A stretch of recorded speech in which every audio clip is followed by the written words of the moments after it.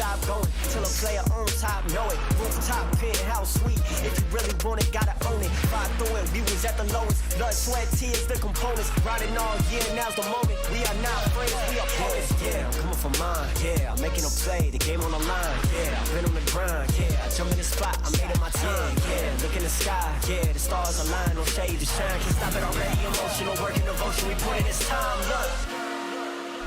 You won't stop my stride. I'll just break your line. I don't tolerate wasted time. Take us down, keep fighting.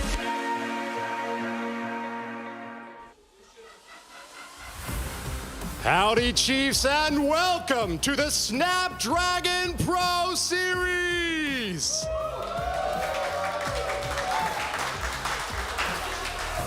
I'm your host, Woody, and today have we got a show for you. We are bringing a barbarian brawl back to the continent for the Clash of Clans European and MENA Regional Finals. This event today brings 4 superstar squads, each with their own world's lineage, to the stage for a huge prize pool and a chance for 2 of them to advance to a world's golden ticket opportunity. We have an excellent show ready for you today with 6 total wars, and we hope that you are ready for some amazing clash in action as we are just about ready to hop into that first match. To get things ready, let's send it off to the analyst desk where you can learn more details about all the battles that are ahead of us today.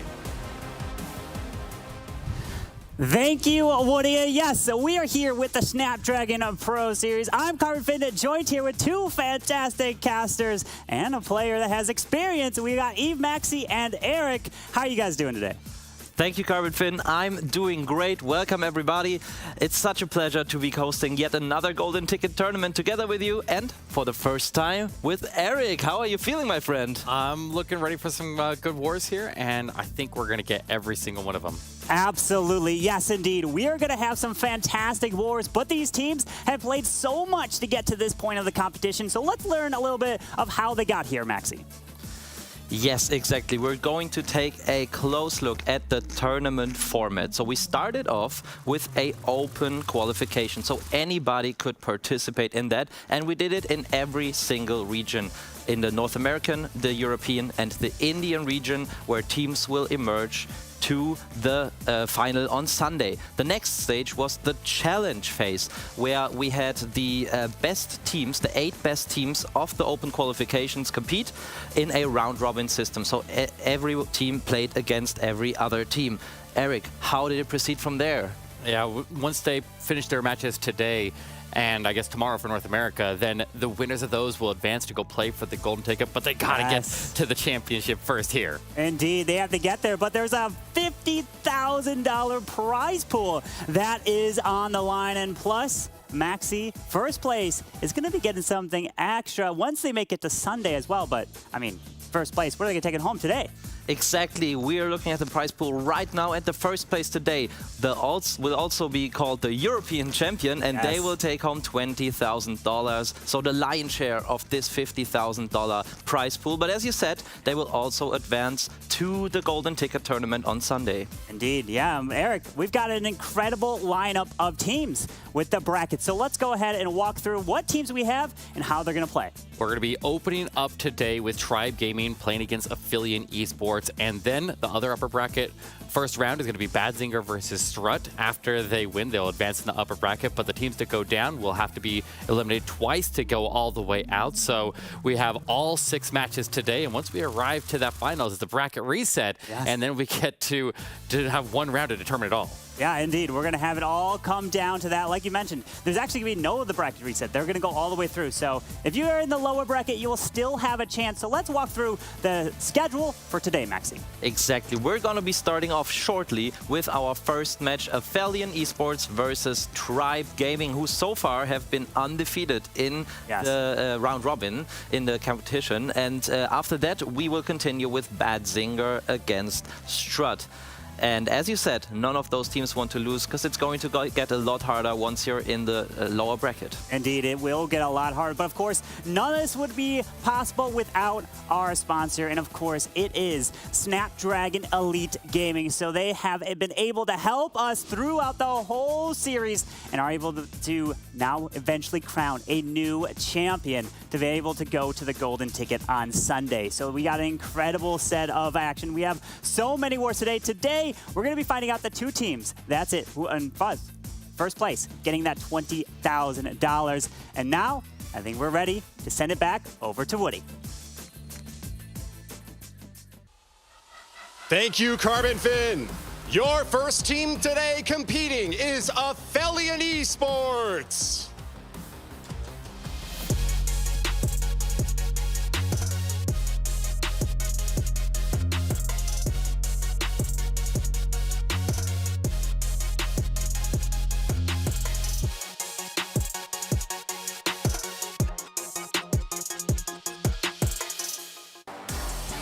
Aphelion Esports is represented today by Camille, Mark, Muffin, Eyewitness, and Gandalf. Aphelion Esports with a 3-4 record is your 4th seed in this event. The always evolving squad is home to an organization that placed in the semifinals of the 2021 World Championship. This is Aphelion Esports.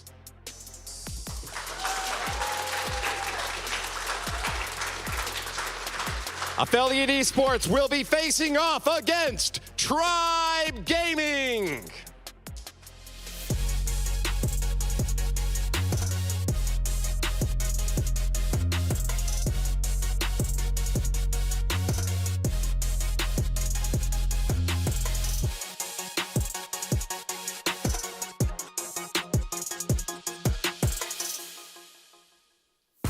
Tribe Gaming is represented today by Rikirez, Nebrax, Kronos, Excosist, and Fluxy.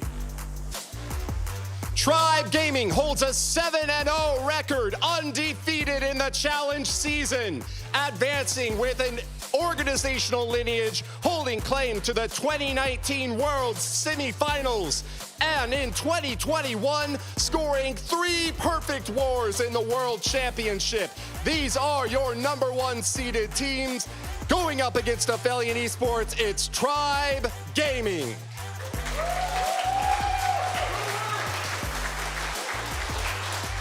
To tee off your first war, let's send it back to the analyst desk. Thank you, Woody. Yes, we are now here at the analyst desk where we will be breaking down and casting these matches. But of course, I'm welcoming you back. We have Maxi and Eric to be bringing you that first match, which is Tribe taking on Aphelion. But man, what a way to start off today with Tribe, who has been so dominant as of late. Absolutely, and I have no idea really how Aphelion Esports prepared for Tribe Gaming, because they have been crushing bases left and right recently. We can see the stats here on the screen, Eric. Anything in particular about that? I mean, you immediately see that 14-star, above 14-star average standing out there for their league stats there, where Aphelion is running about 12.5 stars per war, which, I mean, maybe the stats are going to make no difference when they get here and they get hyped up for this event here, because, I mean, you bring it all to this stage. We are indeed bringing it all to this stage, but the question is, Tribe Gaming just recently, from the Queso Cup, got a golden ticket. So I'm asking you, Maxi, do you think that plays a role in their preparation for this stage here? I definitely do. I mean, we're seeing them right now, and you can see how happy they are. Maybe it just means that they won't be as nervous as other teams, because they've already achieved what everyone is here to finally get. But on the other hand, Eric, maybe they all also relaxed a little too much going here. Well, I mean, they are familiar with the stage. There's a lot of players on this team who have already played on big stages in the tournament. And so if you want to talk about tournament experience and tournament comfortability, I mean, that on top of already having a golden ticket, they're still playing for a lot of money. So they can't sit back and relax, but they definitely they got that under their belt. Yeah, they definitely do have that under the belt, but now we have also Aphelion. And when we ask and think about Aphelion is probably coming in as the underdog of this match. So if you guys were to pick a team and you were thinking between these, Aphelion and Tribe, which one are you kind of leaning towards? Okay, yeah, it's a tough one not to choose Tribe, to be honest, just like based on the stats that we just saw and based on them getting the golden ticket. But I'm just gonna say Aphelion are so hungry, and they're more hungry than Tribe because Tribe have gotten this golden ticket recently. So I'm going to go with Aphelion Esports for this one. How about you, Eric? Vote for the underdog. What can I say? You're right. I mean, it is very difficult to vote against Tribe, and if I vote for them, it jinxes them. That gives Aphelion a better chance. So maybe I don't know. We got to go with whatever my gut is feeling, and my gut is feeling they are flawless on this entire season. Coming out of the group stages 7-0, they are unbeatable, it feels like, and I got to stick with that. Yeah, and if I was to pick a team as well, I think I'm going to be leaning Tribe. They're undefeated throughout the Challenger Series into this point in the group stage. They made it to here, and that's where it really matters. You get to this point and you have the chance, whereas the top four. But it's interesting here because the top two from EU MENA will advance, but since Tribe already has a golden ticket, then they can't play for the golden ticket on Sunday, so the other teams know this. So if Tribe finishes in the top two, the team that's below them will actually advance to Sunday and play. That is true, and I think every single team knows that. Yes. So that might have even motivated them more in their preparation leading into this tournament. I heard what you guys said, but I'm still going with Aphelion. I just think, yeah, they will have the upper hand in the end. They will be comfortable playing on stage. What are you saying? There is no time to relax. There's $20,000 for first place. They cannot sit back. That's a lot of money. You can't just pass that up. That's yeah, true. You definitely can't pass it up. As the players are getting ready, we are also getting ready. It's going to be seeing all the matches. So today, we will indeed be crowning the first place here in the EU and MENA region for the Snapdragon Pro Series, which has been absolutely incredible throughout this whole series. Been able to see these top teams compete at this level because, hey, this is the type of competition that we love to see day in and day out. Absolutely, and it's even better to be again on an offline event, to be here in person, to meet all the players, all the casters in person, and it's so much fun, and I'm sure it is for the players as well. Yeah, it is definitely fun, but it looks like we have some word that we're going to learn a little bit more from Tribe Gaming as we sat down with Nebrax. So let's go check it out.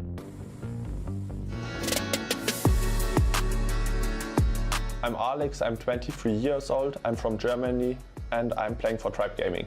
So I started with Clash again 2019, and I started 2020 in Inquisition when I played the German ESL for them, and when Tribe asked me in 2021 if I want to play for them, and since 2021 January I'm playing for Tribe Gaming.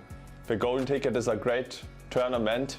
I think most of our players couldn't sleep the night before because everyone was so nervous, and it just feels more easy now because we already have a golden ticket and we basically just play it now for fun. Of course we want to get first, but the pressure of the golden tickets is already away. In Clash of Clans I would change the heroes, I would make them a little bit worse so the hit rate goes down, just because, for example, in the Queso Cup war against STRUT we had a 15-15 match and the tiebreaker was time, and it would just feel better in my opinion if the result would have been different. For example, we had less stars, they had less stars, and the tiebreaker would just be better in my opinion.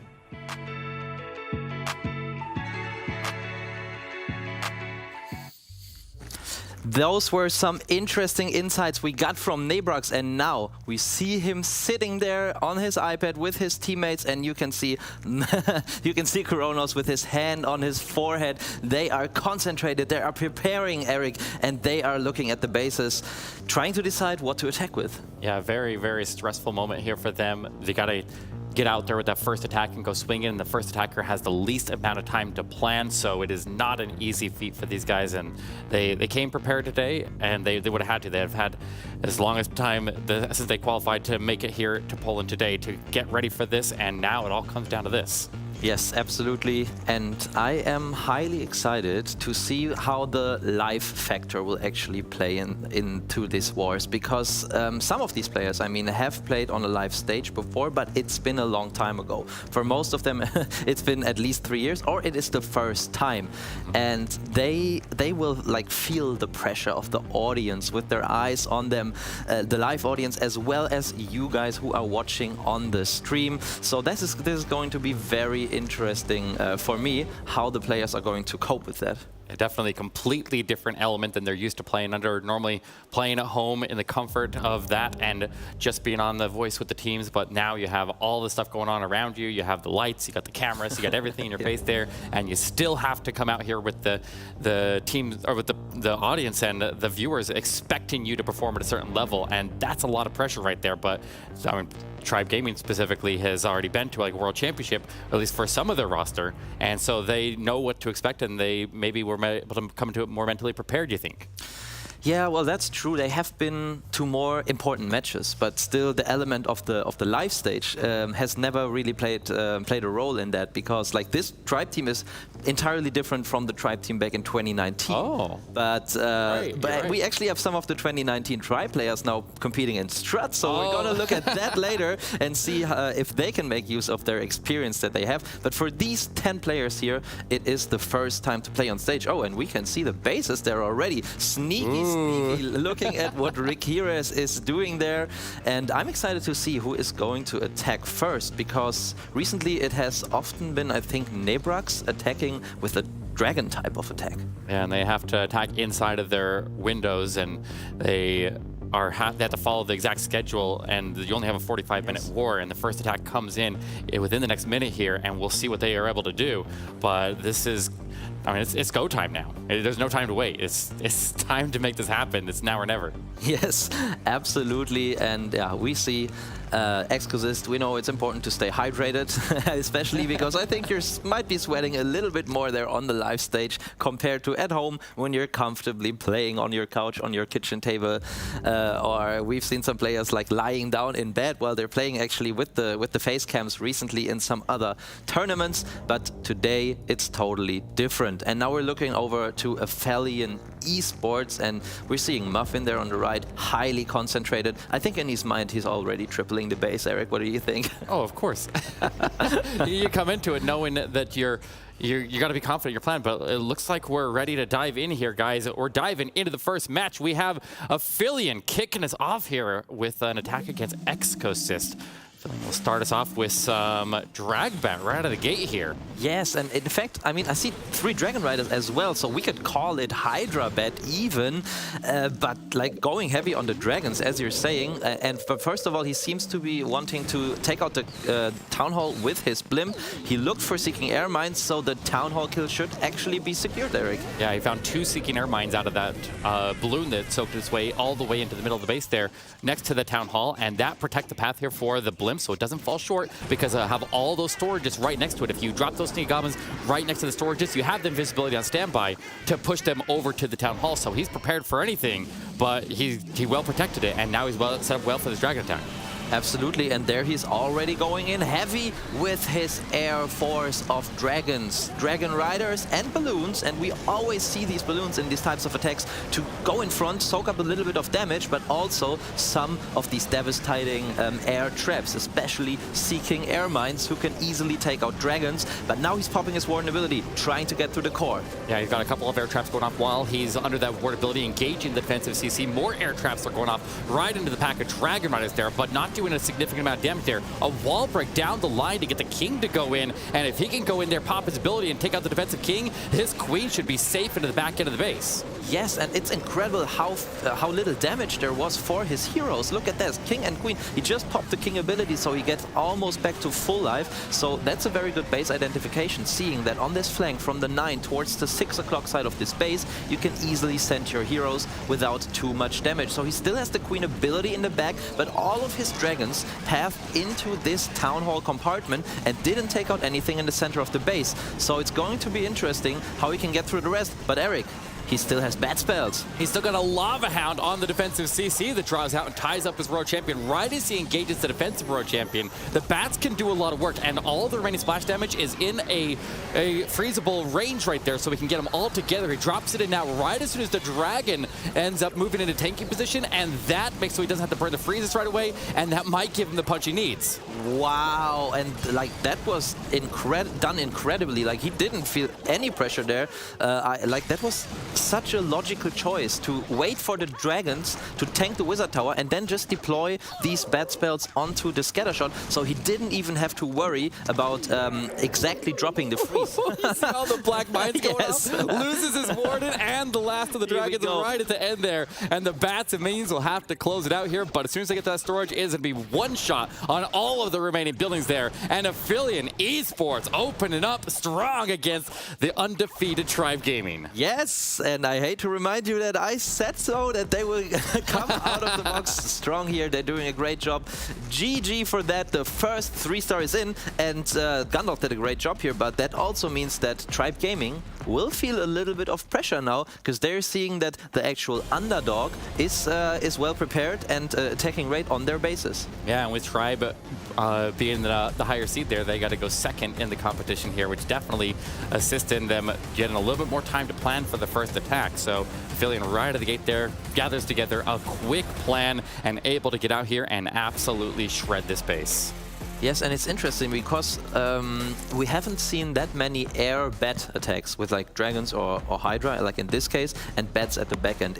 I feel like it is a strategy that has gone out of fashion, but is now coming back. We saw it just a couple times, but as we saw on the base fit perfectly because of the freeze value in the back end of the base, and he could easily push through the rest of the base with his dragons and the help of the heroes on the outside. But now it's time to look at the second attack, and again, we see a lot of dragons, Eric. Yeah, but this one coming in with a triple clone. We got this anti-2-star base with the Town Hall in the middle, and he's gonna need to get as much value out of these clones here as possible, but he needs to set up the funnel first. So he drops in a couple of rocket balloons and a baby dragon to dive in after that air defense, and got the arch tower on the corner. Baby dragon will finish cutting the funnel here, fighting some Teslas around this Eagle artillery here, Maxi. Yes, and I was already scared that he wouldn't get this air defense with the 3 rocket balloons, because the builder hut started healing up the air defense, but now the big push is coming and an early blimp, so that will mean that he was going to use his warden ability early. There it goes, pretty much all of the dragons and the blimp in there, so done perfectly. But now, Eric, watch the action in the core. We're going to see 3 clone spells plus rage. What are the loons going to take out? Oh, they got a lot of traps on the way through that blimp, but they get a nice spread off to the right side. He clumps the clones all off on the right side of the Town Hall to spread away from it, takes the Town Hall, the Inferno, the Scatter Shot, the Expos, completely cripples that core of the base, and now he just needs to keep the heroes alive and wrap around, and he's holding on to 3 hero abilities and a freeze right now. He's looking pretty solid here. It's looking pretty good, but like this multi-Inferno, it's got like a slither of health left there. The last dragon on there got picked up by the Scatter Shot. Let's see, there's one more dragon going there, but I think it doesn't have enough power, no. So there's still a bit left. We have a ground bow, we have a Scatter Shot, and the enemy queen. So those are all defenses that are also hard to handle for his heroes. And there are rocket loons coming out. How is he going to react? He freezes them. That's where he's going to use his freeze, but he still needs to get through the defensive queen. His king went to the outside of the base there, so he may not engage to the defensive queen as the other troops arrive, but where is his queen is also on the outside. He's being very, very, very patient with his World Champion. He needs the king to be the first to arrive to the defensive queen so he can sneak through with this World Champion and finish it off. But the middle base there, he does start to engage over to the Expo, and that dragon's going to get picked off as well. It's down to the heroes here. Yes, and he got so close. Look, you're going to see this now. The Royal Champion will one-shot the ground Expo because it was another defense that he barely got, but now Royal Champion coming into the enemy queen, his own queen helping, and I think he still got a shot. Yeah, this is actually looking good, Eric. Just 2 defenses left. Can he get it? Yes, this Royal Champion will go pick off that multi. He's got plenty of time, and Nebrox answers the call and gets the response, and we are going to go to a tie here. Look at him shaking. Wow, this is insane. How could he even pull off this attack, this 3-star, with these shaking hands? Like,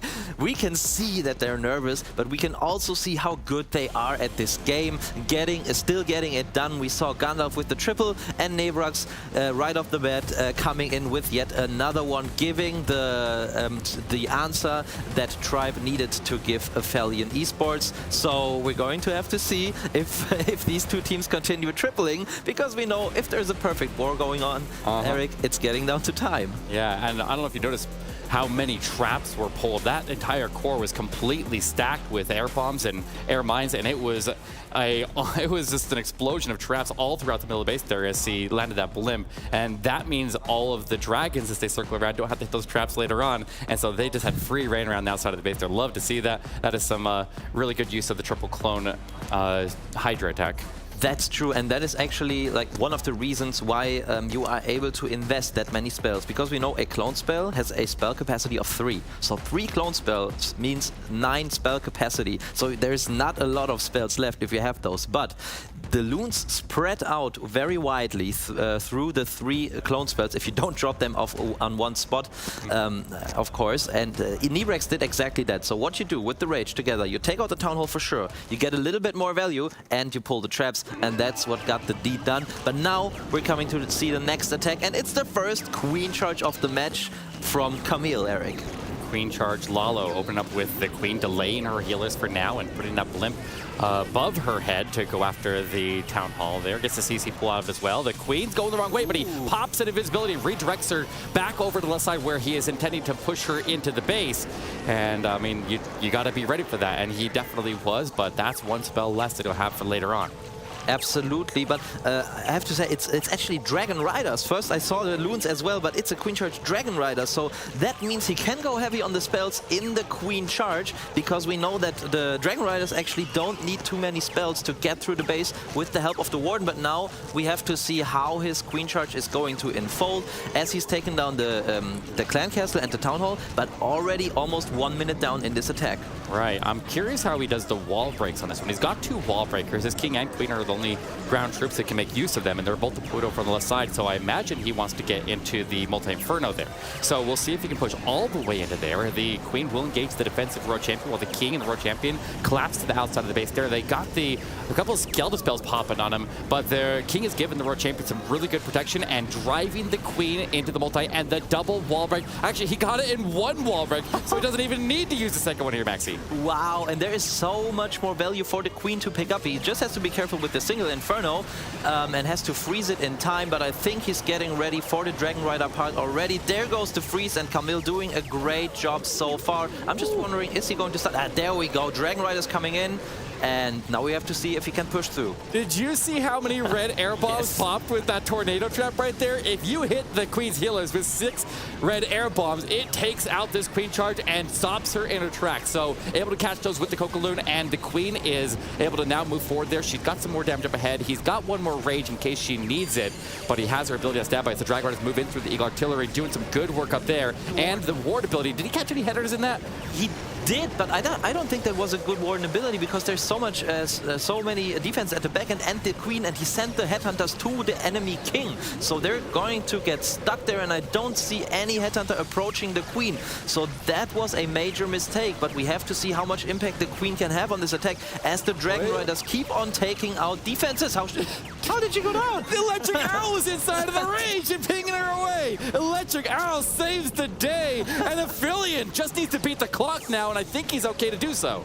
Yes, he's got a super wall breaker. Maybe he can use this to post some damage on after the pad. Oh, it's going close. I mean, we have the dark storage there at the top side, and it's almost full life, so we have to rely on these minions now taking it out. This is going to be close, Eric. Very close. Oh, come on. 3, 2, 1. No, it's not enough. The minions fall barely short, 99%. And right out of the gate here, Tribe has their opportunity to pull ahead. Yes, that's exactly what you don't want to see in your first attack on a live stage. We've seen so many 99% 2-star attacks throughout the season, and it doesn't stop hurting when you see it. And it's going to hurt even more for Camille. And we're seeing this Warden ability in the replay once again. And in my opinion, it was a little too early. Maybe if he had, I mean, he had the power, but if he had caught more Dragon Riders in there, maybe towards the end of this attack, the cleanup would have went quicker, and he could have avoided the time fill. But it is what it is. He's got the 99 now. But, you know, first of all, Tribe Gaming has to get another triple in if they want to stay in the lead. Yeah, and a lot of times that that king's position is a very difficult obstacle, and people will use the king to block access to the queen for those headhunters, so they have to go through him to get to her, and a lot of times that does cause those headhunters to not have enough punch. But now we got Exquisite coming in from Tribe Gaming, and this one is the Queen Charge Lalo. It's an anti-2-star base, another anti-2-star base from Aphelion. Yeah, it's a very interesting base. Like so many open compartments, but you know, these open wall compartments are actually here to mess exactly that up that Exquisite is doing here. He wants to avoid that the player can control his queen through the base, control where she is going, and we have to see how Exquisite is going to cope with that with his Queen Charge Lalo, which is actually the most popular strategy for him recently. I think I've barely seen him anything else in the last couple of wars. Whoa, he just pulled 3 black bombs there with that balloon. Is right on the same path that his healers are going to have to take. He's cleared the top side of the Queen's path, but not the bottom side. So there still might be some red air bombs hiding in there that haven't been cleared yet. But he does get the Queen's funnel perfectly into the base there. And yeah, it's okay because he's onto the Town Hall and he's got plenty of healers left. Yes, you're right. So he got it done. I mean, it would have been tighter if he had caught those other Seeking Air Mines that you called out. He caught with this coconut balloon, but the Lalo is already coming in from the 6 o'clock side as the Queen is stepping into the Town Hall Poison, and there's still a lot left in the back end of this base. Queen is taking an absolute beating. He makes her go invisible. She continues to take fire. She works her way up towards the defensive King and Royal Champion. I don't know how much longer she's going to last there. I think she's going down. Yeah, she is overwhelmed. And those healers, they do soak up a couple of radar bombs and the tornado trap before. Oh, look at that. They're catching radar bombs across the middle, and they're not going to waste. Yes, and I think he froze the scatter shot there a little too early, but now actually that was a nice freeze because his balloons are working their way into the scatter shot, and he's got so many balloons, Eric. This still has a chance, even though he invested so much for his queen to survive and wasn't successful with that. But as the scatter shot goes down, there's not anything left that poses a real threat to what he's left there. Yeah, this is going to put Tribe Gaming into the early lead here. One building up, but the most important building of all, that final building, blocking them out from that star. And that is a nice attack there from Exquisite. He did actually push into that core and clear a lot before his queen finally went down. And he tried to keep her up for as long as he could. But those healers, they didn't even go to waste after this. They killed a whole bunch of traps there. And then the ones that survived made it all the way over and helped the Royal Champion make it through with the assistance of the balloons. Yes, and there we can see him. It's so funny. Like, sometimes these players don't even take the time to celebrate because they're already thinking about the next attacks. Maybe their teammates need some help, need to shape some details of their next plan. It is really impressive how they are able to focus and stay concentrated throughout this whole war and to make the most of it, because they know every single attack matters. If they fail just once, then they will get behind Aphelion Esports if they keep tripling, because the 99% they had is actually the closest you can get without tripling a base here. So now it's over to Aphelion again. Yeah, they're going to have some pressure on them now. I mean, you're playing against Tribe, and Tribe in their group stages, I think every single time that they missed, they only had time fails. So, like, this is a very, very daunting team to go against, and you got to keep your head in the game here. You can't let that one star, or not one star, the 99% one building miss keep you from keep on pushing through this war. Yeah, absolutely. And I mean, we've made our predictions. We talked about this war. We talked about the two teams before, and you guys said that you don't think, like you said that you thought Tribe Gaming is going to continue flawless, and that's exactly what so far they are doing. They also already defended once, which is also you know, a very important fact about Tribe Gaming. We've seen them have very, very few triples against them with their base building team of Knowledge and Stefan. So let's see if they have done a great job and can get yet another defense, as Muffin is making his way in with another dragon attack. Liking these dragons today here. A couple of lightning in the mix here that he can use to take out a sweeper. A couple of dragon riders, and actually notice how he's got the log launcher selected at the moment. He dives in with a couple of rocket balloons to clear the way, and he and goes for the blimp. All right, that makes more sense. Yes, absolutely, and he got pretty deep into the base towards the town hall with his rocket balloons, so he felt safe enough there to send the blimp in, and the blimp arrived at the town hall, and now we see these sneaky goblins come out, and they take the town hall out just like that. So now it's time to start the second phase of the attack.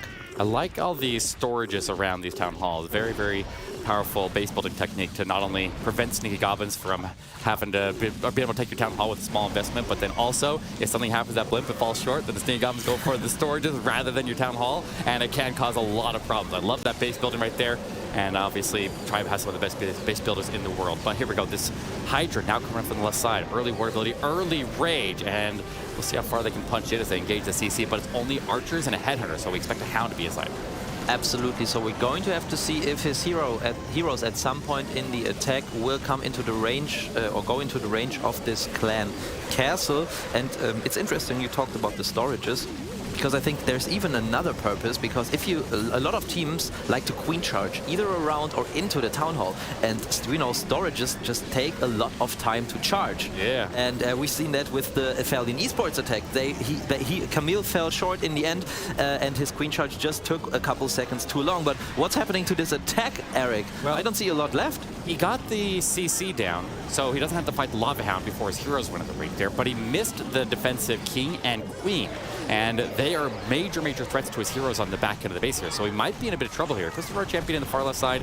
He's got a couple of miscellaneous cleanup troops here, but he's got a lot of base here and not a lot of damage output to be able to clear it all in time. I'm more worried about the clock than I am anything, because I think even if he's able to get the defenses down, then he's going to face time as a major factor.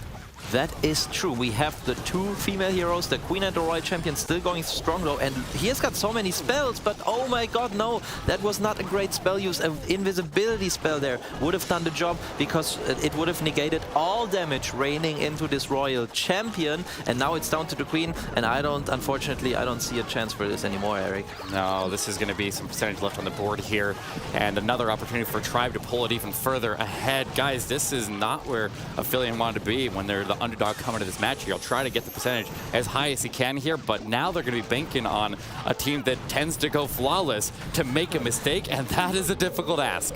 Exactly, especially since they already have two stars now, so 2 times falling short of the triple, while Tribe Gaming has gone perfect so far. So we said before, after the 99, that if Tribe Gaming has just a single slip up, Aphelion Esports will be in the lead, but they are not in this position anymore, unfortunately, with this fail from Muffin. 89%, 29 Legend Cups. I think that would be...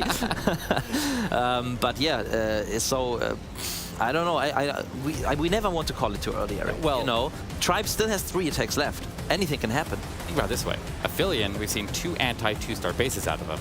Maybe they're, like, if they're going to keep on queen charging and they make a mistake and end up with a 1-star, that is a real possibility with those style bases. That's why they bring them. They tend to be generally a little bit easier to beat, but when they make mistakes, the mistakes go very, very wrong, and that can swing the war back in an instant.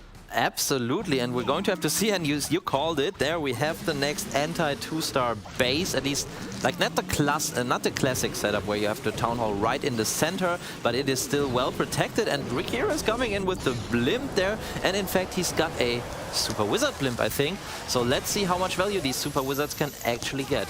Yeah, I mean, he didn't even invest a hound into it. He had very minimal number of balloons. He didn't need to go super far in the base there, and there was nothing blocking it. Brave Trap now triggers, but it was in the wrong spot to stop these super wizards from taking out that entire section of the base. Not only that, but they also got the Tesla farm out of that. Yes, and this is great value for a super wizard limb, so that's not looking bad. But like, what's the queen doing? Oh, the queen likes to take on the king now, so she is going the wrong way. I think he wanted her to follow his king, but now she's making her way to the left. So he's just starting with the Royal Champion. I think he might even be adapting here. But yeah, he got the value with the super wizard limb. So I think, as Rikiros is a Lalo expert, he's feeling confident about tripling the base with that. Now already starting to invest freezes, and the Lalo coming in from the left side of the base there. The Hounds have to travel all the way up to the top corner, but they'll give a little bit of support here for the Queen of the World Champion as they make their way through. He does still have to fight through the defensive CC, so that's going to stall up his Queen and his Road Champion for him, but they do get this defensive Queen out of the way there, and holy red bombs, there they are, we found them. That was crazy, and I don't think that those weren't all the red mines, and I think that this core is actually stacked with air traps, so we will see a couple of more red and or seeking air mines, so let's see what that can do. We've got the single Inferno, okay, on an Archer here, and he's got a haste spell left, he's got a Queen and Roy Champion left. But it's going close. Like, what is the scatter shot doing? Yeah, the scatter shot is aiming for the balloons on the outside, now going for headhunters. Nice use of the headhunters to distract the scatter shot here. His Royal Champion still moving strong, and I think he's going to pull all the way through. It smiles for him on the player cam there, and I think he's got it under control, and that would put Tribe Gaming up by 2 in this war. Yeah, you can see him discussing with his clanmates there as the smile on his face is growing bigger, because he knows he's got the job. Does he? Yeah, he's got the job done. He's got a lot. I was checking the clock as the Skelly trap just popped up there, but yeah, he's getting it done. And here we go, 3-star for Rikira's Tribe, 3 for 3. So yeah, it's I'm looking less and less good with my prediction here, Eric. I'm looking pretty good. I don't know what you're doing over there, but I'm doing all right with my prediction.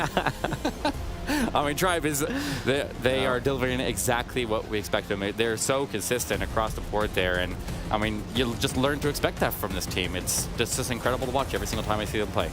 Yes, and it's also interesting to talk about the base choices, I think, because, I mean, Aphelion Esports knew, at least since like 5 days, that they were going to face Tribe Gaming here. So they must have come up with a game plan. Like, what type of bases do we think work best against Tribe?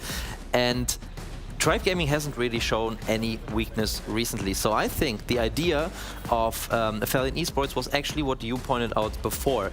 They're going to use bases that, if Tribe fail, there is a chance of a 1-star, because them failing more than once is highly unlikely. So they thought, okay, if it's a fail, then it has to be a huge fail. So let's go with anti-2. Maybe that was the thinking behind that. What do you think about that? Well, I mean, that's exactly right, because you think about what Tribe has used so far. They used the triple clone bomb out of the dragon, so if that blimp hit a tornado and didn't get the value, that's a potential miss. Then you have the blizzard right there, and if the traps hit that one, that's a potential. They're literally forcing them to gamble on these blimps to try to figure out exactly where they're going to be hiding those traps and try to stop it. And if they catch him on one of these, it could swing this war in an instant, and it'll force the Tribe Gaming members to have to adapt on the fly, and we'll see if they're able to, and if the traps end up making a difference. But we got Eyewitness coming in for Aphelion for the next attack, and this one, Queen Charge Lalo, and he's opened up with this Yeti blimp that gets the CC pull and lands into, was that an Inferno compartment? Yeah, an Inferno compartment in that one. Yes, he's got the multi-Inferno out of the way, and I actually saw some blimp traps there, some black mines, but he was able to pull them with his coconut balloons, as we like to call them, since they fall down. Oh! Okay.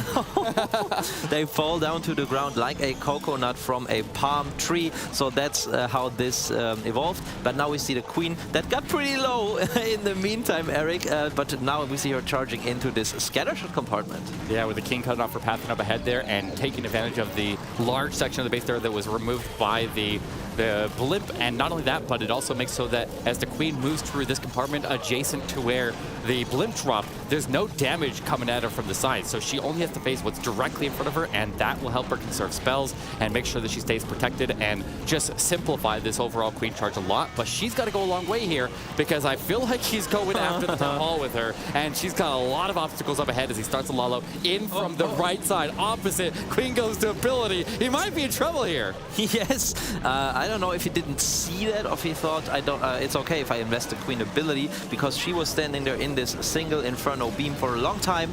But, I mean, there's really not that much damage now. Just one Expo and the Town Hall. So with just the Rage spell and this Invisibility spell, he can get through the Town Hall as the Lalo has started already. He's got the Warden ability because he's going to get into this multi-Inferno and the back-end Tesla farm. So he has to time the Warden ability perfectly. Yeah, the Queen is looking like she's about to drop here. She's stuck in the Inferno Trap, stuck in the Town Hall Poison, but the Ward ability is saw lots of good value out of the Ward ability.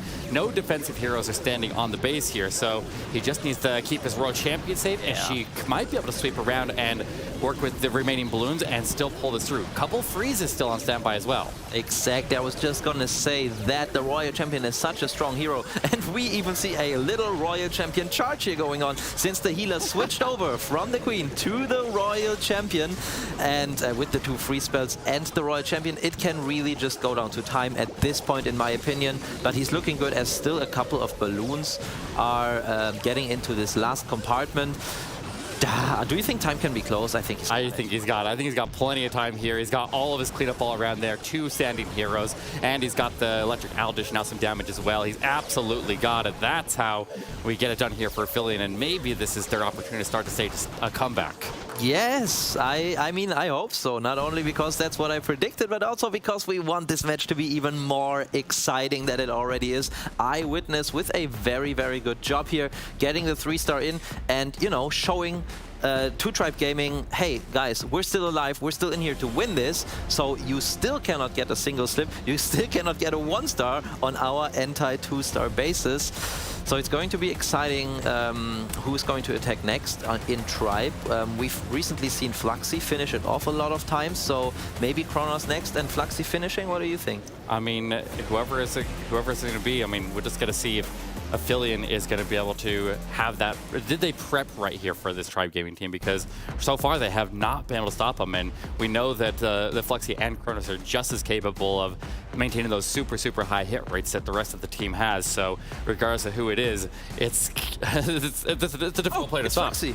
It's Fluxy. All right, Fluxy coming in for the next one, and we'll see what he can do here with a super bowler smash, another anti-2-star base here.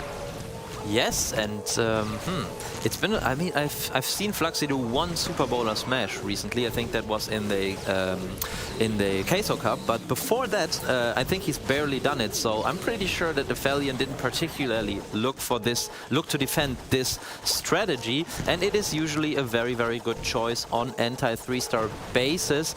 Let's see, is he using the Flame Flinger? It doesn't seem like it. He's got the Siege Barracks selected, and he's already done a little bit of funneling at the top side. So I think as soon as he's getting this Expo, he's going to come in with his Super Bowler force, including the Queen, including the Grand Warden. So a lot of power, but he has to get into the core of the base, Eric. Yeah, he's going to get the Tesla farm out of the way nice and early here, which is definitely going to assist him as he makes his way through, making so he doesn't have to deal with the Tesla farm at the back end. Make sure he can get it down while he has all of his force all grouped together, and that's a really good spot to find it for this style of attack. But the King and the Witches collapsing outside. The Siegeberg joins them out there to stay to the outside. The Siegebergs actually funnel the King to walk into the base and help assist with cutting off the pathing for the bowlers and driving them through the jump spell. Yes, but I think that is okay. In my opinion, it is even more important to get the funneling on the outside done in time. And I think he did that perfectly, starting off with the King and the Witches early at the top side. So to make sure his big force of Super Bowlers goes into the core, and that's what we're seeing now. But Eric. Oh. We don't only see Ice Golems, but also the Tornado Traps, so it seems like they have expected this entry, but the Town Hall is already down. Yeah, the Ice Golems is the counter to this strategy to try to tie up those bowlers while they're in, but it also has an advantage for the attacker as well, because it gives time for that poison to fade before the healers move into it and give it a chance to get out of the way there so he doesn't lose his healers. And I think his healers are looking pretty healthy as the Road Champion now starts to sweep in from the right side, taking advantage of all the troops that are still working out there. Yes, and he is charging her up with this Rage spell because he knows Royal Champion deals so much damage, especially under Rage, and there is not much left standing of this base, and it seems like you guys, like the buzzword you said was flawless, and that's exactly what Tribe Gaming are keeping on being here as Fluxy comes in with the next 3-star, and we can see him there. I mean, at this point they could be a little more relaxed, they could be a little more celebrating, but I mean, he's hydrating. That's also very important. Yeah, I mean, now they have victory in their grasp, and they just need to grab it. They just need to make it through one more anti-2-star base without any major mistakes. They're just get the 2-star now at a bare minimum, and I mean, the stars are irrelevant at this point here after the 2-star, so you don't need to go for the triple. Just make sure that your plan is 100% going to get at least a 2-star here, and don't take any risks. Absolutely, and I'm sure they know that too, but first, Aphelion Esports has to attack, and if they don't manage to triple, then Tribe would even just need a 1-star, and they also know that. But I'm sure Aphelion Esports, as I said before, they are going to triple and like leave that door just a tiny bit open for them. But yeah, at this point, it's looking very, very good for Tribe. I also want to add something. I talked about the Cocoa Loon earlier, or Cocoa Nut Loon, and that it derives from a coconut falling down. But there's also a legend that someone named Coco actually had the idea about it. It's actually not Coco who is responsible for our social media here for this event, but another Coco, some player. So maybe it's an urban myth.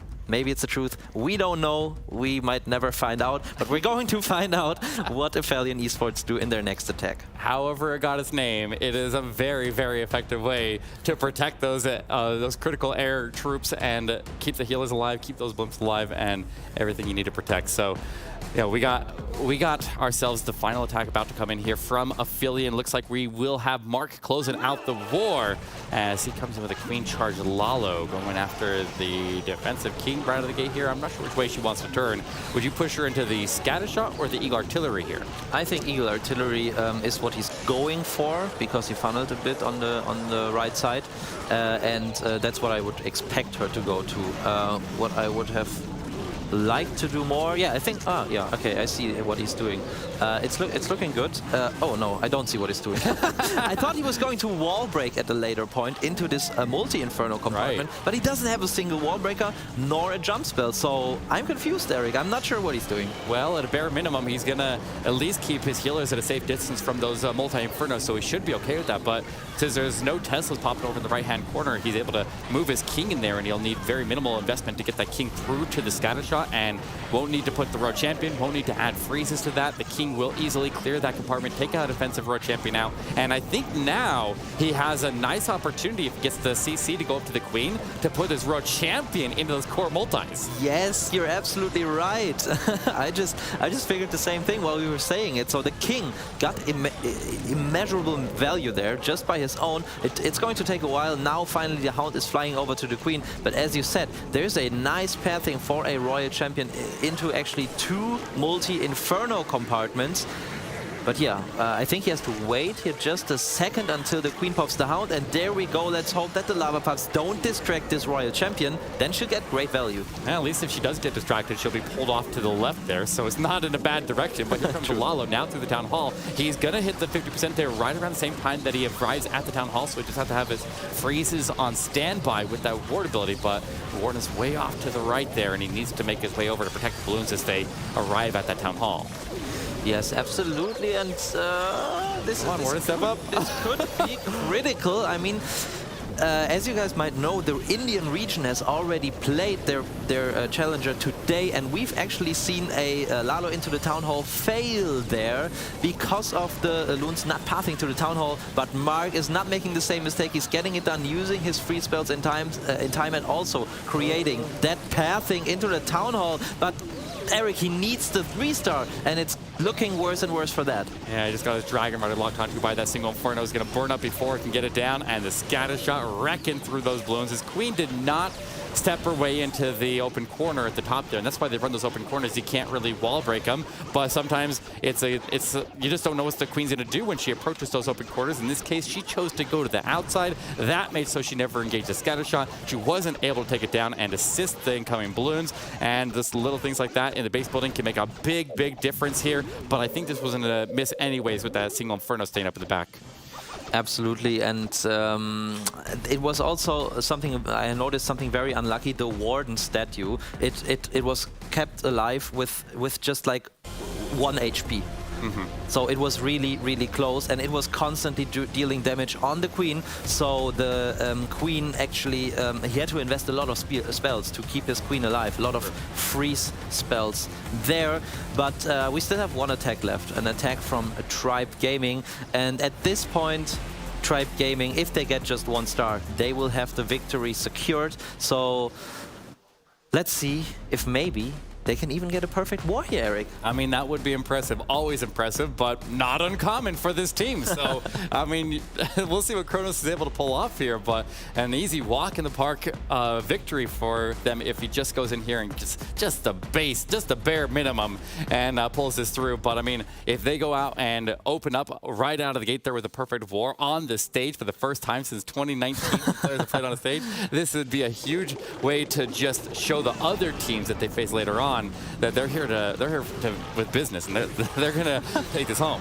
Absolutely, it definitely shows the confidence that this team has by now. In fact, it was an interesting journey this year from Tribe Gaming. They started off as a new team with 2 new players. I know this from experience that sometimes you have to find your groove as a team. You have to play not just a couple of wars, but like 20, 30, maybe even 50 wars together to find a groove together, to know who attacks first, to do the spotting all together, and all these little things. So we've seen Tribe Gaming at the start of the year not as successful, but you know, they keep on getting stronger and stronger, and here they are getting 14 and 15 star wars left and right. But we have yet to see how many stars they'll score in this one. Yeah, Kronos coming in with a zap into Queen Charge Lalo. He doesn't have a blimp select, but he can obviously swap to a blimp if he needs to, if the Queen has something go wrong here. But using the area that was zapped out there as his funneling point and having the Queen quickly break the ring of trash and defenses on the left side and now make her way forward.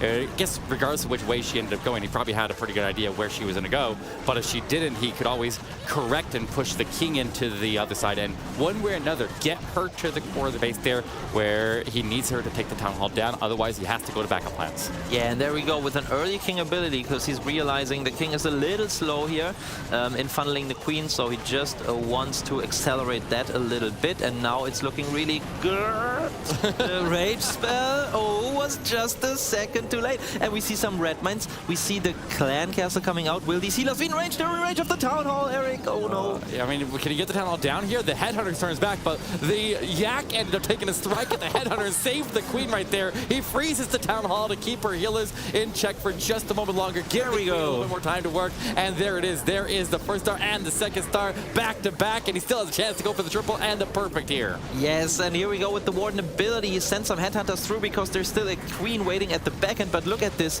His own Queen, even though he had to pop the ability earlier, she survived long enough in the core. I mean, she doesn't have any healers left, but she is still going strong as this Town Hall poison is running out. And yes, there we go. High fives all the way. Kronos, I think he knows that he has gotten the triple. There we go, pumping his fists, and I love to see those player reactions, Eric. It is so good after such a long time. Yeah, walking his Queen right into danger, no fear in Tribe, and that's how they get it done.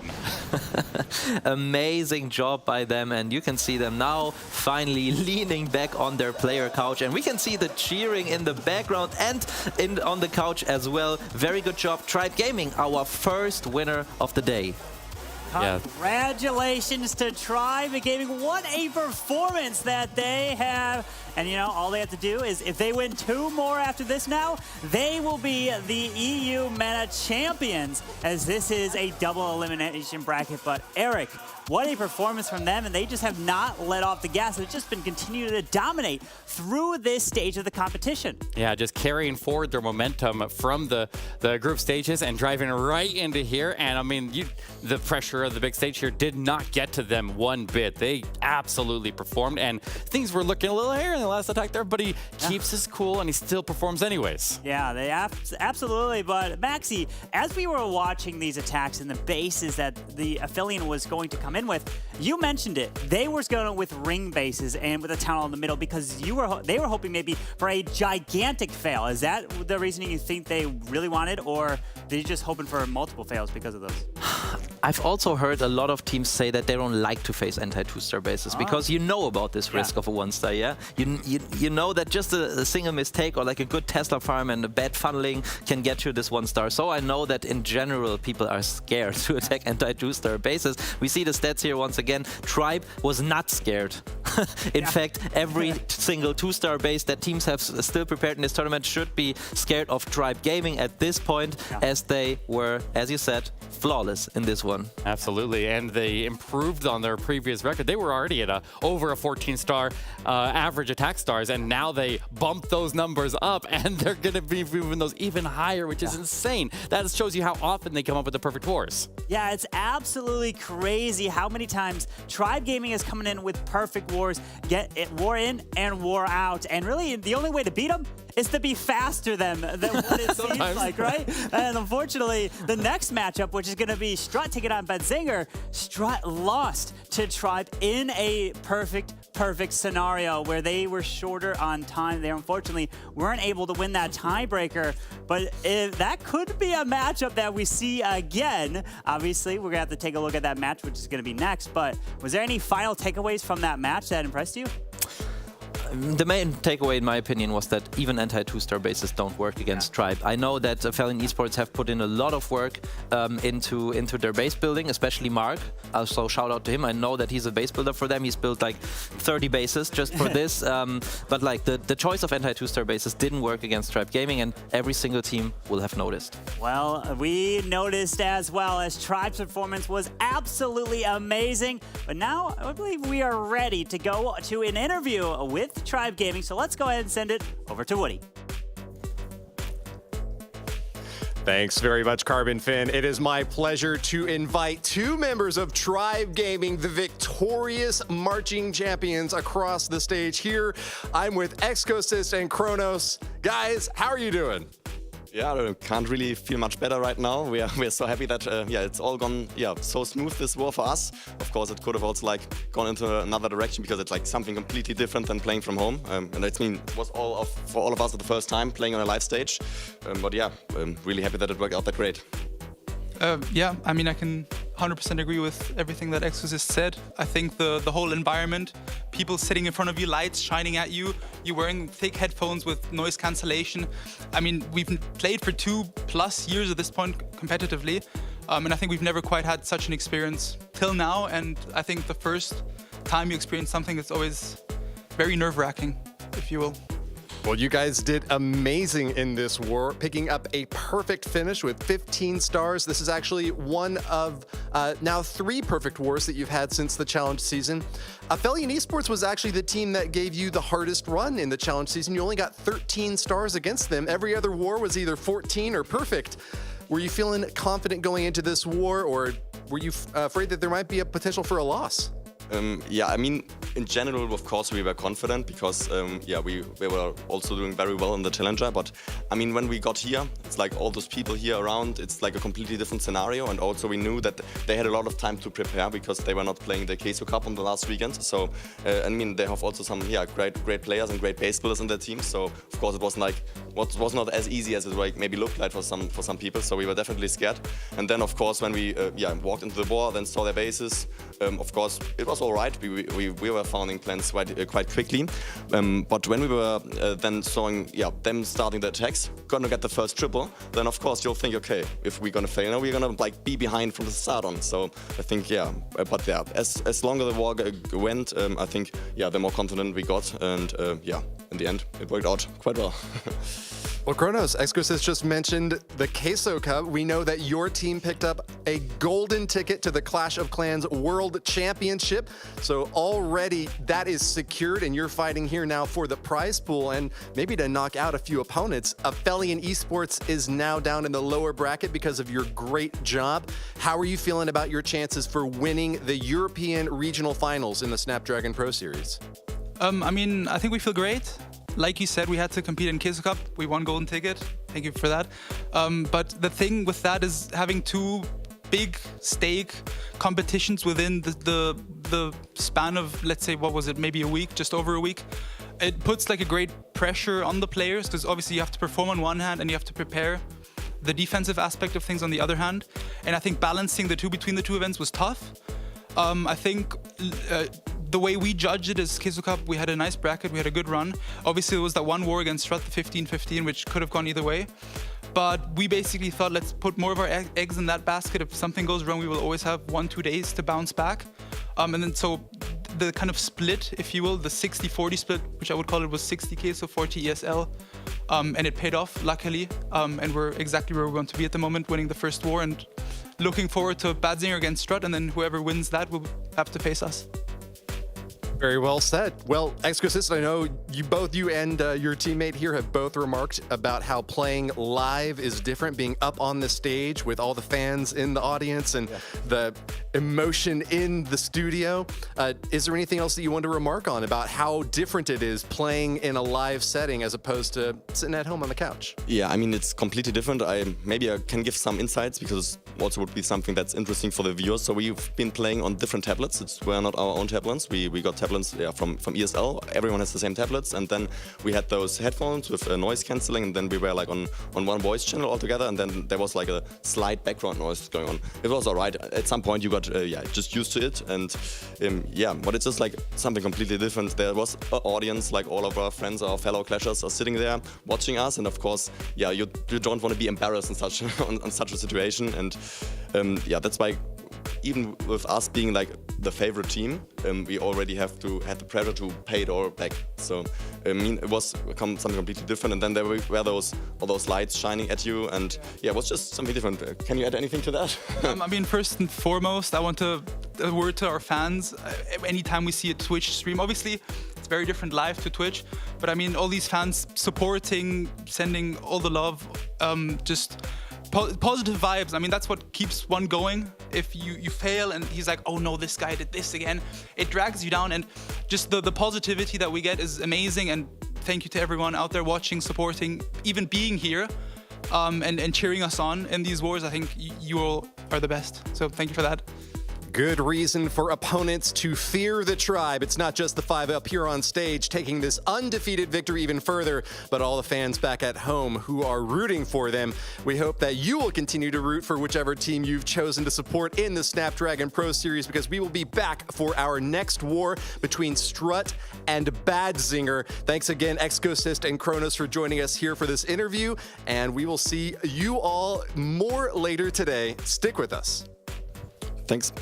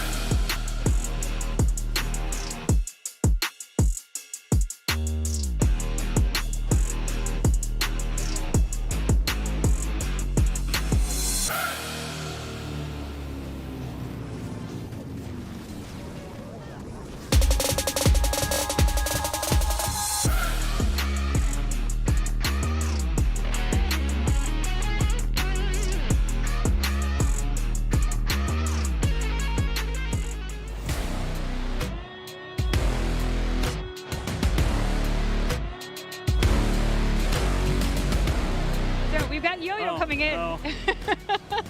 We'll make sure it's a steak and lobster dinner. Oh, that's my. Oh, my. Look at this, though, Carbon. We've got Mass E-Drax coming in from Yo-Yo. No, he's not only known for his Lalo, he's known for his Spammo as well, as he brings in the E-Drax coming through. He has done exceptionally well with this. This is a strategy he's been working on, and it also builds up the time. Not that it's going to make a difference now with the 1-stars, but can he get... Oh, you never know. You never know, but there's still a pretty big differential between these two. Well, with the E-Dragons, and I remember hearing from Boom a long time ago that if they were to ever go up against a team who was really good with E-Dragon attackers, let's say they all tripled out, they would just never have a chance at winning because the E-Dragon attacks are just so fast. And I think Yo-Yo is trying to beat his personal record or something because literally there is now 2 minutes left in the attack. He just dropped his World Champion and this base is like gone. In the words of Itsu, where's the base? Where's the base? It is completely gone. Pops through that King ability. He's got the Royal Champ to come in. She's not just coming in on the board here. And we've got her to help out, but we still have E-Drax working alongside. Minute 35 left to go. And he does secure the triple, which takes off a little bit of pressure here for the team.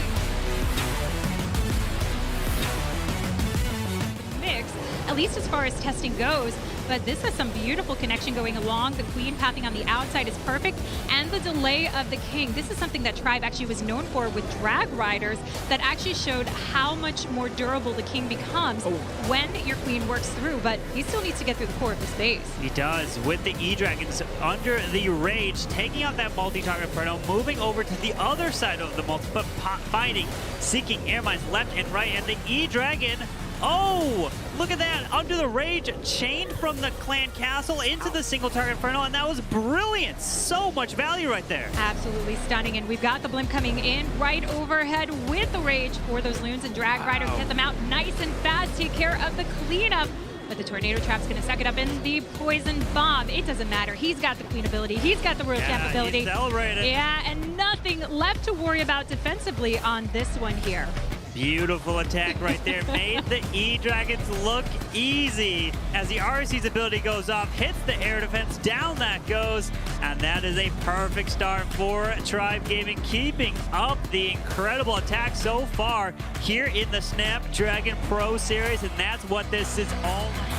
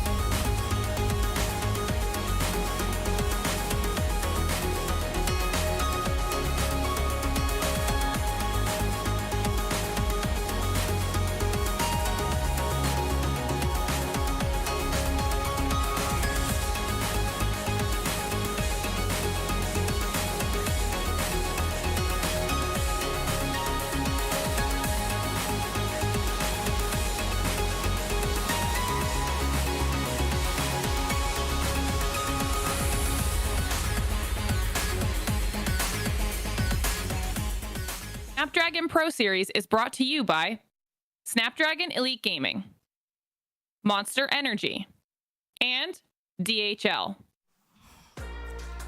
Welcome back, everybody. We have seen an incredible match to start off this day of the EU Challenger. Tribe Gaming coming in with the perfect war, still in the winner's bracket, and Aphelion going down to the lower bracket. But guys, I have something new for you, a new caster. Welcome, Susie, to the casting desk. How are you feeling today? Thank you very much, Maxi. I am so excited to be here. This is our first live event after a while, and we have amazing match coming, Carbon. We do indeed. We have Strut and BADZINGER to be coming in this next match, and it's incredible to be welcoming you, Susie, here to be casting it with us, and I cannot wait for what's about to happen, Maxi. Yes, you said it, BADZINGER against STRUT, and we've talked about it before. STRUT had a perfect war against Tribe Gaming. Tribe just went flawless, another perfect war. So we really have to think about what is STRUT going to pull off today, guys. Do you think they will be as strong as they were in Queso Cup today? I think they will, but I still think this match will be very close. Especially, I have a feeling that STRUT has the pressure on them as they haven't been the golden ticket like they usually are used to. Yeah, they definitely haven't, and that's the big thing is STRUT, they got eliminated to the Tribe stage. Yes, absolutely. Right. So now let's take a look at these two teams, and Woody will give us an insight.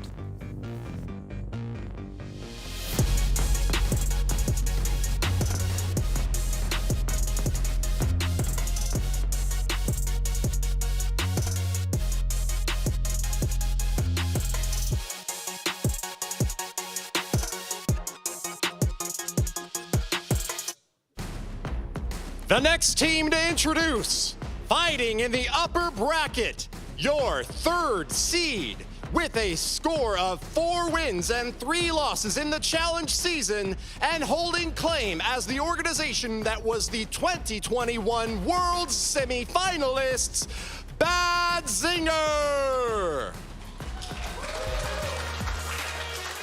BADZINGER's roster includes Rupert, Alfonso, Hugo Stiglitz, Arno, and and demo. This is BADZINGER. And facing off against them with a 6-1 record in the challenge season as 2020 World Champions and 2021 World's quarterfinalists, your second seed in the challenge season, STRUT.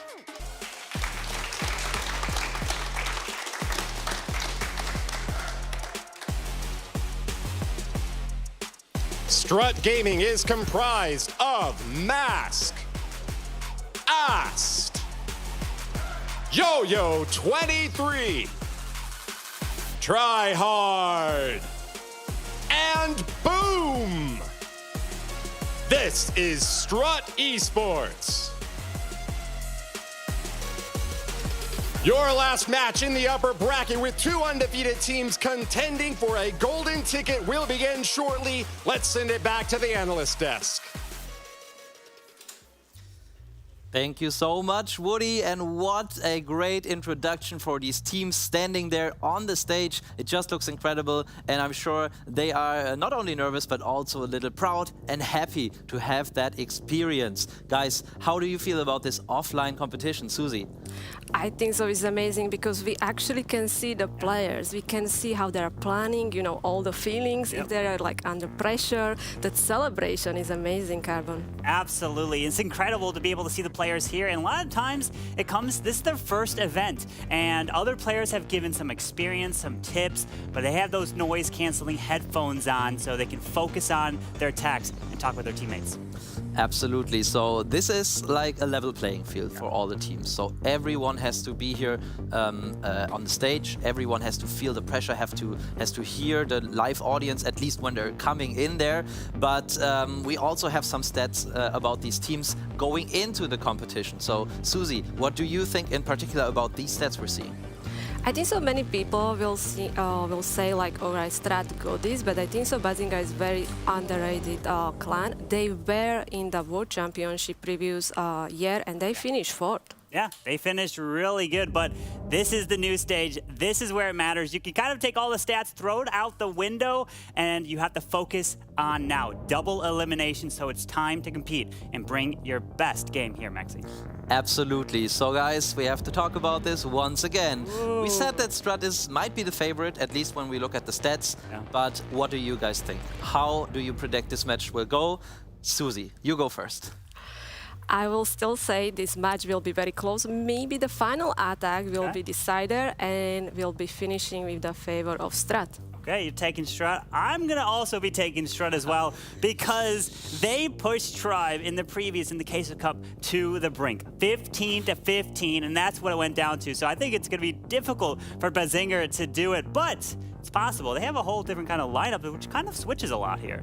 Yes, that is true, and that's also what I'm taking into account. And you guys, you might see a little pattern here, but I'm going with the underdog, if you will. Again, even though I wasn't successful the first time, I'm going to go with BADZINGER because I think that it's very hard to prepare against them because they're so versatile and they also have different player lineups in different competitions. So that is going to be really interesting to see. So let's take a look at those teams. BADZINGER had a rocky start during Ladder 1, but managed to finish in 4th place with a 29-11 win-loss record and 1,249 points, qualifying them for the Open Finals.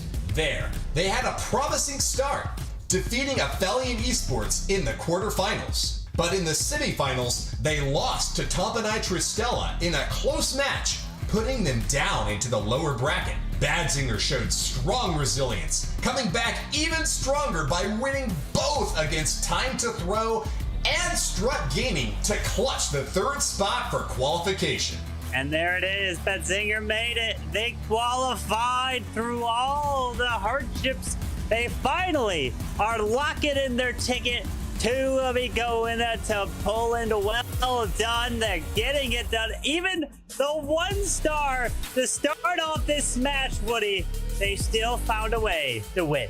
BADZINGER showed that they're a force to be reckoned with by putting up a 4-3 win-loss record during the Challenge playoffs, bringing them here to the Challenge Finals. What a war we have here. BADZINGER is getting ready. You can see them preparing. They've been taking it easy here as all the teams have kind of flown out here to Poland to compete in person. This is where all the nerves, all the pressure is on the line. And we saw an incredible match. Tribe putting up a perfect war, 15 stars. Do you think that one of these teams is going to do the same? I spoke to BADZINGER and they actually were practicing really hard, you know, base building and of course the attacks and everything. What do you think, how hard is to stop STRUT from hitting the triples? So that's a great question. I went to BADZINGER and asked them before they were ready to go down stage, and I was like, all right, who are you most scared to take on STRUT? And they asked everyone, right? Everyone is so good. You can't plan for a specific person because they could do so many different attack strategies. It's unreal. Exactly. Also, we have a new lineup for the BADZINGER. Do you think that's going to be a big factor in this war? Yeah, definitely. It always plays a role whenever you're kind of switching up the lineup, bringing new players in, as STRUT is typically with the same 5 throughout, right? And that's the thing. Sometimes in other community tournaments, you can play with players from all over the world, but this one in particular is just Europe and MENA, right? So you have to keep your team just from those players in those local regions. But in other community tournaments, you can have others from anywhere in the world. So that's where it can really play a role. So if these teams qualify for Worlds, then they're the ones that are going to be going to Worlds and competing. But if they go through other ways, they could have different players too. So it's really awesome to see these players in person compete. Is there any one particular player you are looking forward to see? I'm from BADZINGER. I would like to watch Ano attacks. Okay. What about you? I want to see Boom. Boom, the captain of STRUT. Before he has come in, not recently, like a while ago, earlier into the other stages of the Snapdragon Pro Series with a 1-star, right? That STRUT has gotten a couple 1-stars, but they somehow managed to win those wars too. And that's because of their base building. Their base testing is where it matters. And just like that, we are in with the first attack. Hugo Stiglitz is coming in with a zap. Lalo, it looks like 26 balloons, starting off with that flame flinger to the right side to help set up and getting some nice funnel, but there is a multi-mortar over there. You have to be careful. Yeah, he has to really keep eyes on that flame flinger to get the value which he is aiming for. So very nice start with that zap spell. Looks like we are also already doing multitasking, starting with the king and the queen on the bottom side, where we are trying to aim for that scatter shot and the enemy queen. Yeah, and the mortar is getting some shots off onto the flame flinger. He was a little bit late with that Yeti, so he's taken some extra damage that definitely would not have wanted to take in, but his queen did actually walk into this compartment due to the open way. No, that's a Royal Champion that I see, as the queen looks like it kind of has a similar skin to the RC there, as the king's ability goes off. Royal Champion's moving in, but the queen needs to grab this eagle. Yeah, exactly. We are setting a very nice funnel with that flame flinger. You can see queen is already in on the eagle. Still nice value with the king. Royal Champion will be helping the queen here, and that flame flinger can will still keep going. It's going as the queen's taking out the bomb tower. Still with the flame flinger. It took quite a bit of damage from the multi-mortar, but he's okay. He set up a little bit of value there, as now the Lalo is going to go over the town hall. And notice, no rage spell. So he's going to have to force it with the haste through the town hall, because the rage is just so powerful to take that down with a Warden Eternal Tome. Exactly, but we still have plenty of freeze spells, so if something will go wrong, we can still keep freezing. We have the dragon coming out from the... Wow, he got the Lava Hound too! Yeah. Nice. The Lava Hound getting protected. Look at that. It was wonderful to get the value. Oh yeah, beautiful attacks so far from Hugo here. We still have plenty of balloons, and we are deploying the rest of the Lalo from the top side. Yeah, it's looking good here as he's making his way over to the scatter shot. Look at how many balloons. And I'm not going to lie, the first thing I look for as the attack is kind of coming to the end, because the player's a little bit ahead of us, I look at the reaction. I'm like, wait, okay, is it going to be a 3-star? And yes, he is pumping his fist, and Hugo started off with that 3-star. The pressure, the nerves to be the first attacker over in the whole match. and he delivers. What a great attack from Hugo Stiglitz. And some wars before, I've noticed that Hugo is the one that attacks at the end, but this time, he's the first attacker and gets it done. Yeah, I think so the BADZINGER, really need like big start, kind of build that momentum here, because it is not easy to go against STRUT, but this is very strong start from BADZINGER, so Hugo, very nice job. Absolutely great performance right there from Hugo, but of course, we have STRUT to be answering. They are next up to attack. And we saw from the previous match, Tribe Gaming got a perfect war against Aphelion. It was 15-12. Great performance from them. So we know, as the viewers at home are like, okay, well, if STRUT wants to compete with Tribe, they're going to have to put up similar numbers to prove that they can keep up. And, oh man, what a performance that we had in that match. But this one, BADZINGER is looking to get that upset. Yeah, definitely. Also, we saw some new strategy, or not like the favorite one strategy using in the match previews. Do you think that we're gonna go with something like different to surprise the STRUT? That's a great question. I'm wondering, the one thing I don't think we've seen, maybe it's because their hands, right? We saw some of the player cams, hands were shaking, and they were a little nervous, had to get the towel to wipe the sweat off, is the Skelly donut attacks, right? Where you're using the invisibility, you're using the skeletons to take out a clan castle, to get that value, because we know players like Cynthia, for example, is absolutely insane with that hit. But this, they could just be too nervous at this stage to even do it. They think they may accidentally drop one spell by accident. But that's the one thing I'm going to keep my eye on, as he's using some skeleton spells. This is Boom, the one that I said I wanted to see. Try to get this king to go grab that Town Hall. Yeah, very nice start. So again, we are using the Flame Flinger from that corner. King is already in the compartment where we have the Town Hall, just using that skeleton spell to distract everything. Even the invisibility spell, making sure the Town Hall going down, Carbon. Yeah, that Town Hall does go down and secured, as the king is luring out this clan castle. Going to pull out these super minions, as the queen is going to continue her charge. And we have to give credit to what an absolute amazing stat man, Chase the Ace, because some of his stats are incredible. I'm going to bring them up later. Oh, the queen, because the thing I wanted to talk about is how many Lalo attacks these pro players do. As the queen, is she still up? We know. Oh, she's down. Oh my gosh, I was trying to talk about all the different Lalos, and Boom loses his queen charge. No way, that was already so many swag spells. I think so he didn't know that he had selected the spell, so Boom is now under stress, and we have to aim for a very high percent 2-star. This is still way too much left, Carbon. It's become a Royal Champion charge as he's making his way through, because the thing I wanted to talk about was the top 4 attack strategies recently used by pro players are all Lalo. Queen charge, Sui Lalo, Liz Lalo, Skelly Lalo. So can Boom still continue and get a 3-star without his queen getting that value? Because, I'm not gonna lie, I was saying, okay, the queen was looking safe on her charge as she's making her way through, but that's an issue when you use super minions. If you go up against them, you can lose that queen. Yeah, I still think that he got some value with that Royal Champion, but he planned to use that RC somewhere else. We still have big group of the loons, by the way. Still is the Dragon Rider. We are on 78%. Do you think is any chance that Boom can recover from this?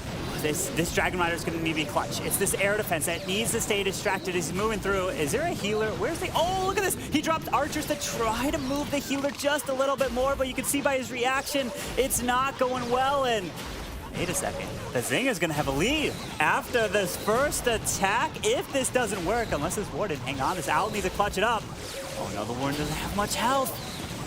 Warden trying his best. He's going against the air defense. Wow, so close, that air defense. We still have big group of the minions, but sadly it's not gonna be enough. It's gonna be high percent 2-star. So if you fail attack, you still want to hit something above the 90%. Yeah, you definitely do want to be hitting in the high 90s, and if you were to fail, I know it's the classic 99% time fail, right? But you need it. You need to, if you fail, to be up at a 99%. Because if BADZINGER fail and are above what Boom just did, they will still have the lead.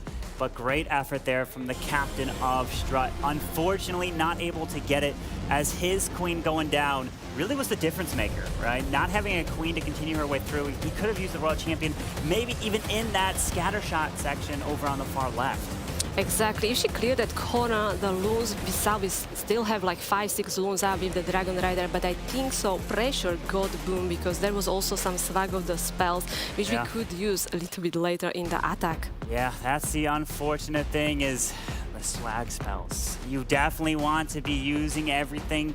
And when it comes to a queen charge, losing that queen is everything. We've seen players recover from losing a queen, but it's just so difficult to do because you don't have that firepower to continue into the base. Now the question is, can BADZINGER capitalize off that defense?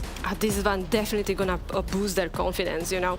They got 3-star and they got the first defense against STRUT. But Carbon, we are live. We are live with Demo here, coming in with his... Oh, here we go. It is the Skelly Donut. I was talking about it. We're using the value to try to help take down the CC. Take down the single target Inferno as well. Can he grab it? But he's making the multi-target invisible. And the single does not go down, only the clan castle. And some of the stats about a Skelly Donut is in the case of there was about 30 Skelly Donut attacks, and only 16 of them actually did trip, or 30 of them, and only 17 tripled. So it depends. Yeah, it is very risky strategy, but if you use it and it's work, you know, you're gonna get amazing value and really good start of the attack. So right now we didn't get the Inferno, so they will be still continue and trying to get still some amazing value of the heroes. As you can see, the Royal Champion nicely clearing the defenses around the Town Hall. Also, we will be using the Wall Breaker here. Interesting choice. With the Royal Champion clearing around the Town Hall, King did grab the bottom side. The thing is, if he's okay, he is going to continue with the Wall Wrecker, which we've seen quite a bit of more recently.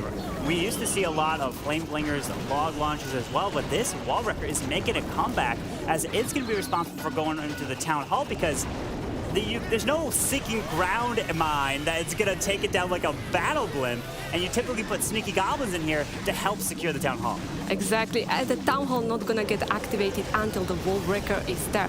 I still am not sure if we got enough value of the heroes. We still have all 3 Infernos up, Carbon. Yeah, that's an issue, but the one Dragon Rider is clutching through here. That Battle Hut is over the build out. It's gonna be a big annoyance here as the Dragon Rider goes down. He's gonna have to backtrack these balloons to come back around to grab the Inferno as he still has the enemy queen up to the top side.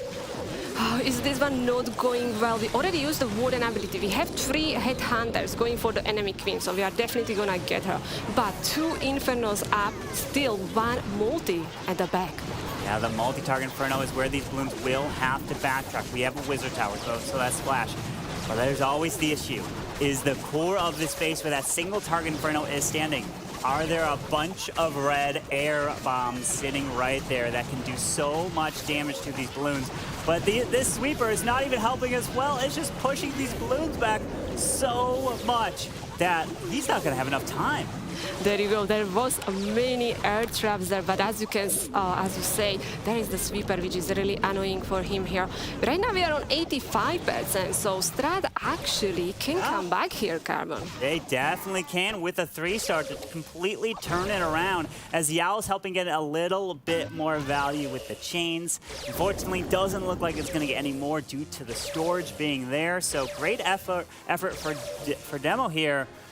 But yeah, unfortunately, it's just going to be the 2-star. So STRUT, solid defense, and now they can take the lead back with a triple. Yeah, exactly. I'm really excited that Demo took the risk, you know, went with the strategy, which is really risky. Sadly, didn't work. Still good percent. I'm curious how the STRUT will go, because now they have the opportunity, you know, maybe after that first attack, they maybe feel more under pressure because, oh my God, you know, BADZINGER are leading, but what about now? Yeah, that's the thing. Can their defense hold yet again is going to be the question mark right now. But if the next attacker is going to be asked, is it like, okay, I don't want to jinx it. I've been jinxing so far. I was going to say, is it like guaranteed triple if it's him? Because he is so good. And he's coming in with, E-Dragons here with starting off with that king. good luck to S as he wants to not only triple with this, but this can help with time if it comes down to it. Exactly. It is a really good choice if one of the player coming with the strategy which can boost your time, because we saw many matches being decided by the time, and as this amazing with the E-Dragons, very good start as you can see, using that warden ability, early raid spells to get a nice early push with the E-Dragons and the Slammer with them. Yeah, it's the E-Dragons and King Queen to the bottom side. These E-Dragons are funneling their way straight into the middle with a Stone Slammer coming on the edge, so he's going all out. Gonna have these E-Dragons path their way towards that Town Hall. If I'm thinking, did anything come out of that Clan Castle? Because it might be like a Lava Hound Ice Golem, because E-Dragons won't lure that out. Exactly. Right now, we have no CC coming out. We destroy the Clan Castle, but we don't have Town Hall down, Carbon. Yeah, we don't. We still have it up, but now finally deploys that Royal Champion to the top side. She can help get some value, but I don't think she will have enough to get a Town Hall as we have a Tesla, multi-mortar, all this stuff near the Town Hall still, and we have a couple spells to utilize. Carbon, are we gonna see the one star? We are using the free spell. Royal Champion is next to the Town Hall. No. He doesn't have another free spell. What? He already used the Royal Champion ability. Oh, I think okay. I guess, yeah, well, he unfortunately... We have still E-Dragon, maybe. Any chance that E-Dragon can do something? Because we don't have Bulldogar fixing it. Oh, no way. 2 Black Air Mines there. And this is huge, Carbon. We are hitting the 1 star. It is still good that we are hitting something about 93%, but it is 1 star. I don't think Strut is going to want to be talking to me after that attack there. I might have to take credit for that jinx there, unfortunately, but what... devastation there for Strut and BADZINGER. I just want to see their cams. I want to see the reaction, so that I would assume they would be completely shocked to expect that a player like Ast of Strut would get a 1 star. But that's the risk that you run with a Stone Slammer and ending on a Town Hall. It's a strong attack, but it's also very risky. I thought that I'm gonna be the highest jinxer here, but I think you are really having amazing skills with this. What is interesting, the match in the round robin when it was BADZINGER versus STRUT, that one was very interesting. We have the both teams with the 1 star. Do you think that we're gonna see something similar here? You know, you never know what's gonna happen until that final attack goes in. It could very well be another 1 star come from the other side, BADZINGER, which really would start to change things up. But yeah, we have the 1 star finishing off with about a 93% or so.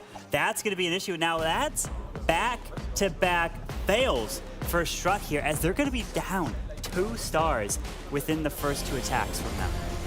Yeah, exactly. Like, it was a good choice from us to go with the E-Dragons, but I think so a little bit risky as we used that Slammer with the E-Dragons and already deployed the heroes. Yeah, it did deploy everything, so that's the risk you run of sending the attack from the opposite side. And these players are so good with these attacks, but they're also taking the risk, and they're showing why it's risky right here. And hey, a 1 star happens, and you just gotta hope that BADZINGER falls short in your next attacks if you're Strut. With BADZINGER, this is a great opportunity. They would never have expected to be in this position right now.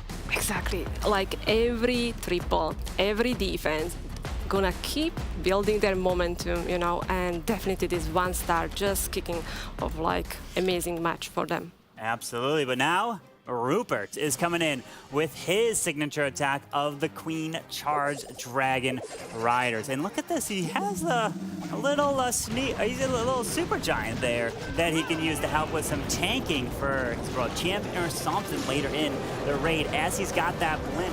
Yeti's coming out to help grab the value of healers! Healers, where are you going? No way, they are following the Yetis. Now they're coming back. I think so they are good. All right, we deploy the healers a little bit early, but the air defense is on the healers. Yeah, the AD hitting these healers. So he's going to be down 2 healers right off the bat. And if you're charging into an area, you got to drop some balloons to protect these healers through seeking air mines. And if he loses any more, this Rupert might not be able to charge this Queen all the way to the Town Hall. and maybe even gonna cost him more spells here. Yeah. So I'm not really sure what we're gonna be doing. If we're gonna be continue with the plan and really start to try to take down the town hall with the queen, or we will be changing the plan here. Yeah, as you're making your way through with the king to the top side, Rupert's looking to keep this queen alive, and we saw that giant, was it the giant or super, something got sprung in front of the screen here as he's making his way around, but the king, go up! You gotta go up and make your way through to force the queen to continue her way. It looks like towards that single target inferno, maybe, but he does have the queen ability, so that's safe to continue this charge through. Exactly, that king really hear you. He went correct way here, but now we will be investing some spells. As you can see already, that free spell over that Inferno and also the sweeper. Yeah, through that sweeper is going to be a little bit of a problem, but this queen looks safe. She looks fine so far. The single did lock on, so he's going to range her up, and there was a tornado trap right by that town hall, so that has already been activated, so he doesn't have to worry about these Dragon Riders getting spun around. I really like that invisibility spell push the king, go on the top, so the Dragon Riders immediately going towards the town hall here. Queen is still keep going. She was forced to use the ability as she had to face the enemy queen. As the enemy queen is continuing her way through, the ability does go off. World Champion's making her way in with the Dragon Riders. We do have a defending king. That's going to be a problem as the RC is going to then approach him and probably get stopped, but he can deploy a headhunter to try to help, but the Ground Expo is taking this queen out. This is where the healers would have made a huge difference if this queen can't stay alive. No way, we lost the queen, so we have only now few dragons left. The Royal Champion now has the Electro Owl even helping. There's 2 healers on her. She's using the ability boom, boom, boom, sniping some defenses and going even for that scatter shot. Yeah, that scatter shot is being taken out here with the RC, but we have the enemy Royal Champion still standing. And look at the time, Susie, only about 15 seconds left. Not gonna be enough time for Rupert, so STRUT is like, okay, you know, we got some defenses here. Yes, we got the 1-star, but STRUT is the one team. I think that they maybe, did they win 2 wars with the 1-star performances? They might have. I know at least one in the Snapdragon Pro Series, but they are definitely capable of doing as their bases are solid. Hugo was the one and only triple for BADZINGER, and they need more to compete, even though they did get a defensive 1-star. I'm sure STRUT gonna welcome this defense, especially after the 1-star. You know, they still have the motivation to keep going. Still a good try from Rupert. Very nice try to recovery. I like how much the Royal Champion actually did. There wasn't many defenses left, but the time was issue. Yeah, there wasn't too many, but that queen going down, and there's always one part in a raid that you look back and like, that's the reason why, and it was in the beginning with that blimp Yetis. And unfortunately, what happens is because if your queen's not taking any damage, then the healers will transfer off to anything that's close by that is taking damage. In that case, was the Yetis. That's why, if you're wondering, why did the healers go over there? It's because the Yetis were taking damage and grabbed them. But as that's happening, now Mask is in, and we're seeing our first hybrid attack with this queen charge. He's got that siege barracks active. Yeah, I'm really happy to watch the hybrid attacks, OG strategy and very strong strategy here. So we're setting up the nice funnel for the queen here, opening the wall so queen will be walking for the town hall and just waiting for the town hall going down before we starting with the hybrid. Yeah, once that town hall goes down, you can then set up the funnel for the hybrid. But notice, there's no single target inferno right behind the town hall, but there is one over by that clan castle. So we can't reach that. That's why there's a little wall design there to prevent the queen from reaching over. So he's gonna have to start the hybrid relatively early before that single would lock onto his queen. I really liked the small detail to using that hawk pull the lava away, so the queen is not in the range of the single inferno, so the queen is not taking that much damage. And we are already setting up the funnel, so we are gonna have the hybrid coming in from that 8 o'clock side. Yeah, my question is, can this triple? Because from the stats we've seen in the previous community tournament, the hybrid attack only tripled only about 37% of the time. So it's not guaranteed. It's not like some of the other attacks, like a Queen Charge Lalo is tripling at 71% of the time. So good luck to Masses. This is definitely a harder attack to get the miners and hogs through the base to stay alive, as the Queen got spun around, but she's staying up. She's continuing her way through, and she can go to the scatter shot because there's open wall compartments. Exactly, and look at the Royal Champion with the miners taking care of that single Inferno, protecting the Queen. Very nice split. So Miner is working now in the two groups. We are finding the Tesla farm on the top side and using the freeze spell over the Eagle. Does, as the Royal Champion does split a little bit. She can make her way into the Eagle or the scatter. RC, where are you going? Okay, she decides to go for the Eagle. That's actually really nice because the Queen can continue to the bottom. RC, with her ability, should be able to secure the Eagle. And yes, that goes down as he's continuing his way through. RC was amazing, really smart, a Royal Champion there, taking down that Eagle down. That Queen is so safe, she still can help us with the cleanup, but we are losing the Warden and we have only few miners left. Yeah, not too many miners here. The Queen, she's the one that's clutching this up. And look at that. Ow!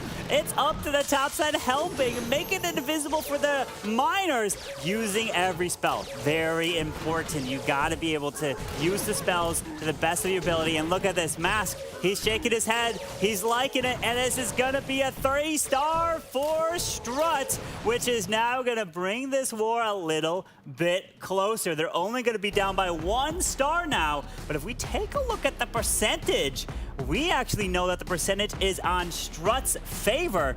It's like average. It's about 95 average for Strut and about a 90% average for BADZINGER. So that can play a role if we have another defense from Strut on their side and then they triple. They'll be all tied up on stars if that's the case. Yeah, this is exactly what Star needed, you know. They have to keep hitting the triples. They cannot give up because anything can happen, you know. Yeah. Maybe we're gonna see another 1-star. Maybe we're gonna just see the triples. And it was also important that the attacks which they fail were a very high percent. So how would you say Strat has the percent lead here? Yeah, they do have the percentage lead. As we're looking at the bottom right of your screen, you can see 95 to about a 90 there. So anything can happen. These next two attacks, we'll have to keep our eye on it. It looks like Alfonso might be red, because if you guys are wondering who's the next attacker, look at the screen behind these players. The red column is how you can kind of get a little insight who's coming next. And it is indeed Alfonso coming in with his... I'm looking. Okay, we got some poison spells, so it's not going to be a Skelly Donut. It is going to be the Lalo here. You're going to have the poison, double poison spells, or maybe Lava Hound that comes out with the pups, and or even some super minions. It looks like we got a handful of archers, and it indeed is the Lava Hound here. And very nicely, we clone the Yetis here. That's going to be very nice value. We're going to clear all that compartment, so it's very safe. Blimp there, already good start here. Just using some sneakies on the top side, funneling, and we are starting with the Queen here. With this Queen to the right side, notice no healers. The Unicorn is the only thing healing this Queen up. She looks safe. Taking out this Hound, drops the poison very nicely, so the other archers can step in, go down, no worries. But Alfonso is planning to get this Queen to walk her way up to the Town Hall, and then he can send the Lalo, I would guess, over the Eagle, because you don't want to end on an Eagle artillery. That is absolutely devastating. But this King and Ice Golem are down, setting up at least some tanking for this Queen. And actually, we also gonna get a King inside that compartment, so it's gonna be definitely strong starter with the heroes. King and Ice Golem are nicely tanking that X-Bow and also some other defenses. Ice Golem just freezing everything, and Queen is on the Town Hall. Brilliant. Queen now can secure the Town Hall. Indeed, the Lalo's coming right to the bottom side to help target that Eagle artillery, taking it down as fast as possible. Notice he's out of haste, but no, where's the Warden? He's going to come off to the left side probably, so that the Headhunters can directly target the enemy Royal Champion and not go to that King. Exactly, very good start with the Lalo here. Using the Warden ability, we have now like two groups of the Loons. One group is on the scatter shot, second group is pushing for the multi-inferno. Beautiful freeze here, so the Loons not being pushed away from these infernos. We got some traps in the core. We got a freeze onto the multi. The balloons are coming around, sinking airmine, but there's not too many. The other red air bombs were off to the left by that multi-target inferno there, as the Queen used the invisibility to stay alive to continue to get the value here for Alfonso. Wow, that was amazing invisibility spells, you know, so fast reaction, keeping that group of the loons alive and also the queen alive, and she actually survived all the way until end, and she didn't, he didn't use the healers. Did not even need the healers. This is the triple for Alfonso and BADZINGER, and that puts them in a great position because they can control their destiny. They can control this. If they win it, they take on Tribe Gaming, who have just been unbelievable as of late. They've been doing such dominant performances. The only way you can defeat them looks like you have to be putting up perfect scores to have a chance, but we're taking a look at the replay with Alfonso and Lalo beautifully down at the bottom, even saving that Viz for his queen. Yeah, I really like that moment of the attack. And yeah, like, because we know that Tribe Gaming is waiting the top bracket, you know, so we know how Tribe Gaming is so strong. So you need to have like kind of momentum that, yes, we won the war and we can face the Tribe. So if BADZINGER can win against STRUT, that's definitely gonna boost their confidence. Yeah, it definitely will boost their confidence for sure, as we have two more attackers from STRUT. Well, we have Yo-Yo and Tryhard. And Yo-Yo is up next. As we can see right there from the red behind him, he's one of the best Lalo attackers, if not the best. Well, I mean, we have Rikiras that can be up there. They were enjoying some breakfast earlier this morning. They were in there talking some Lalo strategies, I'm assuming, but to take a little picture of the two just best Lalo attackers in the world is crazy right next to each other, as they are definitely really good friends. As we now have Yo-Yo coming in, indeed it is Lalo. Good luck to Yo-Yo. Yeah, I was waiting we're gonna see also the E-Dragons, because sometimes he's using the E-Dragon strategy, but as you say, he is amazing, the Lalo attacker. So we are starting with the hero dive here, starting with the king and the royal champion behind, trying to clear that compartment where is the scatter shot. Looks like there's also gonna be Tesla farm, and we're already finding few traps. Yeah, pulling some traps here with the king, but is he enough? No! He's not able to get the scatter, so the RC has to finish the scatter shot off, so that does indeed go down. But look at this queen. She's making her way into the town hall again. Brilliant value so far. Hasn't pulled the clan castle, so that's why he's taken 2 poison spells to be able to take out super minions or whatever headhunters in different parts of the base if they split up. And look at this, that royal champion was able to take down the eagle. Wow. Very nice value, just one invisibility spell on her. Queen taking down the town hall, and we are just going with the slammer, setting up nice spotting for his Lalo. This isn't even fair, the value that he's getting. How does he make this look so easy as the stone slammer's going from the top side? The warden now comes to the left, so the headhunters can directly target that defending queen right there in this base. As finally now, the headhunter comes out of this CC, which there's probably also a lava hound waiting in there. Exactly, we have 2 headhunters on the warden here. We are using the warden ability, also protecting the headhunters as the enemy queen in the core of the base. Beautiful split here with the loons. Look at the slammer going for that multi-inferno. That means these loons on the bottom side are safe. They are safe as he's moving through here with that hound popping bottom. Balloons are going, freezing up the Grand Warden altar as the Dragon Rider is coming in, pulling some red air bombs, but that is not going to matter. And this is exactly what STRUT needed in order to have any chance in this match to try to win this war. And it comes down to the next attack. 3-star, BADZINGER takes it no matter what. But a fail and a 3-star from STRUT, they can win because of percentage. And to think that they got a 1-star is crazy, to think that they'll have a chance to make a comeback. Yeah, that would be amazing comeback.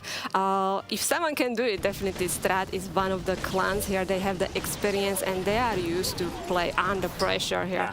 So yeah, but I'm really curious how the final attack from BADZINGER, because they're almost there, you know. That one final hit can decide if they're gonna be facing the tribes, staying in the top bracket, or they will be moving to the lower bracket. Yeah, and the question, what I would love to see is, you know, if there was like a camera shot that went over the shoulder of them to see how they deploy their troops, because some of these players play on a phone and others play on a tablet. And from the stats that I saw from Chase the Ace, who provided in the Queso Cup, actually 85% of the pro players that he saw on webcam were playing with a tablet. And then only about 4 of players were playing with a phone. So not too many like to play with the phones, but the ones that do, They live by it. They stand by it. They do not want to play with anything else, which is incredible. But hey, they have their choice, and they can play with whatever device they want. So it's coming down now to Ano. And Ano, I asked BADZINGER previously, again, I was talking to all these teams, and I was like, okay, well, I know that Hugo has played in person, right? He played in the 2019 World Championship. I was like, none of you else have played in person, right? And I was like, no, I've played in person. And I was like, oh, really? When? He said he played in person in Paris, and he was out there, so he has a little bit of in-person kind of experience. So let's see if that plays a role here to help him. Oh, I'm definitely looking for it. This is a new information for me. And you asked me before the World Star which player I would like to or looking for to see attacks, and I say Ano. So yeah, you did. I am believer. Even that I went with the prediction with the strat, I think Ano can do it. I think so too, but we don't want to jinx him. He was the one attacker that did get a couple ones, or at least one, from the earlier stages. No, I can't help it. I can't help it. I just gotta state the facts. I gotta let the viewers know that it's possible that Ano is the one player that likes to go all out. And this one, they're going for it, right? Because if they win, they take on Tribe in the next round with the blimp of Yetis to help grab that eagle. Yeah, the very start with that blimp. Eagle is gone, and I love to see we are using 22 Hoggies. So we are back with the ground strategy. Also nice pull of the CC. But we have the Queen dealing with the CC. He just setting up and trying to clear some defenses in that corner. Yeah, the defense is the biggest thing with those rocket loons is funneling. That air defense goes down. Now will help set a path for this Queen to make her way in. But the problem is, can she walk in to grab the multi? I'm trying to take a look at the bottom. I don't see a jump. I do see 3 super wall breakers. Will they open up this compartment for the multi? Okay, it's closed. So yes, they do indeed open the compartment there so the Queen can step in and get some really nice value there. Yeah, this is a very interesting plan. Not easy Queen charge. Looks like we're really going for the Town Hall. King is taking care of the scatter shots, so that's mean Queen and the healers are protect. Sending some Kokomon, finding the Black Air Mine, so very nice job so far. It's looking good with the Queen continuing her way in. The Town Hall is the biggest question mark as he has another wall breaker coming in. Wait, no, wait, what? Oh no, you broke through the wall all the way through, sending it from the outside of the base, and he broke through again. Ano somehow is getting this Queen to charge into the Town Hall through the core of this base. I can't believe what I just saw. That wall breakers were amazing. We are losing the one healer here, but it's still fine. The Town Hall is down and already starting with the Hoggies here using the raid spell as the Queen is safe. It is looking fantastic for Ano right now. The Town Hall goes down. The Hawks are moving around. Royal Champion still has her ability with the invis onto the Queen, and they're celebrating. He is happy. The pats on the back, and look at that. They know it. They know that they just defeated STRUT here in the upper bracket. Now sending them down to the lower bracket. We still have one more tech. You can see his hand shaking as he's drinking the water, but now he can wipe the sweat from his forehead, and they are happy as they just pulled off a huge upset. I cannot believe that, like winning against Strat. I think so this was one of the biggest match for them. Yes. Especially because they have passed with the Strat, they lost some wars against them, and they were able to win match in the challenge finals. And one thing we do want to say to the viewers at home is about how this double elimination works. If you get pushed to the lower bracket, and you make your way all the way back to the grand finals. Normally you expect, all right, well, it's a best of two, right? You have to win 2 back-to-back matches in the finals. Well, not here. This one is different. As you make your way back from the lower bracket, once you face that grand champion in the finals, it's only the best of 1. And then that is crowned the champion. So there's a little bit of different rules for this that we have to take note.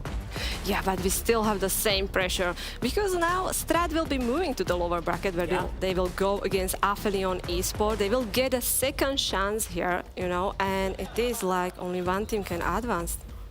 Yeah, only the 2, right? The 2 teams from the EU MENA will advance. From NA and from India, only 1. The top team will indeed advance. So that's the difference. And Tribe, you guys wondering probably at home, can Tribe advance? They already have a golden ticket. No. They can't. They can't because there's no prize money on Sunday. It's just a golden ticket tournament. So if Tribe wins first place, they'll win $20,000. And they're just going to sit back and relax, and they don't have to worry, as you technically have to be in the top 3 if Tribe also makes it. So that's why losing one match can put you on the brink of elimination, as now Tryhard is coming in with this Queen Charge Dragon Riders here. Yeah, we are back with the Queen Charge Dragon Riders, but we will be also bringing some lightning spells. I'm curious if we're gonna try to zap that single Inferno behind the Town Hall. Even if this war is over, we still want to see a 3-star from Tryhard, because also that's gonna boost his confidence in the next match. Yeah, it definitely will help boost the confidence, and the one player that needs the most confidence boost is Ask because of the 1-star. So his teammate, they're all going to be there, calming him down for the next guy. It happens. You have to put that out of your head and focus on the next attack, the next match, and that's what they're going to do. STRUT is definitely the team to be able to take on the adversity, take on that challenge, as Tryhard's continuing with this charge, the Dragon Rise, as he deploys the Royal Champion now into the left, under the Dragon Rise to help grab that multi, which is going to protect this Queen's healer so she can continue her way through. Wow, so the Queen really going for that multi-Inferno by the Dragon Riders, taking care of it. So we actually have the healers save here. Queen taking down the lava, but she is safe. Dragon Riders nicely done. Scattershot is gone. Let's see if the King can go back for the Eagle. Actually, we have Barbs. Yes. We are taking down the Eagle. Very smart Barbs. The Barbarians, you know, they've played their way through the 40 years, right through all the generations. They got their sword back, and they helped take down that Eagle artillery with the air defense going down. Oh, wait, just barely. I thought the rocket loot. No, finally the Dragon Rider helps get that, as he has a few more spells with the Queen continuing her way through. Royal Champion did use her ability, so we're going to have to try to keep her alive. Invisibility spell there. It's not guaranteed just yet here. Yeah, we have 55 seconds left, so he's not worried about time. Queen ability being used here, so we can reach the X-Bow. We are losing the Royal Champion here, so still some of the defense is gonna stay up on the top side. Yeah, the top side defenses, now it's about time. Question mark, can the Queen continue her way through with some healers? She's going through. We've got her taking out the storage. Some sneaky goblins helping a little bit with one little minion left. But the Queen should go to the gold storage next. But we do have the Dark Elixir storage, which could be full health. We'll have to see. Oh, here's another minion. So I think with the 3 minions, Queen on the way there, Tryhard will hit the 3-star, and that means STRUT will be finishing here with the 12 stars. Beautiful job there from Tryhard. He gets it done, but unfortunately, it's not going to be enough to take on BADZINGER in this match. And what a performance from BADZINGER. Absolutely great to see, guys. Incredible war that you just witnessed there. And it didn't go as any of us would have thought, I think. I mean, in the end, my prediction is right. I'm just going to say that right there. But I never would have expected it to unfold this way. A 1-star from us, Susie. Have you ever seen that? No, I think so the pressure got them, you know, there was some like small mistake, and after, well, like STRUT was really trying, like you can see the final attacks for them are 3 triples. Yeah, and that's the question mark, is will that affect now STRUT going into the next match, as they are going to be in the lower bracket. I mean, Maxi, you were right. You picked BADZINGER on that match, and they did pull through. Yeah, what can I say? Prediction game just on point. You saw it the last time already. No, but actually, one time right, one time wrong. Yeah. So I think I'm showing that the underdog pick can be correct, but of course it's always a risk. So was the attack from us to go from the other side of the town hall with your Electro Dragons, and unfortunately, even with the Slammer, he didn't have enough to pass to this town hall. Yeah, I mean, we don't want to talk about this too often or too much, because it can happen. But what happens in bonus attack, Carbon? Do we have any idea? Yeah, that's the question mark, is that when these players come in, you never know what to expect, right? And they're really good, but something can go wrong. Just dropping the smallest troop out of sync and they could fail and fall short. And that's the thing what happened in this one. And Susie, was there anything, you wanted to see Ano? He came in and he was clutch. What do you think of his attack? That was beautiful attack, especially because he used the hoggies, so I like it. And that was attack under pressure, He knew if he hit a 3-star, they're gonna beat the STRUT. So that's huge. Yes, incredible job by Arno, actually incredible job by the whole team. And who would have thought? I mean, now we are actually going to see BADZINGER face off against Tribe in the winner's bracket, and we're going to see Aphelion Esports having to take on STRUT. Yes. What do you think about that? Like, it's such a surprise to see the bracket unfold like that. Yeah, I think that is going to be an incredible match, right? If Tribe wins it, they'll be in the top 2 no matter what. If BADZINGER win, they're automatically going to be going to the Golden Ticket tournament, which is going to be on Sunday, as Tribe can't play since they already do have a Golden Ticket indeed. So they're kind of relaxing a little bit, but I mean, they put up a perfect war in their first match. BADZINGER are definitely, they might be a little bit more nervous now because of the recent performance that they just saw, Susie. Yeah, and also, sorry. Yeah, and also I think because now BADZINGER won, they're gonna have that boost confidence, against Tribe, and STRUT gonna go against the Aphelion. This is actually a nice surprise because we have very strong group. You were casting all these Robin rounds, so you know how strong these teams are. I do indeed. Absolutely, guys, you're right analyzing there. But at this time, I want to say a big thank you to our sponsor, Snapdragon Elite Gaming. And with that, I want to give over, because we have someone in the interview, and it might be someone who just tripled his last attack and got his team the victory. That's right, Maxi. Thanks very much for joining me. 2 members of the victorious squad, BADZINGER. I have Anonymous, aka Ano, and Hugo Stiglitz. Guys, congratulations on your victory. Once again, that is a huge pickup for an underdog team. You were the 3rd-ranked seed to defeat STRUT Gaming, a squad that beat you during the round-robin stage, that you've now come back over the top and defeated them. You are now the first team that will be moving on to the Golden Ticket opportunity on Sunday. How do you feel, Ano, first? I'm feeling great. Of course, because it was a tough war against one of the best teams in the world, for sure. And yeah, I'm happy. I'm released the pressure now and go focus on the next war. And how about you, Hugo? Honestly, it's a big surprise. I didn't think we could beat STRUT because they've been doing very great lately. So yeah, big surprise, and I'm so happy. Ano, there really seems to be some X factor about this BADZINGER lineup that creates chaos that sometimes you can capitalize on. In the first day of the round robin, out of all 4 wars, there were only 2 1-star attacks, and both of them were in your war against STRUT. Again, today we saw a 1-star defense based on the excellent base building that BADZINGER brings. And in fact, I want to point out that again, because BADZINGER had the best defense percentage of any team in the round robin. Fully 45% of the attacks were repulsed, earning only 1 or 2 stars. That's actually double the percentage of the lowest team in the round robin. So you guys have a stellar defense. What is your secret to base building? One name, Dima. Dima? Yeah. That's it. They know them. All the world know them. Know Dima. He's the best trapper in the world. He doesn't build. He copy bases and trap. That's it. And that works very well. So, yeah. Nothing to add. Dima is one of the best builder in the world. So yeah, for sure. He proved it today. We are glad to have him because he doesn't play today, but he is already with us every day. He worked a lot on bases, so huge shout out to him. Yeah. Sure.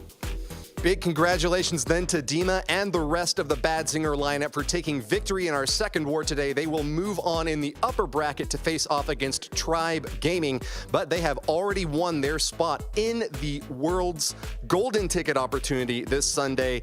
Once again, thank you very much, Ano and Hugo, for joining me for this quick interview. We hope that the rest of you will stick with us as we've got our next war coming up very soon. Thank you.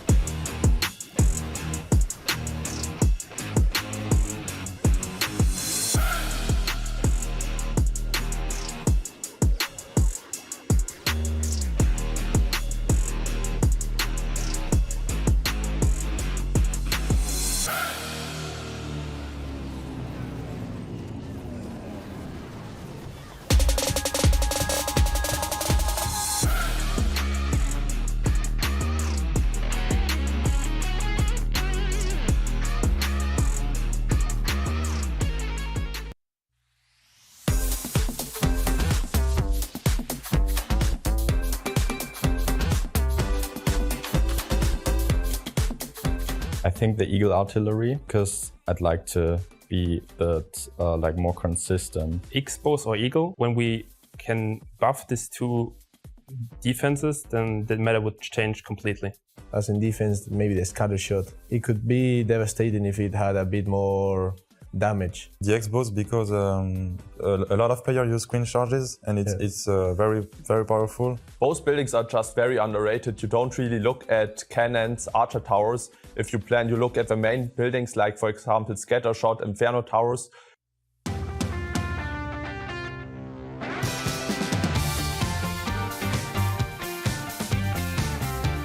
Some players can get an insane hero value and then lalo the rest of the base. That always looks cool.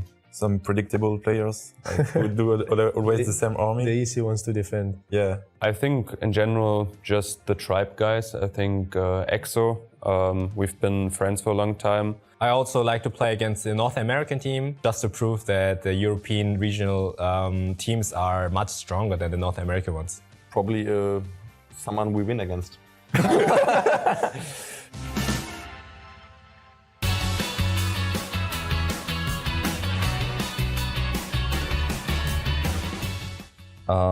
I enjoy watching the most, I guess, Sui Lalo, because you can be very creative with it.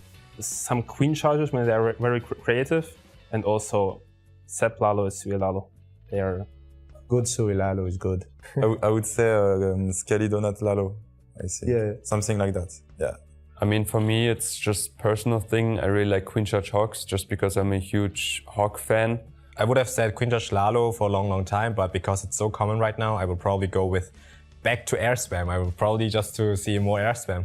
I think there's just so many approaches that you can use, and there are always new approaches. It's always changing. It goes to the skill strategy. I would probably Sui Lalo because I just really like the approaches and the creativity you can have.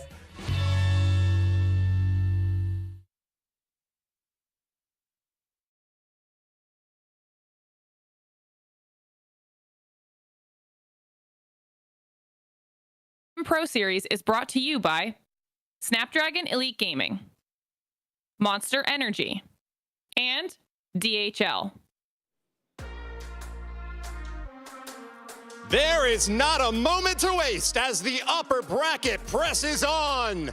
We will have our next battle between the victorious team marching on from the last war. You know them, you love them, 13 stars in their last combat, but can they defeat an undefeated perfect team? They will give it their all. BADZINGER!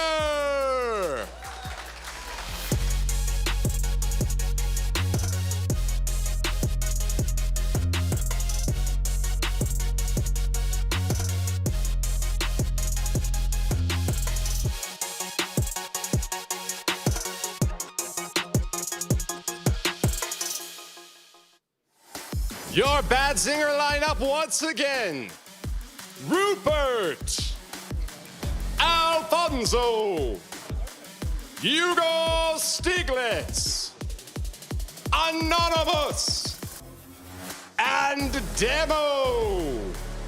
Your first golden ticket contenders, BADZINGER. They face off against mighty foes, undefeated from the challenge season and emerging victorious yet again today over Aphelion Esports, the team to beat, Tribe Gaming.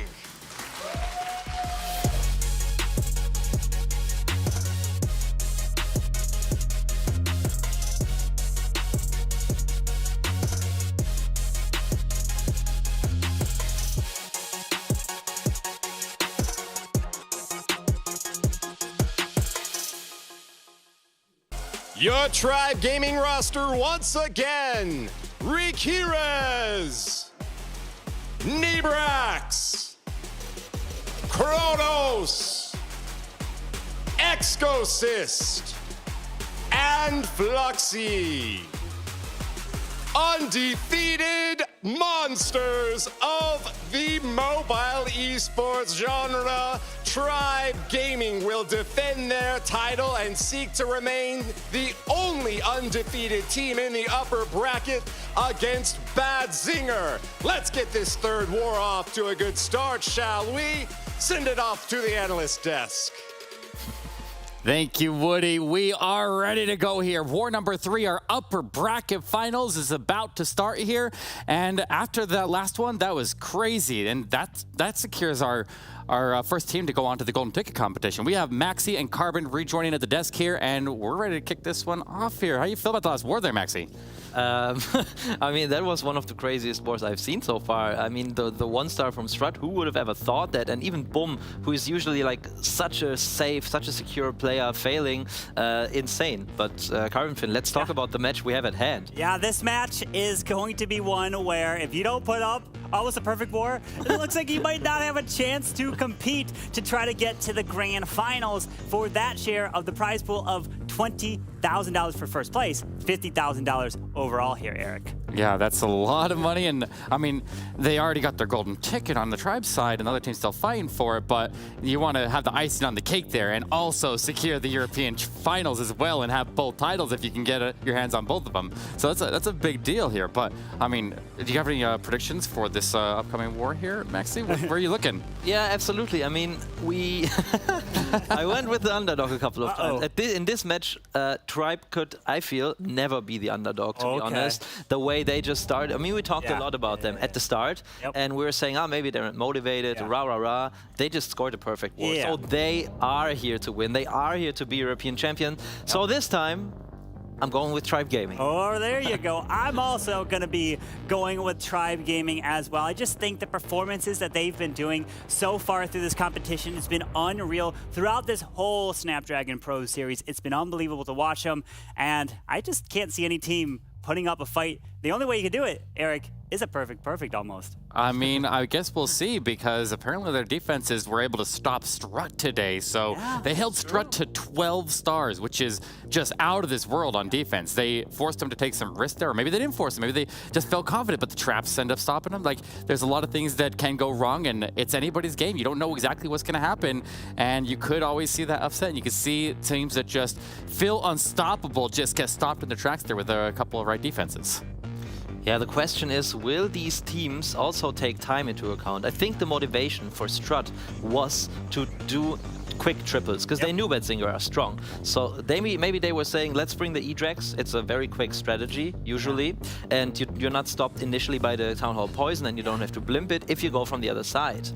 But that didn't work out, unfortunately. So I'm wondering to see how these two teams are going to take care of that. Yeah, I'm going to be wondering that exact same question. And now really the question could be between us is, we've done our fair share of jinxing. So which one? If you pair all three of us up, I think it's going to be OP. It's going to be unstoppable. I don't know. We're going to see from either side, but still, it's going to be a fantastic match. I can't wait for it, Eric. Yeah, it's going to be an absolute killer one. This one is the one that sends the team on to our grand finals here. So this is a very important match. You lose this one, you'll have to go down and face the winner that comes out of the lower bracket, and we'll see that play out a little bit later tonight. But this is definitely going to be a killer war here. We got a little video we can go to go learn a little bit more about the players. So I think let's go check that out.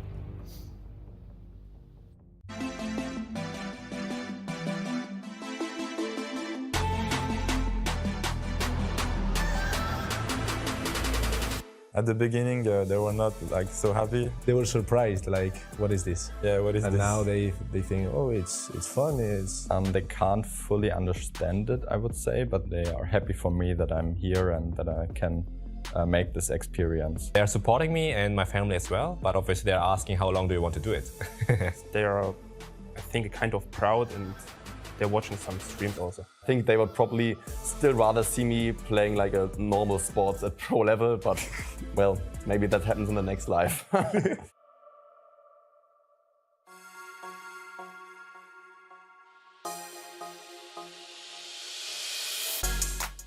I would tell him to watch a lot of pro player and you work can a lot. learn a lot from watching wars, just checking the details and then practicing, of course, what you see. And I don't think that you're good enough for joining a good team unless you're really good. So practice, every day. If you want to get good, you have to play very much. And you won't play very much if you don't have fun at the game. Whenever you fail in an attack, or even in a triple, try to rewatch the attack and see what went right, what went wrong. Because even if you still get the 3 stars, there could be things that have gone wrong. And then you can think, okay, here I maybe have done a mistake, and then you won't do this mistake over and over again.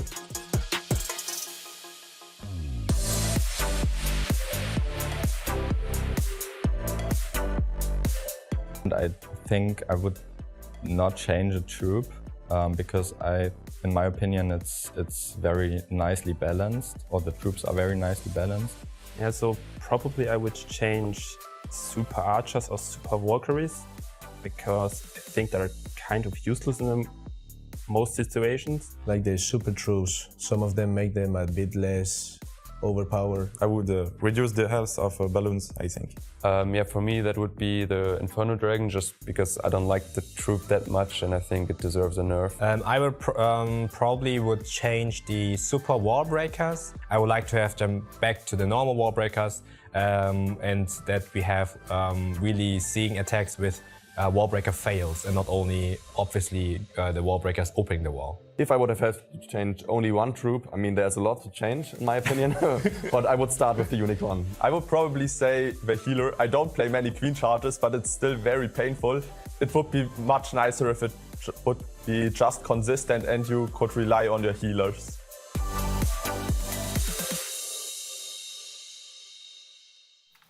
Nice to hear from the players there and get a little insight on how they feel about the status of the game right now. But this war is starting to get ready here as the players move into the planning stages. And so they're all seated out there. They're about ready to kick this off. And we have just a couple more minutes until they get off into action here. Yes, and we're going to have to see how these first wars that both of these teams fought, how they influenced them now. Because both of them got the upper hand. Both of them got the victory in their first match. So the question is any of those teams still nervous? Or like, did they already get used to the big stage? We don't know. Yeah. Well, that's a good question because right when the interview finished with Woody, when he was talking with Ano and Hugo, I asked him, how nervous were you? Were you nervous? Ano was like, yeah, his hands were shaking, but Hugo was like, no, I wasn't nervous. I was all calm, cool, and collected. I was like, oh, I was thrown off by that. I was like, okay. He's played in these types of situations before, so I'm excited to see what they're going to bring. Yeah, and last war we saw the nerves seemed to get to Strut a bit there, and it definitely made an impact on the war. We saw multiple, some swag spells in the grass and stuff like that. That was very, those little things like that. You start shaking, you're on an unfamiliar device, you have a lot of little things that that play into it and make it a little bit more difficult than playing in the comfort of your own home. So, I mean, all that can add up and can force mistakes, and we could see maybe try break. I don't know. They played so perfect in that first round. It seems like they just adjusted exactly what they needed to play on the stage. Yeah. Yes, absolutely. And what I'm excited to see is the types of bases that these teams are going to use. Because we talked about it, anti-2 bases didn't really work against Stripe. No. Now, anti-3 bases worked pretty well for BADZINGER against STRUT. So do you think they're going to go with anti-3 again against Stripe? I think, I have no idea. Really, I don't know. I wish I would know the answer to that because they've run multiple different base designs before. Diamonds, rings, and even the anti-3-star design. And you mentioned before, which that one comment stuck with me for a very long time, Maxi, after the cast, was usually teams tend to try to use the same base design overall to force the players to have to hit that base design. If they're not necessarily good with it, then they're forced to take it on, so they don't usually, because otherwise if you have like one ring base, just have the best player attack it, whoever attacks best with ring bases, which is pretty interesting here. Yeah, I mean, well, Tribe has felt unstoppable, and now we have a little bit of an opportunity to get a little bit more insight into this team, so let's go check this out. Tribe Gaming showed nothing but dominance in their run in Season 1. They guaranteed their spot in the challenge season right off the bat from Ladder 1, putting up a 39-5 win-loss ratio and amassing an amazing 1,399 points. By getting first place in the ladder, they skipped the Open Finals and went straight into the challenge season, where they faced the best of the European region, even in the face of powerhouse teams like STRUT Gaming and Golden Ticket winner MS Esports. They asserted their dominance in the challenge playoffs, leaving no cracks in their offense or defense. Tribe Gaming became the team that everyone wanted to conquer, but no one could do it, as they amassed a clean 7-0 win-loss ratio by the end of the challenge playoffs. Gaming, well done. What a beautiful attack. What a beautiful war that Tribe just did. This dominance being shown in the ladder and playoff stages, all can expect Tribe Gaming to put up a brilliant performance in this challenge finals. And here we go. Tribe Gaming looking to continue their dominance. They went 15 stars in their first war. And Maxi, do you think they could do it again? They're definitely capable of doing it again. It's basically just a question if there's this one slip, you know. There's this one time you just don't look at your queen, you're looking at, I don't know, starting your Hydra, starting your hybrid maybe. We haven't seen hybrid, by the way. We saw once, Mask. All right, yeah. I don't know when we've seen it the last time from Tribe, honestly. We through whole Queso Cup as well, I think there was not a single Queen Charge hybrid. So maybe, I mean, Tribe are known for their secret strategies coming into important tournaments. So maybe they even had that in the bag for last weekend. Yeah. Maybe we're going to see another Queen Charge hybrid. I don't know. But these mind games, they really amaze me all the time. Yeah, because you ask about the strategies, and let me go to Chase the Ace's stats here, right? We're going to take a look at these because the top 4 attack strategies used by the players, which was in the Queso Cup, was all Lalo-based. The next most popular one was the Hydra, right? The dragons, clone spells with the blimps, all across with the Dragon Riders. And then after that, Super Bowlers. Super Bowler Smash after that. So really, it's interesting to see. It really is dominated by the Lalo, the air game at the top. And then another air attack Hydra kind of goes through, as that kind of is showing here as well. Yes, exactly. But the problem about those is that all these air attacks are really different when it comes to setting the traps. Yes. So it's mostly air attacks, yes. Not a lot of ground attacks,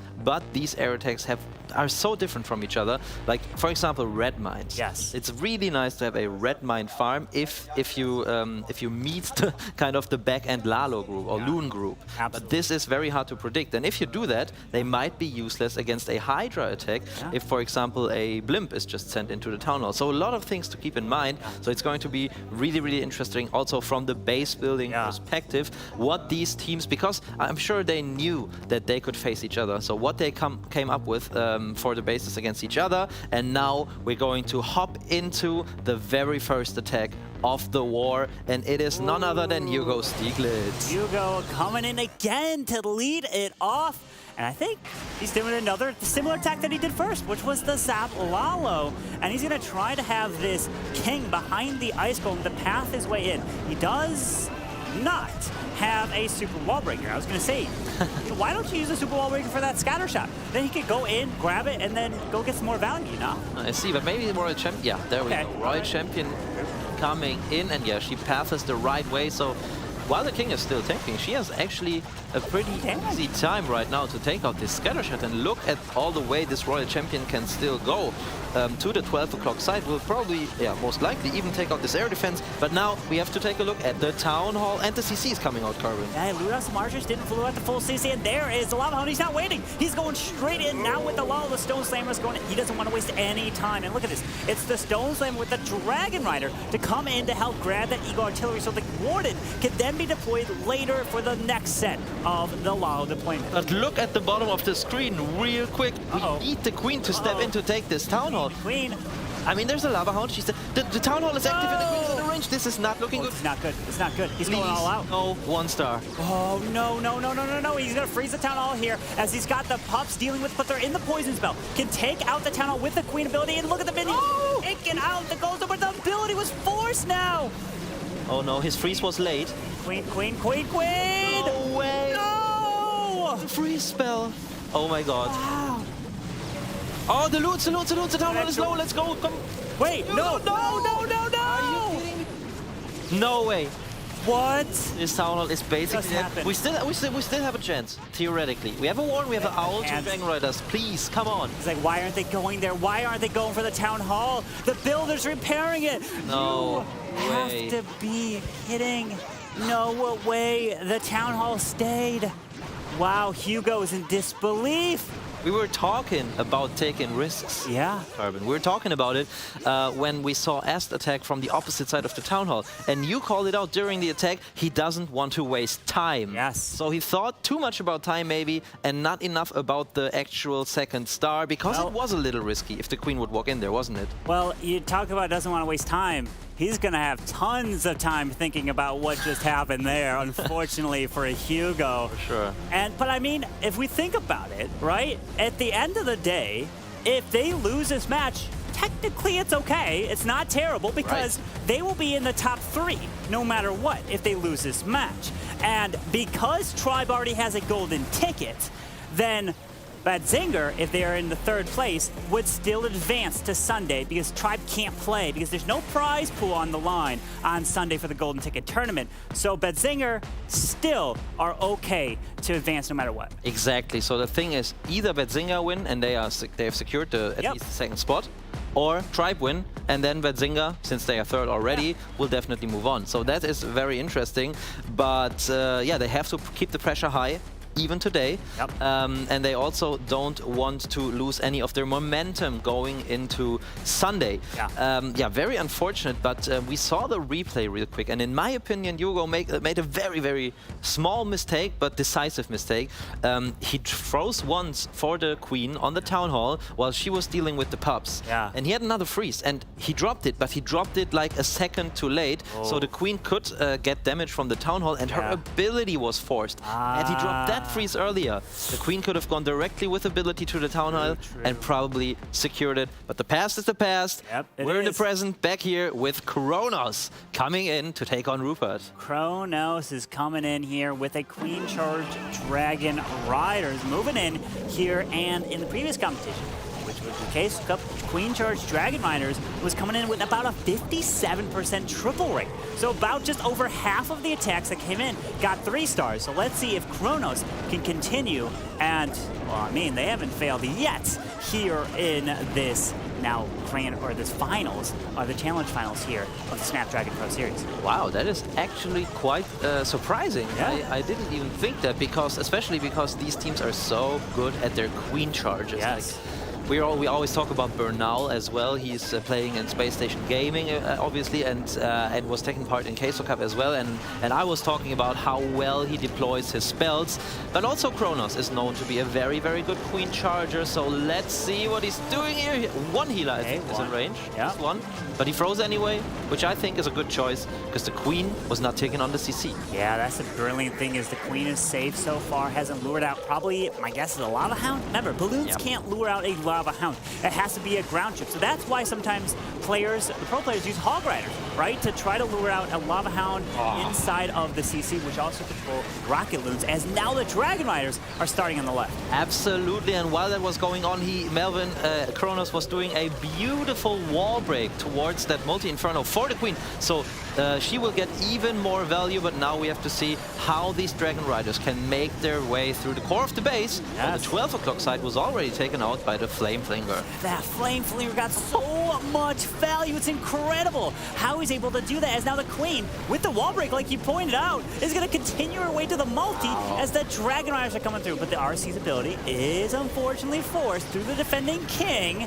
That is going to be a little bit of an issue as the Dragon Riders are kind of starting to thin out here. They are, but look at the way he's making use of his heroes, even sending in the king at the back end to take on this scatter shot. And even though the Dragon Riders are thinning out, he's still got a queen with ability, he's still got a royal champion, and the king just died. Oh, so did the Royal Champion. Anyways, the Warden's still alive. But this is going to be a 3-star for sure. And we can see the player here, but he's got some technical issues, as it seems. Well, maybe they're adjusting the volumes and things like that. Because I want to ask you, Masky, or Maxi. That's me. New name, Maxi.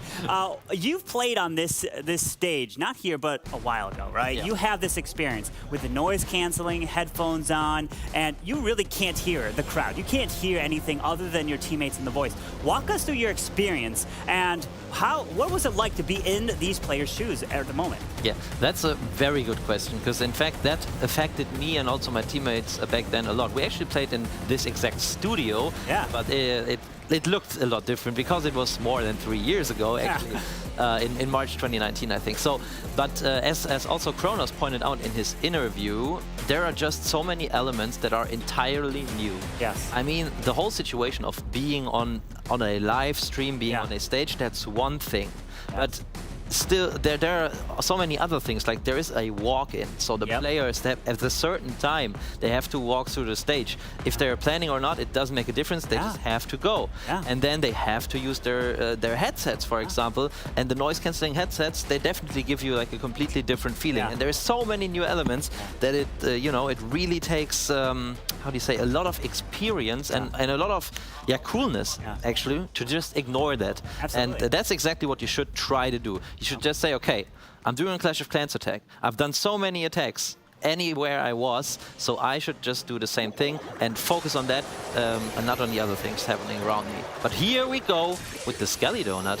Skelly Donut is going in, trying to take out this clan castle. Can Demo grab it? Multi is secured. Brilliant. Oh, wait. Okay, I was a little early there. It was looking like it wasn't going down, but yes, indeed. Great job there from Demo using the Skelly Donut to secure those two valuable buildings, including, of course, the CC. You don't have to worry about that clan castle coming out, as now he's trying to use his heroes to not only go for the scatter shot enemy queen, but maybe his queen could loop her way down to the town hall, you think? Yes, I think that's what the manager is planning to do here, but he's also finding the Tesla farm and the Skelly Trap farm, as I think we should call it these days, because we see it all the time. So Tribe knew exactly what they were expecting. They were expecting a Sui in there, but still, we talked about the stats for the Skelly Donut before, and if the Skelly Donut works, Carbon Fin, it is usually an overkill, right? Yeah, usually. So if it's a successful donut, out of 22 times that it was successful, it's tripled 16 of them. Right, so that's some big stats to keep in mind. And out of the 30 attacks from the Queso Cup, only 8 out of the 30 actually failed to get the Clan Castle. So they're pretty good at still getting it. But this time, their hands got to be shaking. So how is Demo still getting it done? I'm so surprised. I have no idea how he does it, but this attack is certainly looking very, very good.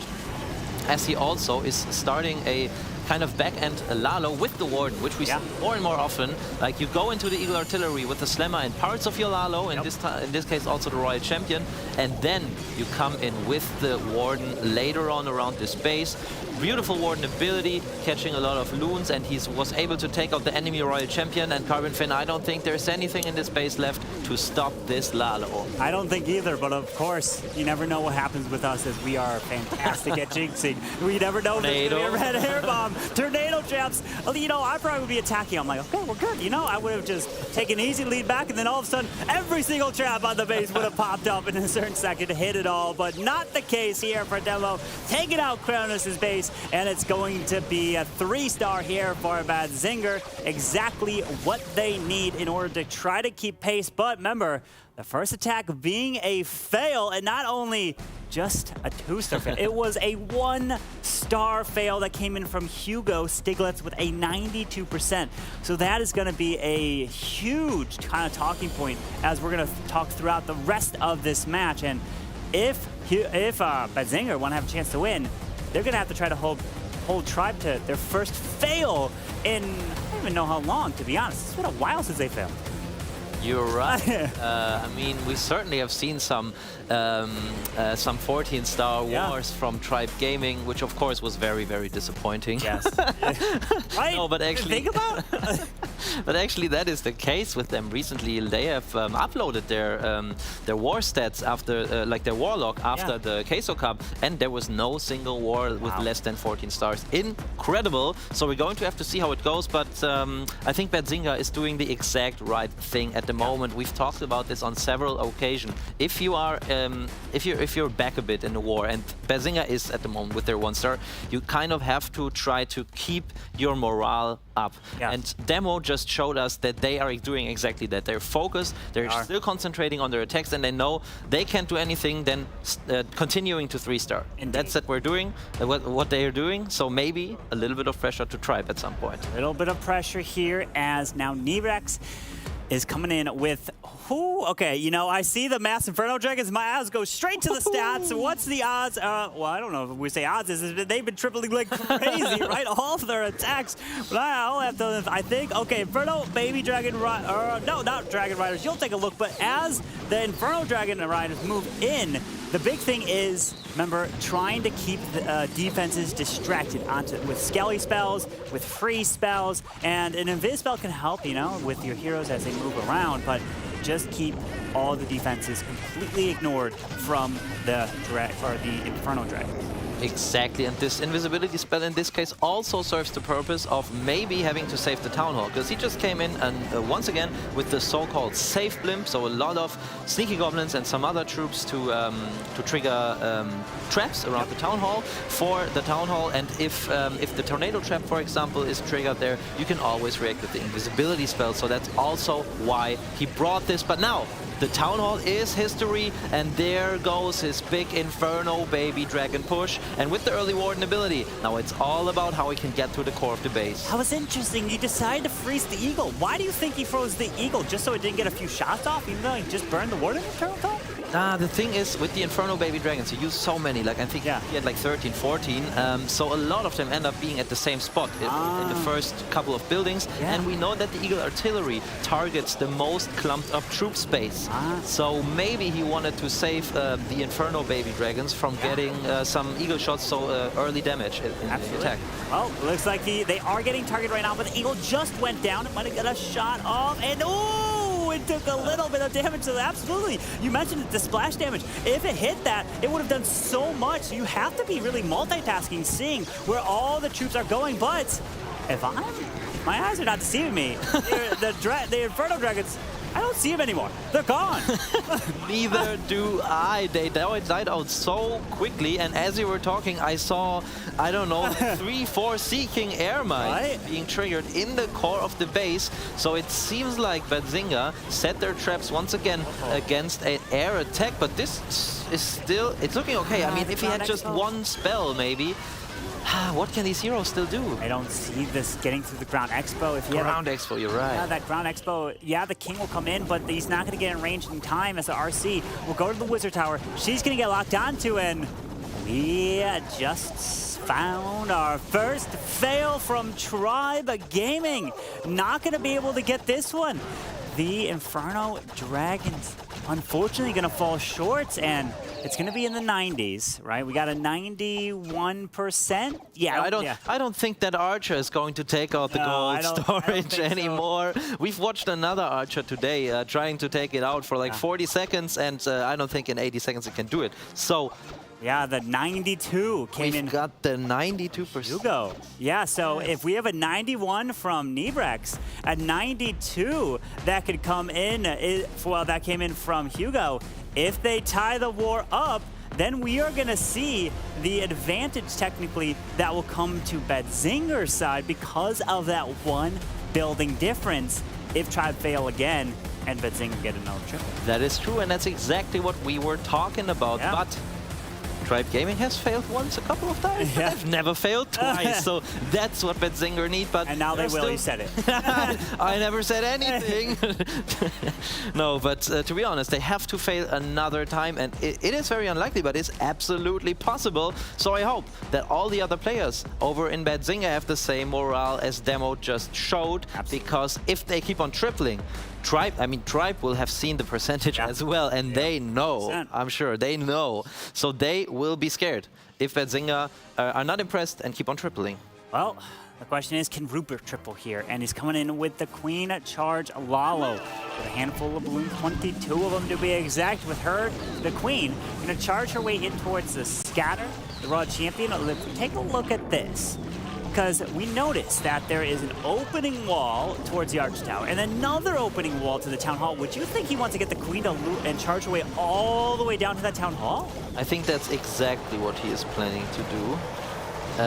Especially because he just wall broke into the scatter shot. Otherwise, it wouldn't really have made sense. But so far, it's looking really good. What about the funnel? Let's see. King is coming over there, and the Queen, yeah, should actually be kept in this compartment. So this is looking good. But now the question is, when exactly will the CC come out, and how will it path? Because it can either distract the Queen or lure her somewhere, maybe towards the King, or she can still go the path that Rupert intended. It's going to be very interesting, but we know that Queen Charge Lalo is actually the most popular strategy amongst those professional players. So maybe Tribe Gaming have a game plan to defend it. Yeah, and you talk about it's the most popular. I just was like, is it the most successful attack strategy as well? And with at least 18 attacks done, Zap Lalo is actually a higher hit rate than Queen Charge Lalo with 77 to about a 71. So that's interesting right there to keep in mind. But a Queen Charge can absolutely get so much value that you can almost do pretty much any other attack in Clash of Clans if your Queen just completely guts a base as he's trying to have these balloons path their way around into the scatter, and then he's got a rocket balloon hasting his way. Oh, there's a lot of red air bombs right there. What? No, the freeze won't be enough. It won't. The multi will be left. What has he got left? Oh, look at the Queen. Queen is in the single Inferno. But she's wrapping around, and he could even save the invisibility spell. But Carbon, we have still 1 minute on the clock. And I think that he's started too early here. Is he? Okay, do you remember when Tribe... Exclusive? No, Rikirez's baby dragon. Oh, remember versus Strut? It was Rikirez's baby dragon. Oh, he dropped it! No! It's going over to the right side because I remember the clutch baby dragon. So Rikirez is probably thinking, wait a second, he's got a baby dragon. That baby dragon can clutch a lot of the base as his Queen still has ability though. And look at the baby dragon. It's still going. No way, don't. Baby dragon. Baby dragon. Go, baby dragon. Oh my goodness. The baby dragon is hit and it's, look, Just one hit. Look, baby dragon. Yes! Another hero baby dragon. And it was against Rikirez of all people. Wow. You can only imagine Rikirez. You cannot come up with that. Great job here by Rupert. Even though the baby dragon went the wrong way, initially it still had enough power left to finally take down this multi-inferno. And it also means that BADZINGER keeps on tripling since they're 1 star. And the pressure is back on Tribe. It's the baby dragon, not the legend, the last lava pump. It's the legend, the last baby dragon now coming in. That's twice we've seen baby dragons coming in clutch over the last few competitions. And of course, right now, Rupert's baby dragon secures Rikirez's base. And now it looks like Rikirez is going to be attacking next. We see the little kind of red bar behind him in the screen. You got them looking great right there, as those images are going to be used in many thumbnails to come and a lot of YouTube videos. So you know that absolutely is. Now Rikirez. Okay, we've got the... What? Oh, we got an ice. No baby dragon. No. Marvin, what's he doing? I was just about to say, for all of you out there, no matter what strategies you like to play, if you want to step up your game, you know what to do. Always bring a baby dragon. But apparently, Rikirez is confident enough to get this done without his baby dragon this time, as he is doing his hero dive into the 9 o'clock scatter shot. And once again, he's sending his Queen to take out the Town Hall. Yeah, the brilliant thing about this attack is with an Ice Hound. So, I mean, we can call it Sulala, we can call it Snowlow, we can call it many different things, as the Ice Hound will provide the freeze effect, right? The freeze effect will be huge in over a certain area of a scatter shot or a multi. But let's see if the... Wait. Uh-oh. The Queen. Being pulled in by the CC. He's making it invisible. Wow. Clutch. That's clutch. Woo. Wow. Look at that. He reacted so well there, and he gets it done. Wow. That's another level. Just well done by Rikirez. And yeah, I think we're going to see another small Eagle Lalo, as we talked about before, and then he will come in with another Lalo and his Warden from like the 2 o'clock side of this base. And this is very characteristic for Ikirus. He starts his Lalo early to push the initial Lalo into what is left in the core of the base. Warden is there. I think we're going to see some Headhunters and the Warden ability soon. There they are. I see them. They're moving in. Right on the Warden. That Warden Turtle Tome, yes, protects the Headhunters to help take down the Royal Champion. And as we have balloons coming in to pick off the Archer Towers to the bottom side, but that Stone Slammer opened up and a Dragon Rider's coming out of the ice. Wait, Ice Hound hasn't even popped. The whole point of having an Ice Hound is so that you can get the freeze effect. But remember, in Ice Hound, when it hits the defense, it actually slows it down. A lot of people actually don't even realize that. True. That's true. And that might also be the reason why it survived, because it probably went to the backhand air defense, but the air defense just shot too slowly to take it out. And we see Ikirus shrugging and smiling. He's like, well, I don't need the freeze effect of the Ice Hound. I don't need the baby dragon, guys. What you looking at? I mean, I got 15 loots left. Here we go. And that was actually a very, very important triple, because it happened right after Nebrux's fail for Tribe Gaming. So also they are showing to BADZINGER that they still have it, you know, that they are still confident to get this through. And if they keep on tripling out, we know that BADZINGER doesn't stand a chance. But yeah, we have to wait and see how BADZINGER will react. But the thing is, you make it to this stage of the competition, everyone has a chance, right? They're all in it until you get perfected and it's a quick attack, and then it might be hard to make a comeback. But, you know, we've seen a previous in the other competition, the Queso Cup. Perfect. 15-15. We've seen it before. And if STRUT from the lower bracket make it all the way back, and if Tribe wins, they would have a rematch. And that could be very interesting with a storyline, but we're focusing on this one here as BADZINGER is looking to get that upset, because I think in everyone's mind that BADZINGER would be the underdog in this match. Yes. Definitely, and I mean, no one of us actually predicted BADZINGER to win, but in my opinion so far, except for the, and I have to say, pretty unlucky fail there from Hugo at the start, they are doing a great job, and we still have 4 attacks to go in this war, so anything can really happen at that stage. I mean, today we've actually already seen 2 1-stars from players that we usually never expected. So maybe it is the live stage, maybe they just made friends with the opponents the night before, and they didn't want to triple them or even 2-star them. I don't know what it is, but crazy things are happening in this competition so far, so you can't call it too early. We are going to take a look at what Alfonso is doing now as he's coming in with yet another Zap Lalo, Carbon Fin. Yeah, Zap Lalo indeed. One of the strongest attacks in the game at the moment, taking out that enemy. Queen, oh, brilliant job grabbing that value. Now his king is going to come to the left to move in when the funneling set to go and charge him into the Air Expo, which then allows his queen to walk all the way to this town hall. Yes, this is so interesting. Like, it's the 3rd time, I don't know in a row, but 3rd time out of the last 4 attacks that we see a hero dive at 9 and a queen making their way into a 6 o'clock town hall compartment to take it out. So it feels like these attacks are similar, but they are actually completely different attack strategies. Of course, since the heroes are so strong, they're often used in the beginning of the attack. And so far, it's looking actually really, really good. But the Clan Castle will be lured out now. Oh, and we see rocket balloons together with the super minions, but the Royal Champion is taking them on early. Super minions making their way to the Queen, though. We need to take out the Town Hall. But you got ability. So Queen ability can secure the Town Hall. You can see them looking over his shoulder right now, trying to help spot him. Because remember, the thing is, when you're attacking, if you're not watching over the shoulder, there's a little bit of delay if you're watching the game.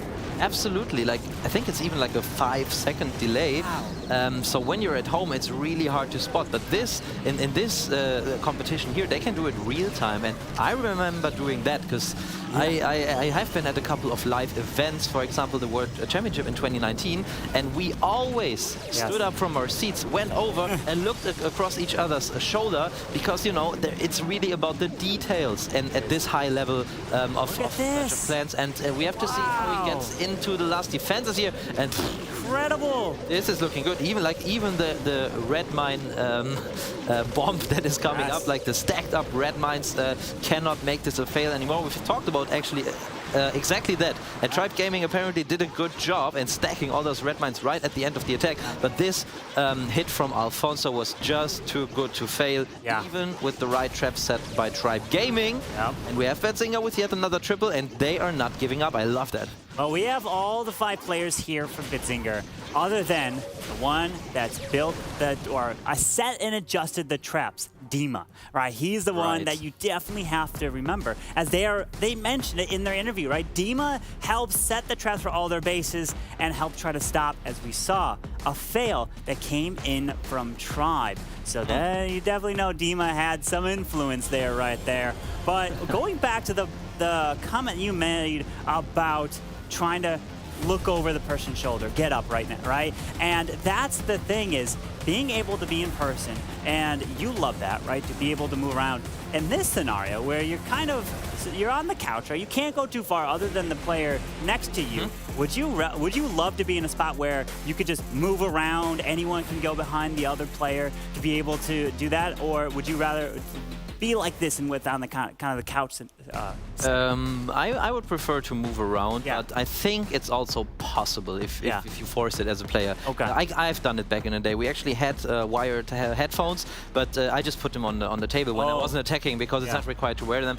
And then I went over to whoever I was spotting, because actually I often spot it because I like to do it. I like to concentrate and try to get into the mind of the attacker and see what they're focused on, so I can focus on other things. But you know, we stepped it actually, we even stepped it one step up, if you can say it like that. We had one guy looking across the shoulder and another one looking at the actual replay in-game to check for troll Teslas. Because back in the day, actually, troll Teslas were a thing. We don't see that many of them today, but now we have to focus on Fluxy's attack, because this triple will be very important, because it would decide how much pressure Arno will have in the last attack for BADZINGER. Look at his hands. Look at it. He's like wiping the sweat from his hands onto his pants there, and he's bringing it. And he did it twice. So you can see he's getting nervous, right? He knows that this match is starting to get close here, and he needs the triple as the queen's taking a lot. Oh, the red! Oh, no! I thought he got it. I thought he had it. But there went the ability. It looked so perfectly timed for a second there, but it was just this little tiny tinsy bit too late. But now we have to see how the attack unfolds, because we know that he's a very good queen charger, so he can for sure still do that. But oh my god, this damage raining into the queen is a lot right now. Yeah, with the Dragon Riders coming into the top side, we have the queen underage, but no ability is the thing to note. Oh, that is the multi. Okay, I was worried. Is that an invis? He does. But the healer's getting hit, and he uses it to keep that queen up. But the queen is on the king. That is not good, because she is in the warden raid. What are you doing? Are you going for a wall? Okay, she comes down. Whew. That's a perfect target, actually, this multi-inferno, because it was just targeting the healers on the queen. And look at that, he's keeping her alive somehow, and even raging her up once more, because she will take care of the enemy queen in just a second. Does he have to freeze? Oh, the rage was enough! The rage was enough for his queen to get through the enemy queen as he's continuing his way around. But I'm looking at the Dragon Riders. We've got about 3 of them left, moving their way around, but there is an air defense back there. RC still has their ability, Maxi. Yes, but we've got a back and single inferno, but also we've got 1 freeze spell, and okay, we have to see how this Royal Champion can make her way into the back, and the single, but the healers. Is that 1 single? No way. Do we have a unicorn for the queen, or I think he has to freeze early, maybe, to even keep the Royal Champion alive, but now... Oh, the mortar. Oh, he does! He freezes! The Dragon Riders come over! Archer Tower? I think it's looking good. The single gets locked down by the RC, and the Dragon Rider, the King's going down with 35 seconds left, and Fluxy is looking good for a 3-star. The last building will be the Builder Hut, where the Town Hall was left. No way, he is still getting that after losing this queen ability right off the bat, but he's got the Warden and the King and 20 seconds on the clock, Arvin Finn. I don't think this lonely Builder Hut there in the Town Hall compartment, can set an end to this attack. In fact, Fluxy sets an end to this base as he's getting the 3-star done for Tribe Gaming. And now Arno has to triple for the theoretical chance of Tribe failing and thus BADZINGER winning. That's what they need, because we're going to look at the percentage, right? The average percentage overall. And wow, it's close. We have a 97.8% for Tribe Gaming on the average destruction so far, and a 98.0. So that's a matter of 0.2%. It's exactly difference. one building. One building, ladies and gentlemen. One building is the difference right now. So if BADZINGER triple and then Tribe get a 99%, do they tie? Are they tied? No, then BADZINGER wins. Well, a triple, no. That would be a 3. And then, oh, well, they are in the lead. They're in the lead, right, 1%. Yeah, they're a lead with 1%. They're in lead. They will win by 2% then, which is I was also thinking the other way around. I was thinking which is also a very, very close decision maker then. But yeah, we're going to have to wait and see. There we see Arno preparing. Let's look at his hands, Carbon. He looks pretty calm. I mean, he was the one saying he was nervous, while Hugo was the one saying he's calm. Maybe after his first attack, and also the closing attack and a 3-star attack in the last match, Arno has found his inner peace as well and is sitting calmly on the sofa. And there we go with what is that? Ice Hound to start. Ice Hound and Wall Wrecker, Carbon. What? Okay, let's, this is something new. I haven't seen this before. As the Wall Wreckers go, wait, why do you think he used an Ice Hound there? Just so it could stay protected a little bit longer and freeze up the defenses? Definitely because of the freeze effect. Otherwise it wouldn't have made sense, but this is so expensive. Now he's doing a super wizard blimp. Maybe he wanted to get into this compartment between the Scattershot and the multi-inferno. Otherwise, I can't really understand this huge investment of 40. What do you think if he had the wrong siege machine select? Do you think he might have wanted to go with the blimp? Oh, that's a good question. I don't know. Because I wasn't watching his face when he deployed the Wall Wrecker. Maybe we have to ask the chat. Maybe one of you noticed like some weird movement in his face when he saw the Wall Breaker on the field. But anyways, I mean, he has to work with what he's got so far, and he's aiming to take out this Town Hall now. So it's going to be very interesting to see how well his heroes can get in there. Yeah, the heroes are going to make their way through. The King's protecting a little bit, but he definitely wanted this Air Expo to go down, which means that it is doing some extra damage, which he wasn't planning on as the King's ability goes up. But the Queen, she's going to be behind the wall, which is going to force this King to go and beat through the wall, then go for the Queen. But the Ice Golem and the Hound come out at the same time. But luckily, there isn't any defenses on this Queen, so she can deal with this. But the pups will be quite annoying. And look at the time. We've got a blizzard basically at hand, but with this freeze spell and the Wall Wrecker, it took even longer than usually with the Limb. And at the moment, I mean, in my opinion, he should go all in. He should already start the Lalo, because he has to take the risk at that point. Because a two-star doesn't win them anything. He has to go for Void. Oh no, the wall is even open. This is what I was saying. This is what I was saying. The wall was open because the King. Oh, that's what you meant. That's what I meant. Now he has to freeze the Town Hall. Yeah, that's what I meant, because the Queen was behind the wall, forced the King to break through, which caused him now to use an extra freeze spell to keep his Queen alive to secure the Town Hall. So close. Okay, Town Hall secured. But how? Yeah, the multi-inferno is... Oh no. Nothing going to this multi-inferno except these 2 balloons. We have an Air Expo as well. Air Expo will be the last thing up, and you can see him. He's not happy with it.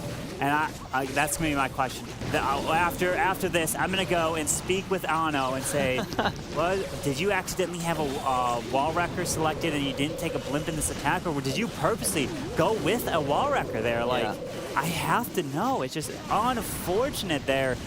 And I'll give you the results. Once I get that answer, I'll be sure to let you know so you can let the viewers at home know. Thank you very much. I will be excited to hear that information. But yeah, let's talk about what this does to the war, because it actually leaves Tribe Gaming with just having to get a 2-star in their last attack. And usually, especially on these anti-3-star bases, they are able to do that. So do you think there's any chance of Tribe Gaming losing this match still? Well, you've talked about it before, about changing your attack strategy when you just need a 2-star, right? If you were on Tribe right now and you were talking to them, what would you say? Would you say change your strategy to secure the Town Hall no matter what? Or would you be safe with whatever attack they're planning? It obviously depends on if the queen's going into the town hall anyways. Okay, that is a very, very good question that I actually talked about to Boom recently. Yeah. Because he was criticizing what I said. Also not really criticizing, but he was like, yeah, I get your point, but I still think right now you can go with the initial plan. Okay. The reason being, the meta has shifted a lot since 2019. In 2019, we had at Town Hall 12 a little lower hit rates, actually, while today we're seeing teams scoring 80% to even higher hit rates all of the time. And one of those teams actually is Tribe Gaming, as we see Exquisite charging into the 3 o'clock compartment here with a nice wall break. So Boom said, at this level, or like in the current meta and at the level we're playing at, we're usually always able to secure the 2-star. The only exception are anti-2-star bases, where if something goes wrong and the Town Hall is so isolated in the core, it's very hard to get there. But if you look at the current base, for example, if anything would go wrong, Exquisite could still send everything into the Town Hall because it's pretty exposed in this type of base.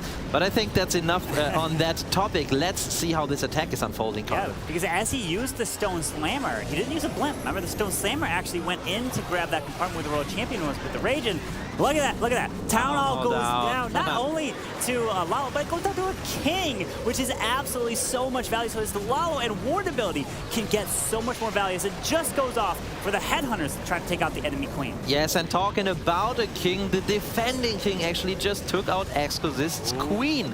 And actually in the last war, we were talking about how well Exquisite is keeping his Queen alive and how much it helps in the end of an attack, especially when you're doing Lalo. So now this is really becoming a close attack. He's still got the Royal Champion, but she's going to have to face this King, this hero-killing King in a second as well. And the Loons have died out, Carbon. He's got 3 left. He can try to... Ooh, the Headhunters.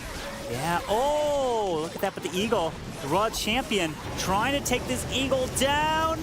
Wait, yes, she's out of range. No, the Archers. Oh, that's down, but he's got Loons left? Yeah, he's got 3. They're in too late, bro. Yeah, they are. If he had used them earlier, no, he could have tanked the Archer Tower as well, and the Royal Champion with just 1 shot would have taken out the air defense. Wow. So close, but look at that, look at that. He's happy. He's happy, and why shouldn't he? Because he just secured the victory for his team. Tribe Gaming stay in the winner's bracket. We have to give credit to Dima's trap placements, right? Helping stop now 2 of Tribe's attacks. And that's, I'm not gonna lie, that's unheard of. That's 13 stars, right? They've been putting up 14, 14, perfect, 14 all the time. And this is the lowest one that we've seen in for a while as they're coming in. But still, congratulations to Tribe as they are now moving on to the grand finals here. But that is going to be a best of 1, right? Even though the team from the lower bracket, Maxi, is going to come, then if they make their way through and they defeat Tribe, they will actually be the champion. Exactly. That is the interesting thing about this. We have a bracket reset, so there will be no advantage for the team coming from the winner's bracket. Yeah. But now, in the next match, it's going to come down to who will join Tribe Gaming in the final. So to who will get the chance to actually get to the Golden Ticket tournament. Indeed. That was a crazy, crazy war. I thought for sure they were going to make the comeback there. I thought they were going to recover from the 1-star, and they almost made it. It came down to the end there, and if Tribe did get that last defense that they ended up having, if that triple from Anu ended up going through, that would have swung the war and sent them on. So that's a crazy, crazy turn of events here. Absolutely, and I wouldn't have wanted to be in Exquisite's shoes if he would have had to triple this last attack. I mean, we never know how it would have went if Arno had tripled. Maybe Exquisite, with the right amount of pressure, would have done something better or something different or even something worse. We don't know, but we definitely have seen an incredibly exciting war until the end, with Tribe Gaming being the winner this time. Yeah, no matter what, we are going to be seeing an incredible match in the grand finals because Tribe is now there. So no matter what, they're going to be coming through. So if you want a chance to defeat Tribe in the grand finals here in the EU MENA kind of series, this region, you're going to have to be putting up close to 14 and 15 star performances because they've been incredible, Eric. Yeah, and we knew that coming into this. We knew how powerful Tribe would be. And they came in off of so many perfect wars, over a 14-star hit rate. Like getting 13 stars, this was uncharacteristically low for them. And they still won because not only did they take it on offense, they also take it on defense, and they just feel unstoppable. That's true, and on the other hand, it seems like for the first time that Tribe Gaming is actually beatable. Oh. Because they have gotten only 13 stars this time, and maybe the teams have noticed as well. So there is a chance in the finals to defeat them and to get to the Golden Ticket tournament to be the European champion. Who knows? Yeah, exactly. And we have an opportunity now to go hear from this winning team. We have Woody standing by with an interview. Thanks very much, Eric. And I am pleased to be joined now by two more victorious champions marching fourth, undefeated in the upper bracket. The last team on top, Tribe Gaming's Nebrax and Exosist, are here with me now. Guys, everyone is talking about Tribe Gaming and your supremacy in this tournament right now. It seems the only topic is how strong you are or what can another team do to beat you. How does it make you feel? It feels pretty nice. We have to say we were so fucking bad, and it was also a little bit unfortunate, but it's so nice to have teammates we can rely on. And even if we fail, we are still believing. You feel bad for your team that, for example, we have failed, but you still know even if we fail, we can believe in our teammates, and it worked out as well. Yeah, I think it's great that we all trust everyone and that the victorious people are not having to do the interview. But I'm pleased to be here, and yeah, well, in the end, I was so glad that we got another defense, because otherwise I would have had to triple the last attack, which would have put even more pressure on me. But yeah, on this way it was fine, and then I thought, okay, I can fail as well. It's like it doesn't matter anymore. But yeah, of course I'll try to improve next time again. But yeah, also GG's to BADZINGER, amazing show from them, and yeah, wish them good luck in the next few matches. Yeah, and it was also very good from BADZINGER. Although we got a 1-star defense in the first attack, it still was the whole time very close, and great job from them.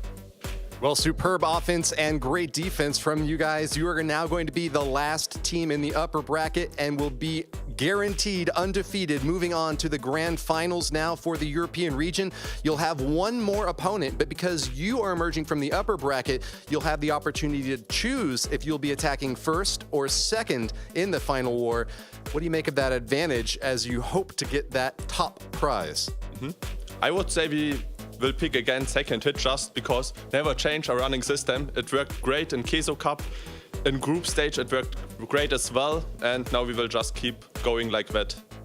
I mean, on the one hand, when you're hitting second, you have, of course, the advantage that the last hitter knows how much you need to win.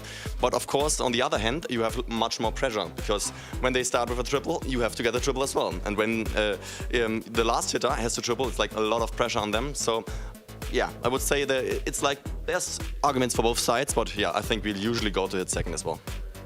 Well, since I know that you have already gotten your golden ticket and will be going to the World Championship, I know that I will be seeing both of you again very shortly. But good luck also to you in the finals today for the Snapdragon Pro Series European region. I think that you've got a great chance, and especially as an undefeated team, a lot going for you here. But we have got another war coming up in the lower bracket. Before we can get to that match, we'll have to find an opponent worthy of Tribe Gaming's success so far. Stick with us.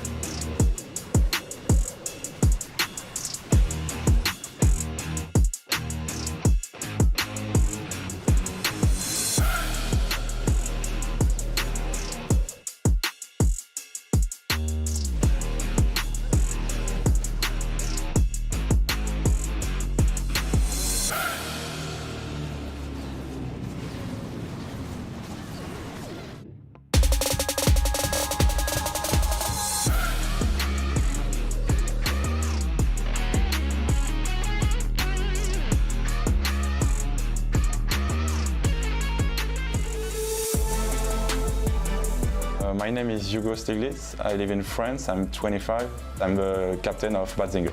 I play Clash since 2014, so it's been a long time. The first time I played Clash of Clans is when I opened the App Store, found the most popular games and downloaded Clash of Clans, and yeah, I fell in love with it. Being a pro player in Clash of Clans, you have to be organized. Some people work aside and some people are full-time on Clash of Clans, so it depends on. When I come back from work, I play like 3 or 4 hours of Clash of Clans, and yeah, some days I don't even play, so it fits in my schedule.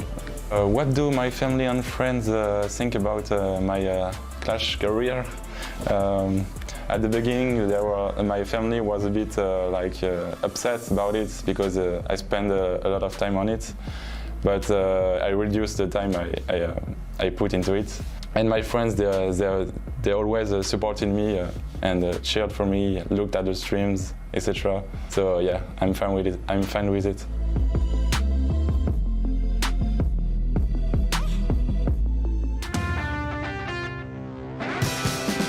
My name is Boom, the captain and also player from STRUT Esports.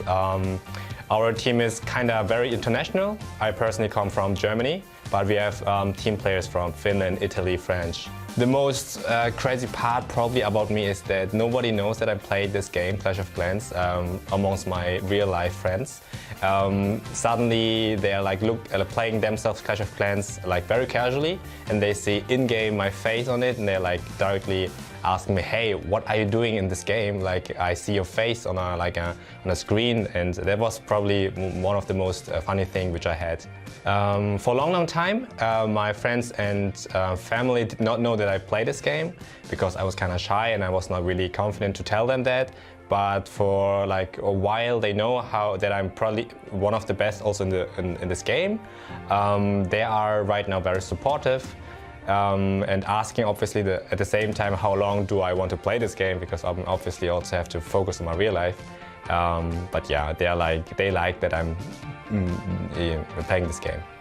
The game affects my daily life for sure. I mean, I'm also working at the same time, but that means that I have to schedule the play time with my real life time.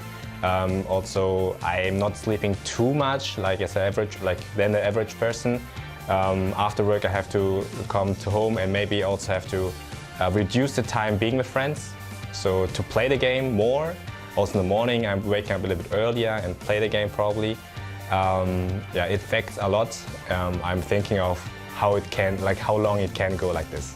Like the moment when I realized that I wanted to go professional in this game was when Clash of Clans and Supercell announced the first World Championship with a 1 million prize pool. I thought I am good enough to compete for sure with the best in the world. So why not finding a really good teammates on a team to compete for the prize pool?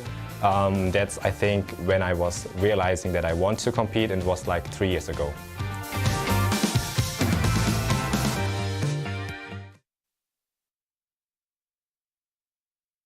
The Snapdragon Pro Series is brought to you by Snapdragon Elite Gaming, Monster Energy, and DHL. The very next war may be the most consequential for both of these teams all year long. The Snapdragon Pro Series European region has 2 tickets to award to the Golden Ticket qualifier. One of them has been claimed by BADZINGER, and another one will be claimed by the victor of this next match. Our first team, always evolving, a dark horse contender with a 3-4 record in the challenge season, but down in the lower bracket, will need to get a victory now against a mighty foe. Can they do it? It's Aphelion Esports.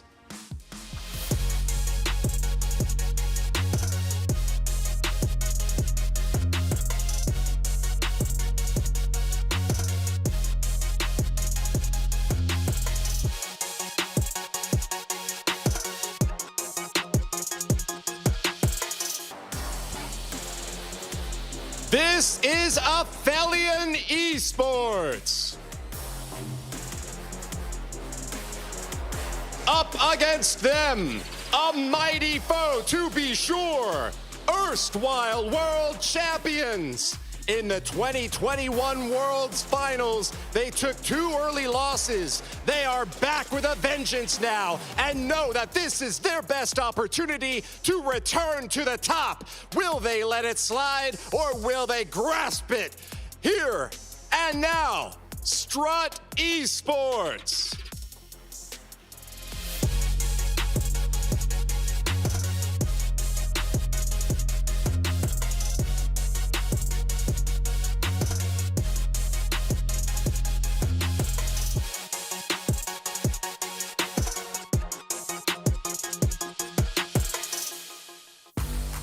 The lower bracket of any double elimination event is a crucible of fire and fury. These last 2 teams contending for a chance at the golden ticket and the great prize ahead of them. Can they stay alive? Who will get knocked out? STRUT Esports and Aphelion Esports will decide that in the next war. Let's send it over now to the analyst desk. Thank you so much, Woody. And you said it, this one is going to be a very, very decisive match for the ongoing Snapdragon Pro Series. I am welcoming again to the caster's desk Susie and Eric. Welcome back, you two. And Susie, I'm going to dive right into it. We've seen STRUT getting only 12 stars, and we've seen Aphelion only getting 12 stars. Which of these teams do you think can recover better from that start? First of all, I'm very surprised to see STRUT in a lower bracket. And what do you think, Eric? What was the difference? Why these teams are in that lower bracket? I mean, they took a risk. Both of them took a risk, and it didn't pan out. They had to play the risk and the reward there, and they are coming in opposite of the Town Hall, those late approaches, and they both ended up with those 1 stars in the earlier matches, and they just weren't able to recover it. And that's absolutely devastating. I hope we don't see another run for the rest of the competition, because it's really, really difficult to pull back from that, Maxi. Yes, absolutely. And we also have to see how the base building is going to affect that now, because Aphelion Esports, we remember, they tried the anti-2-star bases against Tribe Gaming, and unfortunately, this was not very successful. Quite the contrary, Tribe Gaming got the perfect war on the anti-2-star bases. Do you think, Susie, they will try that again? I think so. They were kind of ready. They're going to be facing Tribe. We thought that we're going to see Tribe versus STRUT. But I'm sure STRUT is very well known. They are studied the opponent's team, so they're going to have the bases ready to stop the strategy which they like to use.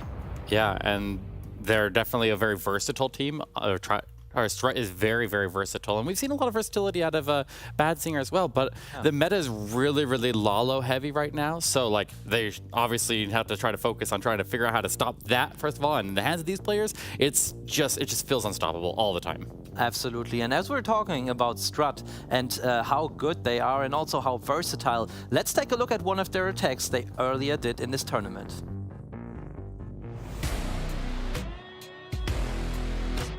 As a 2020 World Champion, Yo-Yo became renowned for his revolutionary play with lava hounds and balloons.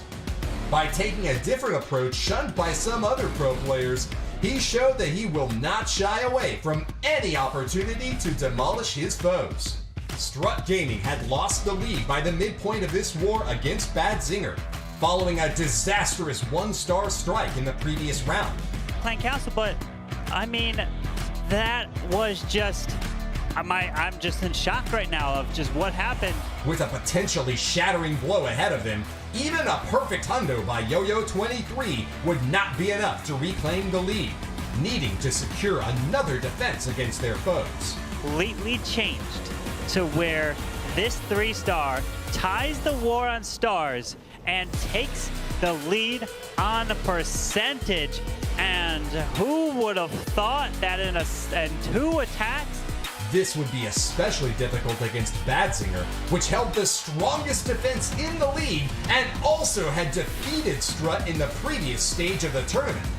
When the night seemed darkest, Yo-Yo found his time to shine by bringing a mighty Electro Dragon army.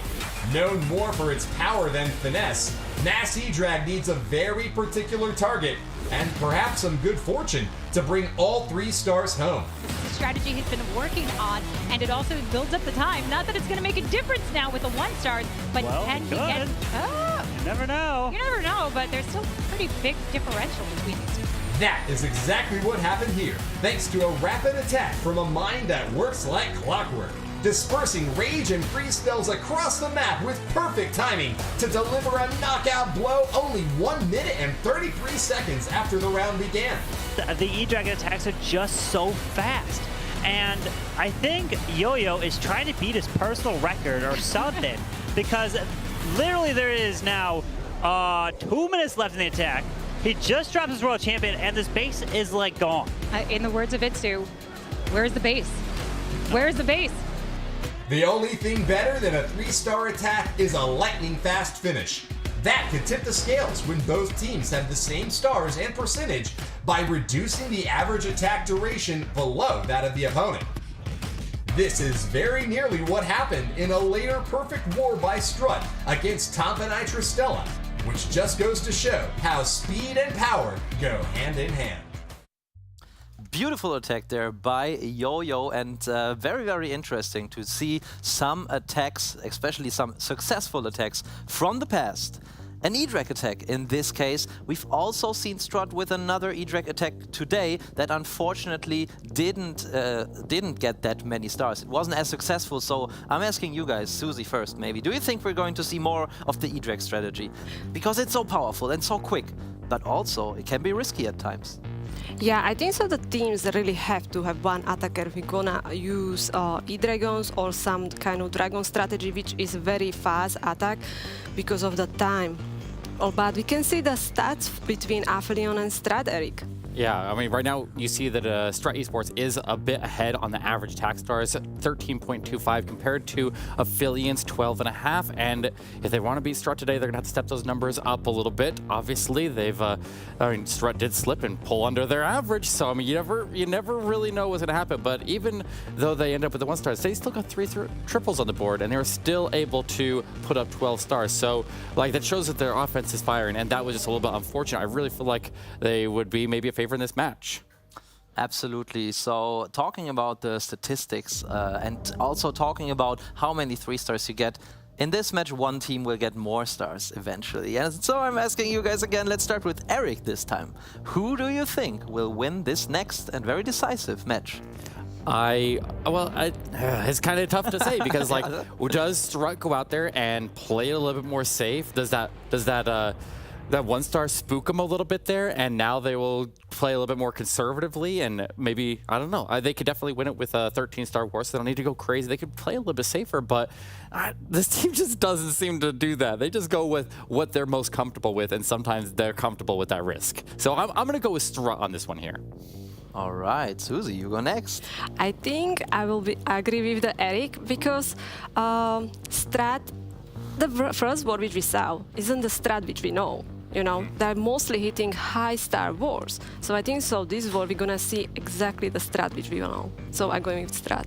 Okay. Well, that's what I was going to do, but in that case, I'll just do the exact contrary. I'll just say Aphelion Esports is going to win this next match, guys. I know it's a little bit of a risk, but the underdog choice has been successful before today. So yeah, we'll see how that will work out. Okay, guys, what are you more excited about? Offense or defense, Susie? Definitely offense. I would like to see different strategies. I would like to see we're gonna bring something new. We already were able to see it in the first match when we saw the tribe with the clone spell. So I'm really curious if that STRUT or Aphelion will bring something like this. Yeah, I mean, I'm kind of opposite. STRUT has always been known for their superior base building, and that's kind of been their keystone in how they won the World Championship in the past, you know? So I think their defenses is going to be something difficult because when you have that many just absolutely amazing attackers on one team, then they know exactly how the opponents are going to think as well, and they can bait them into certain attacks and maybe force them into some mistakes. Yeah. Talking about the opponent of STRUT, let's take a look at them. Let's take a look at Aphelion Esports.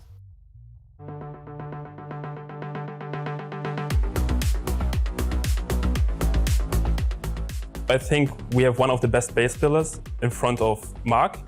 Mark is very insane, and with the help of Nightmare and Get, we're insane. So I think we are a kind of an underdog right now, but the format is very cool with a double elimination. So I think every team have a chance to get the golden ticket.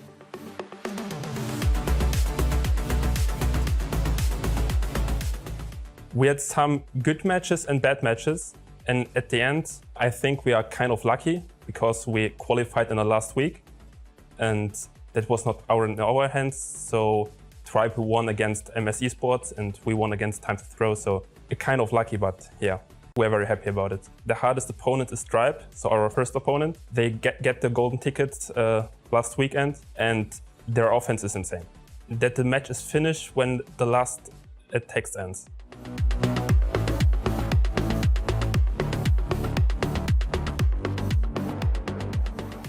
And the players are ready. The war is spun. We're about ready to get underway here. STRUT versus Aphelion Esports. They have just a moment more to get their plans together here for this first attack to swing. As you remember, as they start off this war, they have a very small amount of time to plan for that first attack to get underway. And the first team to attack is getting a little bit less time to plan there, Susie.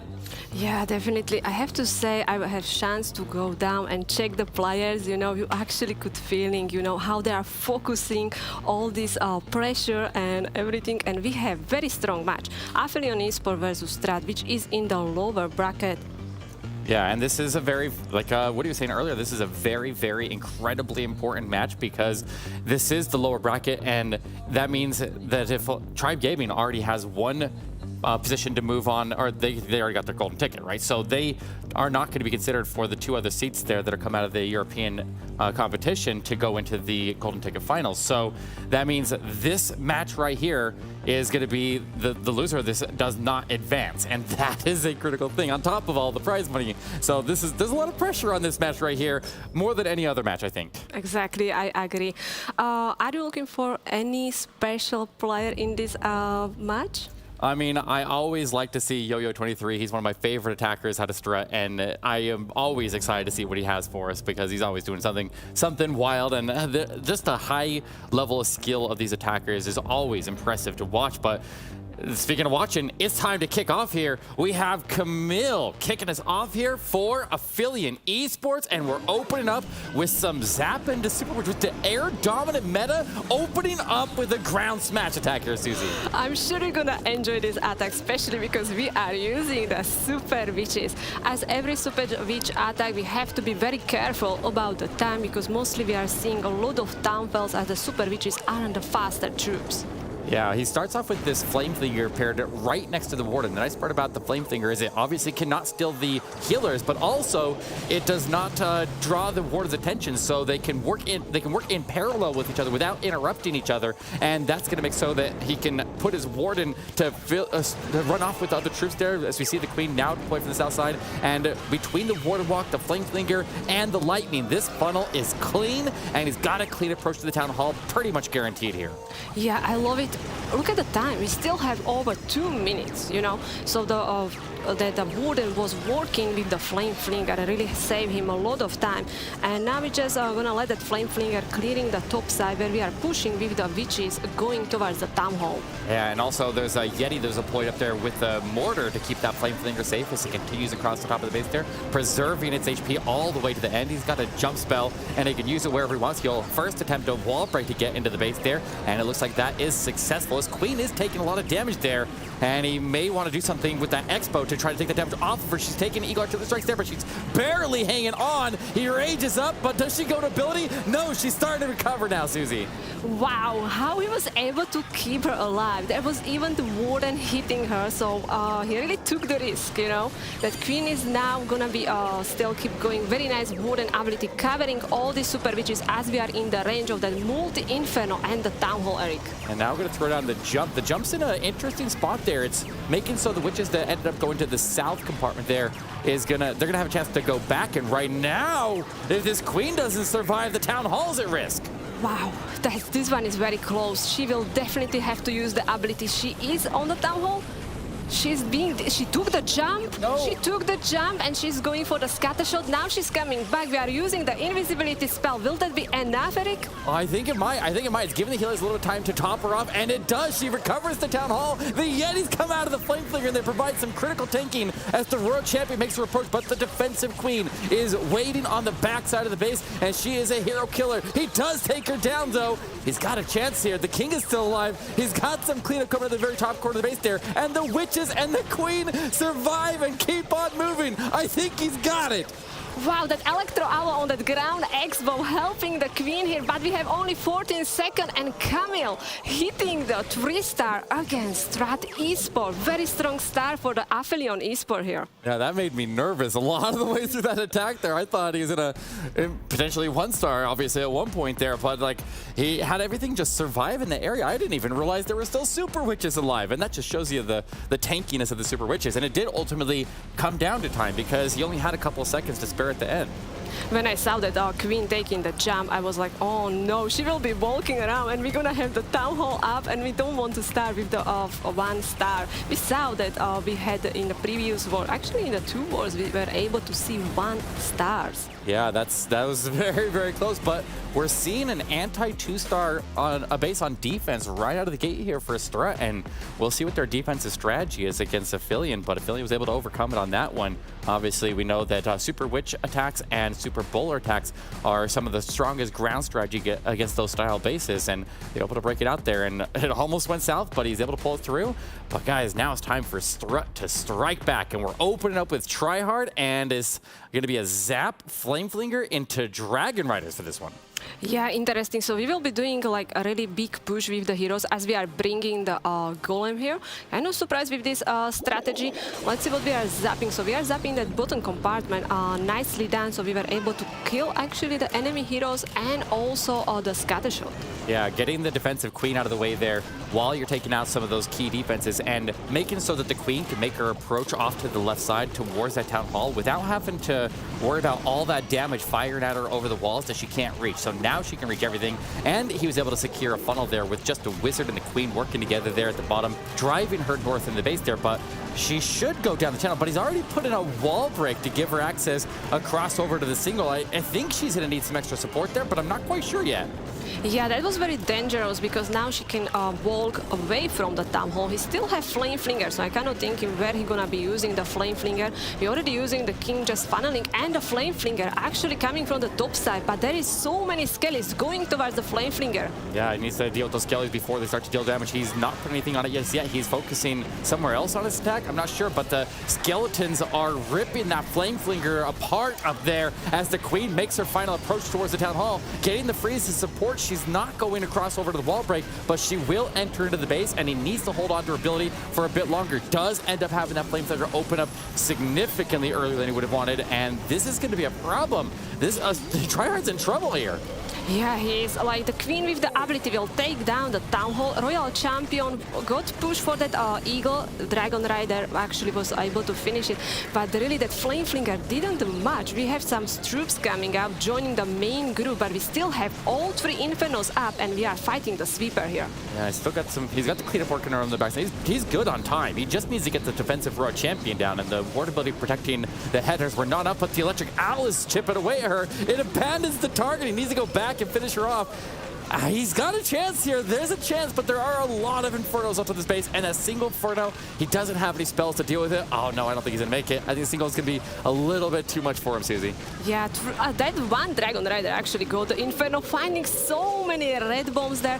We are just down to Warden as we are finding the Nagasaki air mine, so many air traps in the middle compartment, as we always know. And it will be defense for Aphelion Esports, Eric. Yeah, this is a big opportunity for them against a team like STRUT, and it still came pretty close there. There were definitely some hiccups along the way there, but I think the biggest thing was losing out on the Flame Flinger value. He did do a good job of getting the Teslas triggered out in front there, but he dropped in the hog, put in the Flame Flinger, and he must have taken his eyes off, and that's where the nerves of the stage will get to you, where you don't have 100% focus. You can go and follow the plan there, but you're going to potentially miss some stuff when you're distracted with all the stuff going on around you out in that arena. Yeah, exactly. I think so. He was really focusing to making sure that Town Hall will go down, so we're not gonna hit another 1-star. I have feeling that Strat is really under pressure right now because this is not the Strat we are used to see.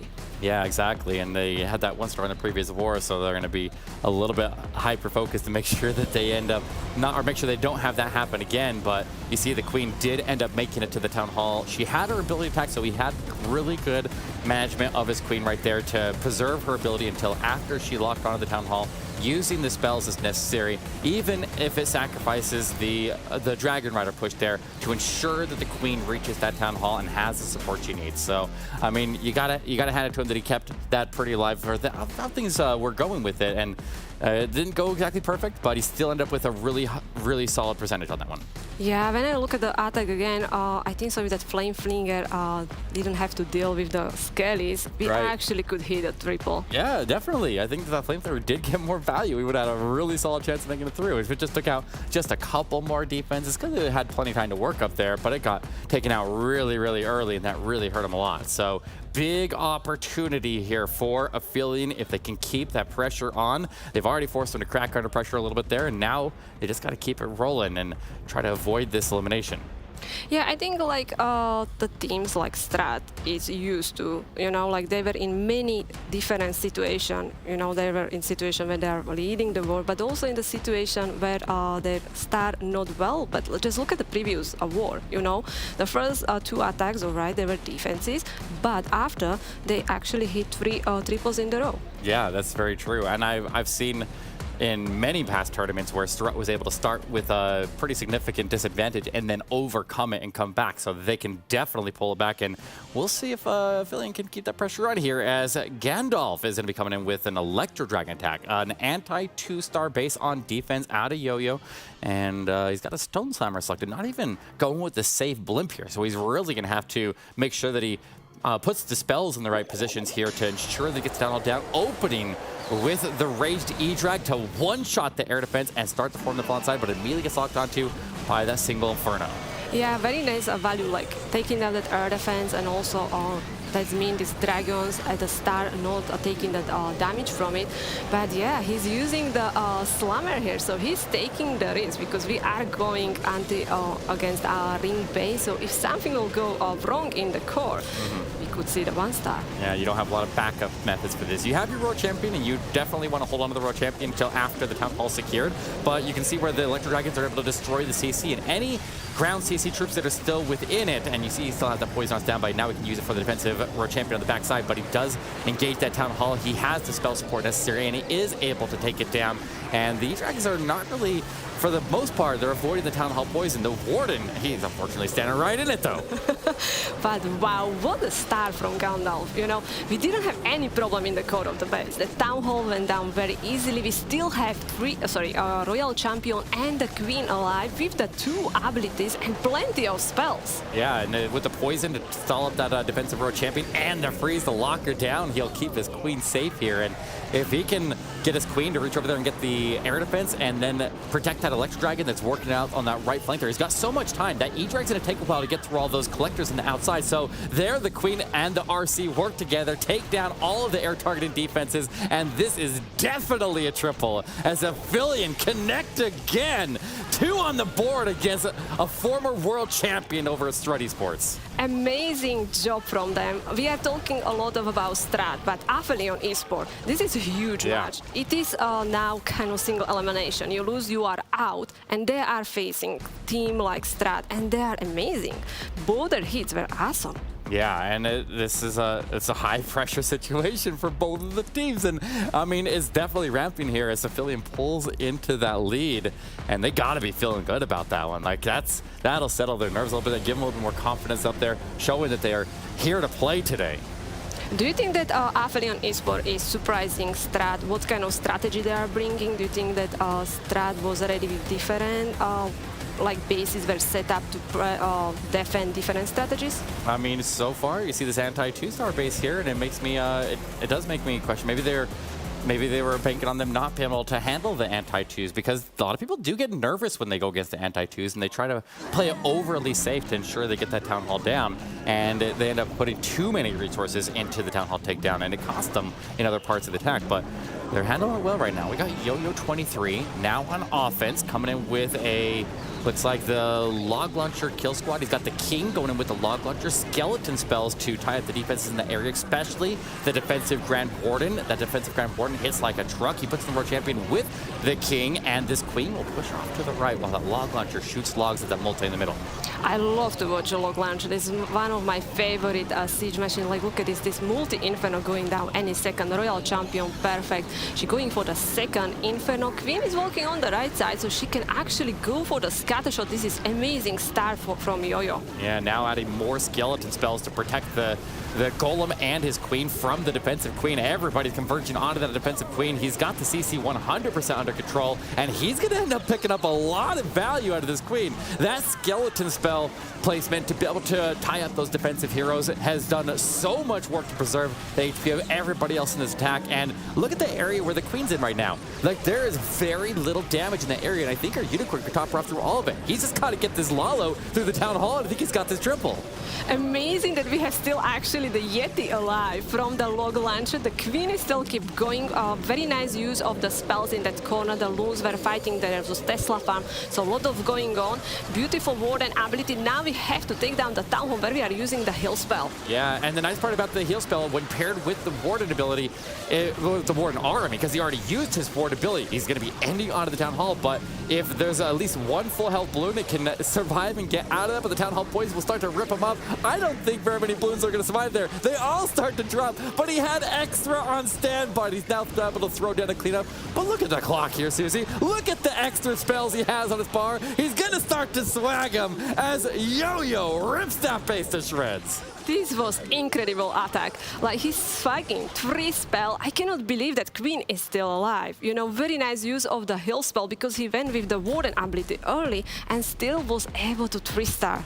That was absolutely incredible. And I told you at the start of the war there, watch out for Yo-Yo. The dude's an absolute animal. And he just laid waste to that base there. That was so perfect. And being able to not use the ward ability to take the Town Hall down, just pop it early and just sacrifice your entire army to the Town Hall blast and poison doesn't even slow him down in the slightest here. That was absolutely incredible. Yeah, he knew. Like, look at how many cleanup he has. You know, he didn't really need these loons over the Town Hall. The goal was that Town Hall will going down, and Strat is back in the form, Eric. Absolutely, and they just need to get a defense now.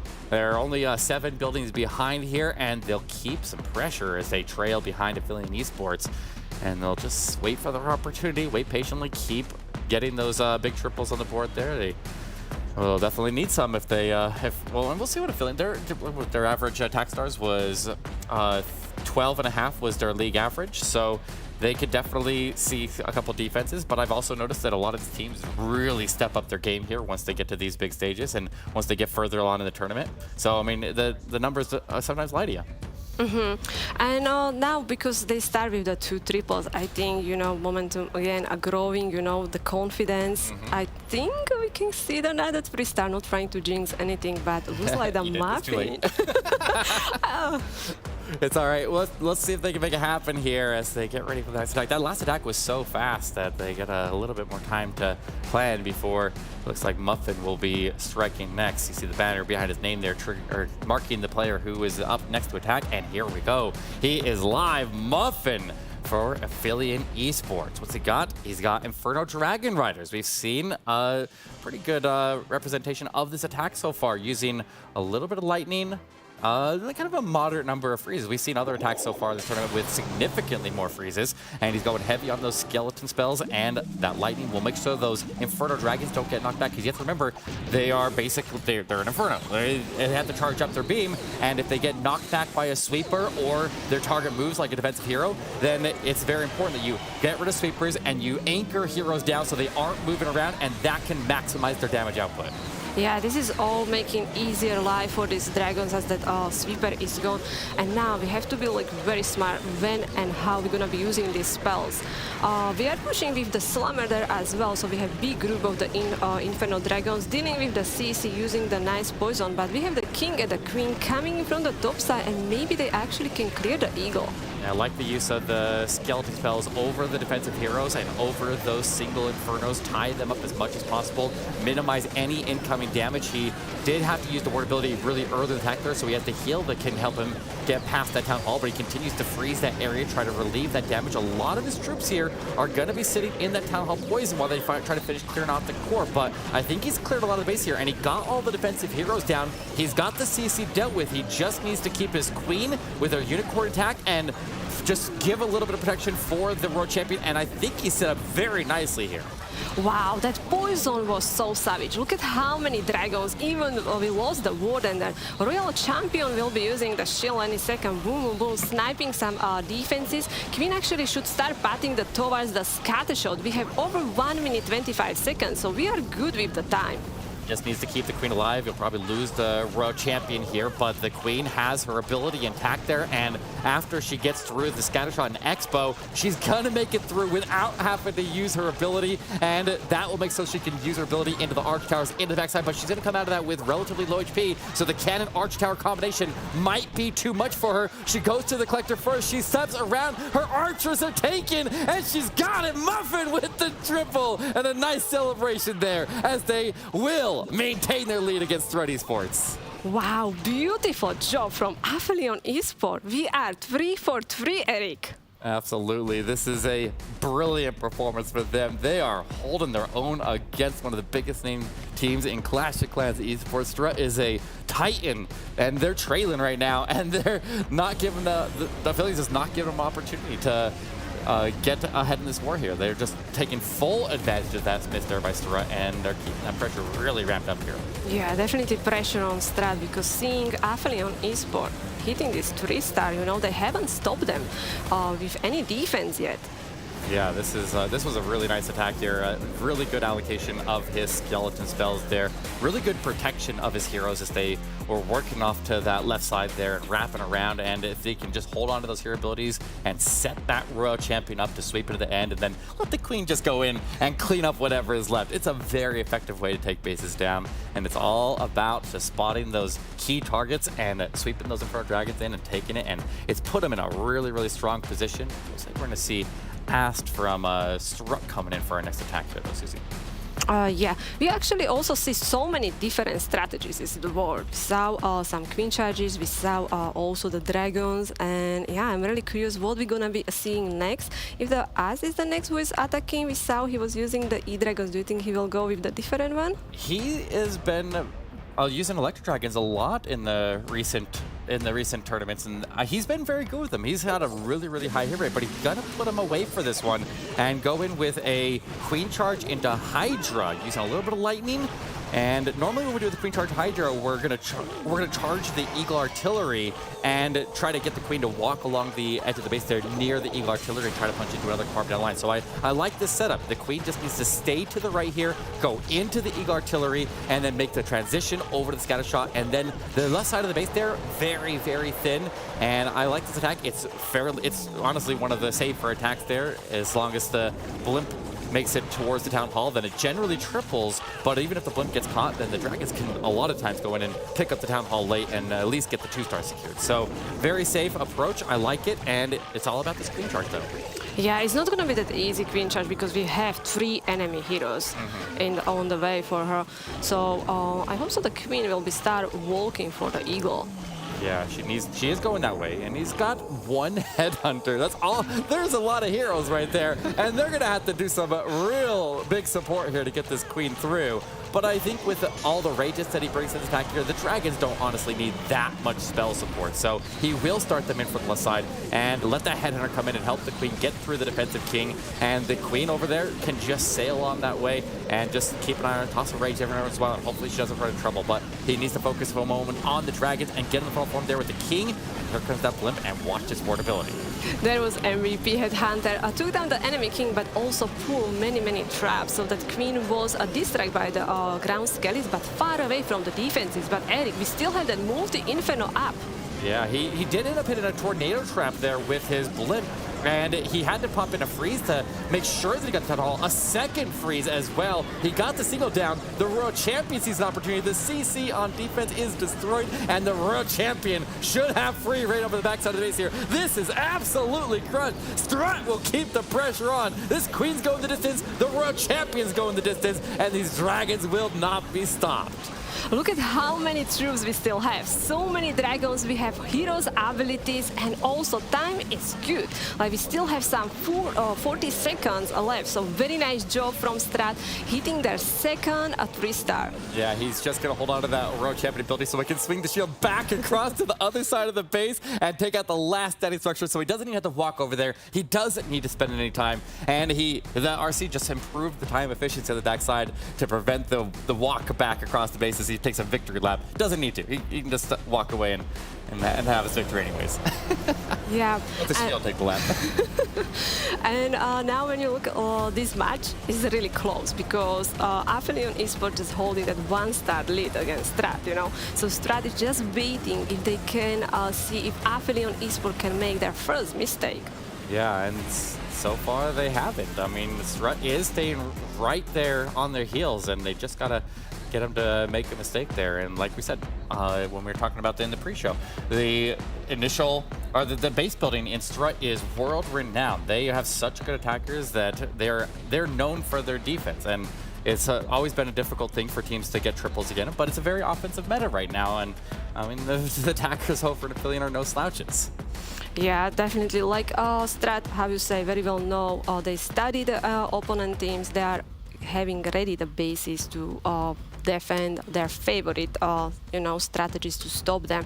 But right now, Aphelion Esports with the 3 stars, so far not working to stop them from hitting the triples. Yeah, I mean, they've been running all these anti-2-star bases, and it just hasn't slowed Aphelion down. They have a pretty solid variety in their attack styles, and they're able to find ways around it. And it's when you have a team that is so versatile where they can bring out a lot of different strategies, then it definitely forces the defender to try to stop way too many attacks, and then they have to choose which ones they're going to be vulnerable to.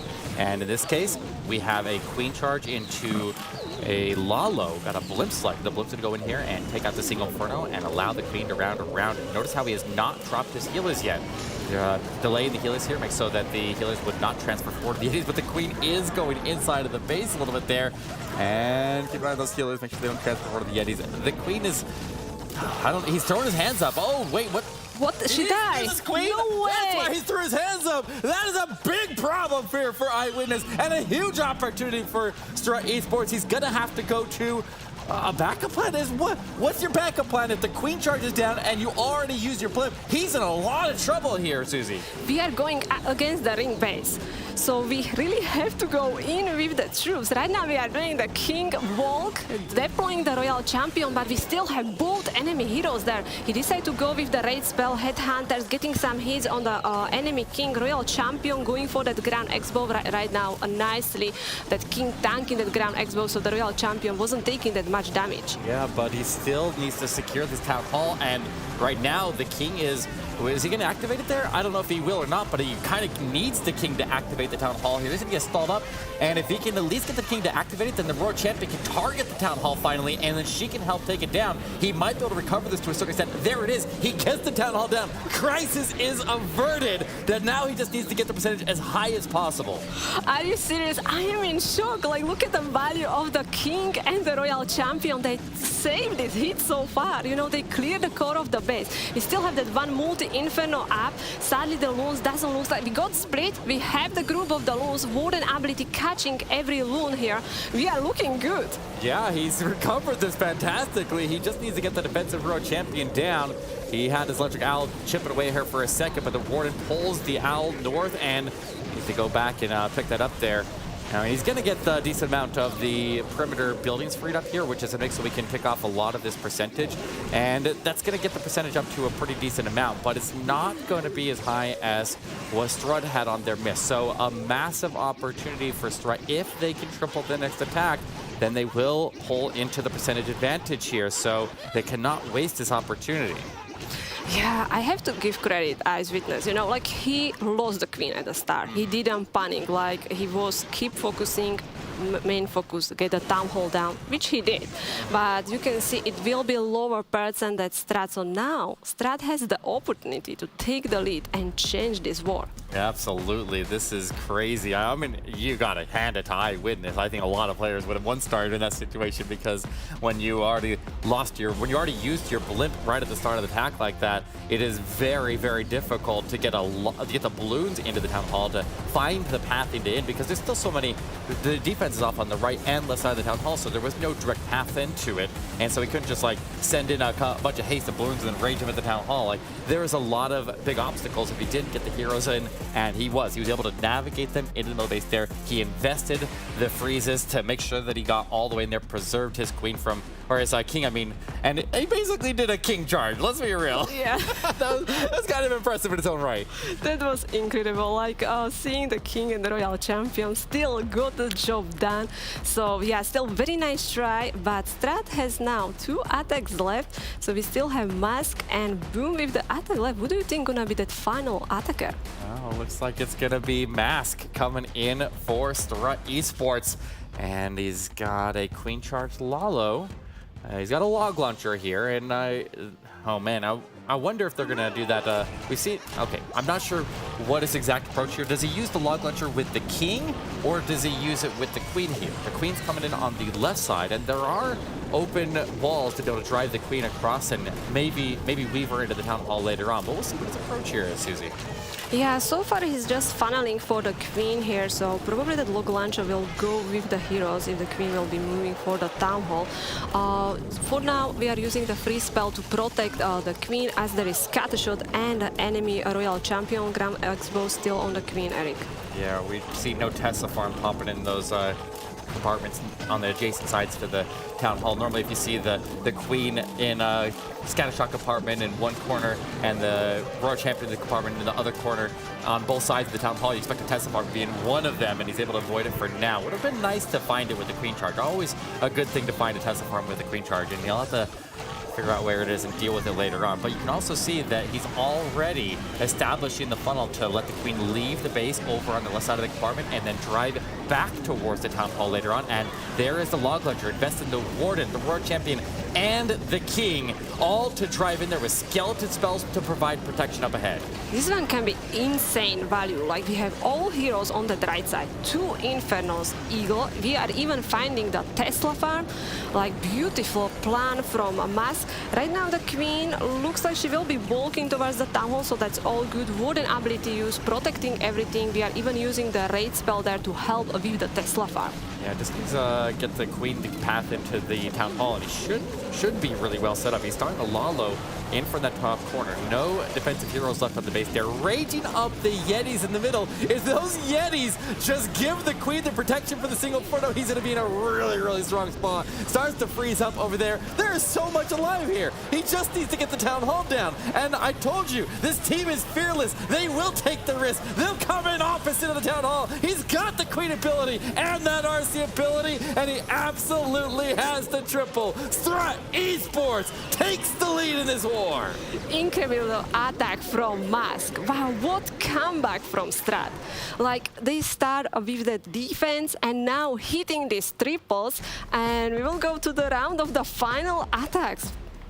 That was wild, Susie. I mean, he's not afraid. He's not afraid to see if that Town Hall is the last building standing, and it almost was right there. I mean, it came down to the last couple seconds of the attack there when it was the building that went down. Saved it to the end there. Pure confidence on that attack there, and I mean, I guess that's what it takes to get into the lead here and avoid elimination and try to continue on to go play in that Golden Ticket competition on Sunday. Really nice control of the heroes, like getting queen there, that was amazing. And we are in the position now when both teams are even on stars. So Strat has that small percent lead, but is it lead? Yeah, but we still have one more attack to go, and if Aphelion is able to get the triple here, they will force a triple from STRUT. But at this point now, STRUT finally controls their own fate. and they can win it with their final attack. And I mean, the last attacker is Boom, and Boom is a scary, that is a strong closer right there, but then again, so is Marks. This is gonna be a shootout at the finish here, and I'm kind of interested to see who pulls through. Yeah, really how this last attacker gonna be handling the pressure, you know. And Aphelion Esports has no other choice. They have to hit a 3-star and hoping that Boom gonna make the mistake. Yeah, we'll see what happens, because here we go. Mark from Aphelion Esports, another anti-2-star base. Boom on defense here, and we'll turn right back around and be on offense. We'll see what happens here, but he's going to drive in his king in from the corner there. The queen will go north, not investing a blimp to form a funnel here, and just holds on to a stone hammer. So always has the option to swap over to a blimp if he remember to bring one, and go after the town hall in the case that something goes horribly wrong. We'll see if anything does, as he is controlling his queen pathing pretty well so far. He just needs to take her into the middle base there and get her to take that turn. Yeah, exactly. Most of the pro players gonna have ready more than one siege machine. So if the situation changes, so they can react fast and try to save the attack. Everything is looking good. Queen is locked now on the lava, while the Royal Champion is clearing the top side of the base. Yeah, that's going to really set up this queen's pathing nicely. Already getting the minions down, not only minions to help clear up the lava pups there for the ones that are outside of the poison. The queen is going to step forward, and just that archer just, or minion up the top there, clearing out the trash, so nobody gets any fun ideas and leaves that behind later on. But the queen under heavy, heavy damage here. Lots of expos picking up on her right now, and she's taking eagle artillery strikes. There's a huge amount of damage incoming to this queen. He has to start using the freezes. He has to protect this queen. She needs to take this town hall down. Wow, look at this value. Like, we already cleared the top side, and now we are pushing with the queen, going for the town hall. She's losing the healer on that seeking airmine. That first scatter shot going down. I think so she will be walking for that X-bow, and she should start patting for the town hall. Why we are starting the Lalo from opposite side. Yeah, while that flame fleeger comes into the bottom and takes out the eagle artillery, so it doesn't have to end on it, freezing up the town hall and freezes up the scatter shot. Double protection, protecting both of his incoming parts of the attack there.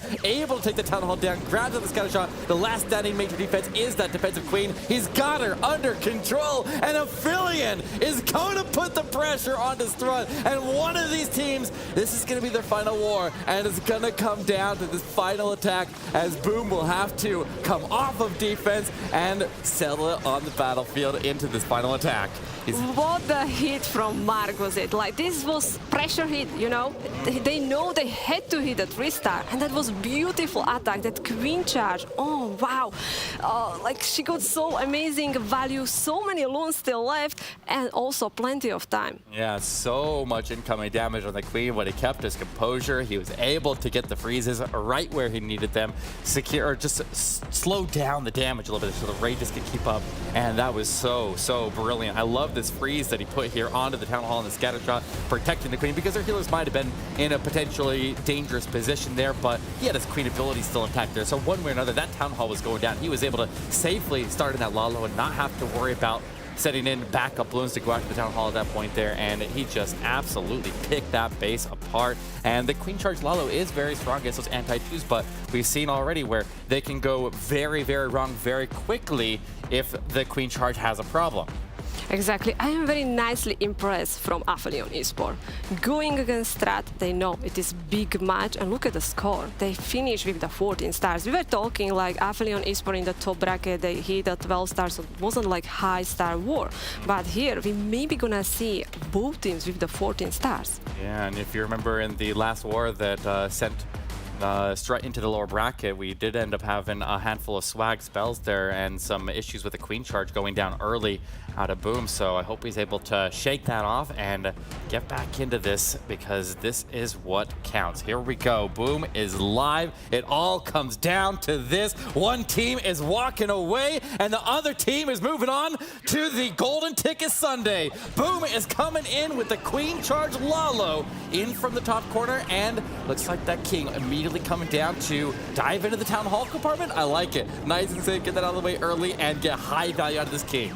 Exactly. If someone can handle the pressure, like Boom is very well known, you know, he is captain of the strat and also know how to feel under pressure and still can hit a 3-star. So very good start. We are again using that flame flinger from the corner, so it looks like we will be aiming for that scatter shot. King is already inside in the compartment where we have the town hall. I like what he's doing with that flame flinger. Angled the flame flinger just right so we can target the cannon on the outside of the base and get the splash damage over the mortar, so the flame flinger took 0 damage on its approach there. Queen is going to get the funnel that's being formed by it. She dives into that scatter shot compartment after taking the defensive Queen down. The King took the town hall and he's engaged in the CC with the freeze and the poison. He's handling this very well so far, but it's still far from over here, Susie. I really like that super wall breaker. The first super wall breaker opening the core of the base, but Queen is walking towards that scatter shot, but he used another super wall breaker, so Queen actually can still have access for these buildings in the middle compartment. He's using the skeleton spell to distract the single Inferno, so Royal Champion can get it. Absolutely. This is looking good here. The Queen makes it through the defensive Grand Warden. She's got a little bit less damage than she has to, or she's needing to get power through that defensive King. If she can get that defensive King out of the way there with her ability, his Royal Champion can sweep through. Strut is looking good. He got the defensive Royal Champion down with the Headhunters. He's just got to push through this multi. The Hounds across and through. He's looking good here, Susie. We are hitting the Tornado Trap, so we are losing few of the loons, but the Royal Champion with the shield, boom, boom, boom, multi-Inferno going down. Queen is still alive. We have still healers. Eric, we're gonna hit a 3-star. This is crushed. The Flame Flinger still alive and throwing out strikes. The Queen survives. The Royal Champion survives. There's plenty of blues on the backside. And Strut, trailing the majority of the war, come back and take it at the end. Absolutely incredible. And they do not buckle under the pressure here, Susie. This one was amazing war. We saw the teams hitting the 14 stars. We saw 8 beautiful triples. Congratulations, Strat, for win. That was absolutely incredible. Strut able to just stay pace with Aphelion's incredible offense today. They did really, really good in their war today. They both performed really well. 14 stars for both teams. What do you think of that, Maxi? I think this was just a great war. Probably one of the most exciting wars so far. Susie, what did you think? Yeah, I was the first, I was really nice impressed from Aphelion Esports. Their hits, especially the first one, you know, very strong start and getting the defense, wow. And it was decided by the final attacks. We couldn't ask for a better match. No, that was incredible. That was the match we were looking for to determine who goes on to the Sunday. But we still need to determine a champion for the whole the whole EU and MENA region here. So this is still far from over. There's still a lot of prize money on the line here, Maxi. Absolutely true. We are now in the lower bracket finals, actually, and that's where Strut just advanced to with their win against Aphelion. And what a clutch one it was. That last attack from Boom, I can only imagine the pressure he must have felt. And it was so crazy. Even the attack from Eyewitness, the way he saved this, when the Queen died right away, I was actually over at the players' room for a second there, and I could hear them screaming and really feeling the attack. It was so intense, and everyone was clapping as he got the Town Hall down with incredibly well-placed spells. He used the Rage, he used an invisibility spell there, but in the end, of course, he fell short and only got 2 stars, but still, very impressive performance from Aphelion Esports. Yeah, that was crazy. Susie, looking forward to here at the bracket. What do we got? We're gonna see again BADZINGER versus STRUT. They already face each other. We get a rematch. But yeah, we have again new rematch. Yeah, but a lot more on the line this time for them. So this is going to be a very, very interesting match coming up here. And I mean, Strut, they were able to survive in that lower bracket, but their road is far from over here, Maxi. Absolutely. And I mean, what's great is that both of these teams have already now secured their spot in the Golden Ticket tournament for Sunday. But one very important thing is still on the line, and that is the EUR European Championship. And whoever wins will get the chance to take down Tribe Gaming in the finals. And as we said before, there is a bracket reset. So Susie, anything can happen. What do you think? Does the team coming from the winner's bracket, in this case Tribe, or whoever wins the first match, so coming from the lower bracket, have an advantage in this final match? I would say the team which is in the lower bracket, because they win the war and they moving to the grand final, you know, so they are feeling the confidence and, you know, they have that momentum. Like the Tribe is now waiting to see who they're gonna be facing, Eric. I mean, I don't know. How much more can their hearts take after that war? They gotta go take a rest after that one, but they don't get a rest. They gotta go straight into the next war, and that's a challenge in its own right, just to go out of an intense war like that and turn right back around and go into another one and continue to fight for survival the rest of the night. Yeah, absolutely. And, you know, we have someone coming up who can tell us exactly how that feels. So let's get it over to Woody, who has two players from STRUT. Thanks very much, Maxi. It's good to have these two great players returning here for another interview. It was a bit dicey, but in the end, in the highest scoring war that we've seen so far on a 14-14 scoreline, the win by percentage goes to STRUT Esports, advancing now in the lower bracket to face off against BADZINGER next, and they will claim their spot in the Golden Ticket competition to take place on Sunday. Let's bring them in now. Boom and Ast, welcome to the studio. Congratulations on your win. And just first off, how do each of you feel?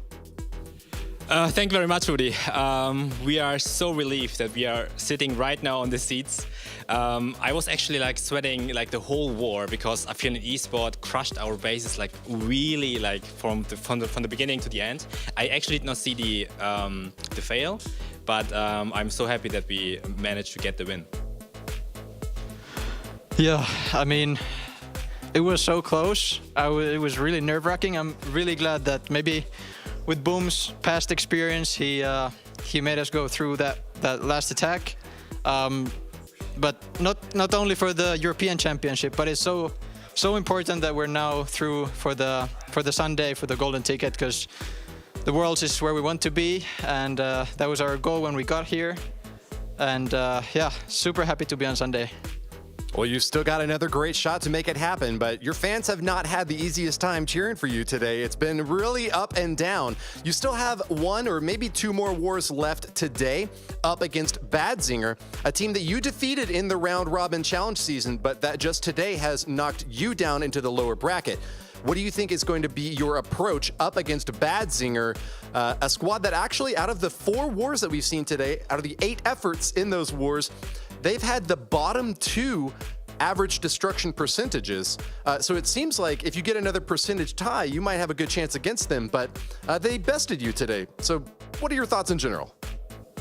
I actually have to be really honest, and I really did not expect that, but I think our team is one of the teams who struggled at the beginning playing on the stage. I feel like that our mechanism which we had for the last 2 years, like planning together like on Discord and sitting in our rooms, is not really like that here on the stage. So we are slowly but surely getting used to it. I think my thoughts about the war is that we have to focus on our own performance, keep it like we did against Aphelion Esports, and then we might have the chance. Asked, same question? Yeah, I think we just have to continue what we're doing so far. The first war, I mean, was pretty unlucky. Props to the traps that they had on me. Good seeking air mines in the core, getting rid of my E-Dragons. But in the end, I still threw that 1-star. It was still a doable 2-star, and that would have got us the win in the end. But I think we just have to do what we're doing, and it'll be fine. All right, well, very well said to both of you. Thanks very much for joining us here on the stage. Congratulations on your victory and moving on to face off against BADZINGER next in your opportunity to try to become the European Regional Champions. There's still one more war before Tribe Gaming will find their last opponents to find out who will be the regional champs. Hope that you'll stick with us. We'll be back again shortly with the next Clash of Clans attacks.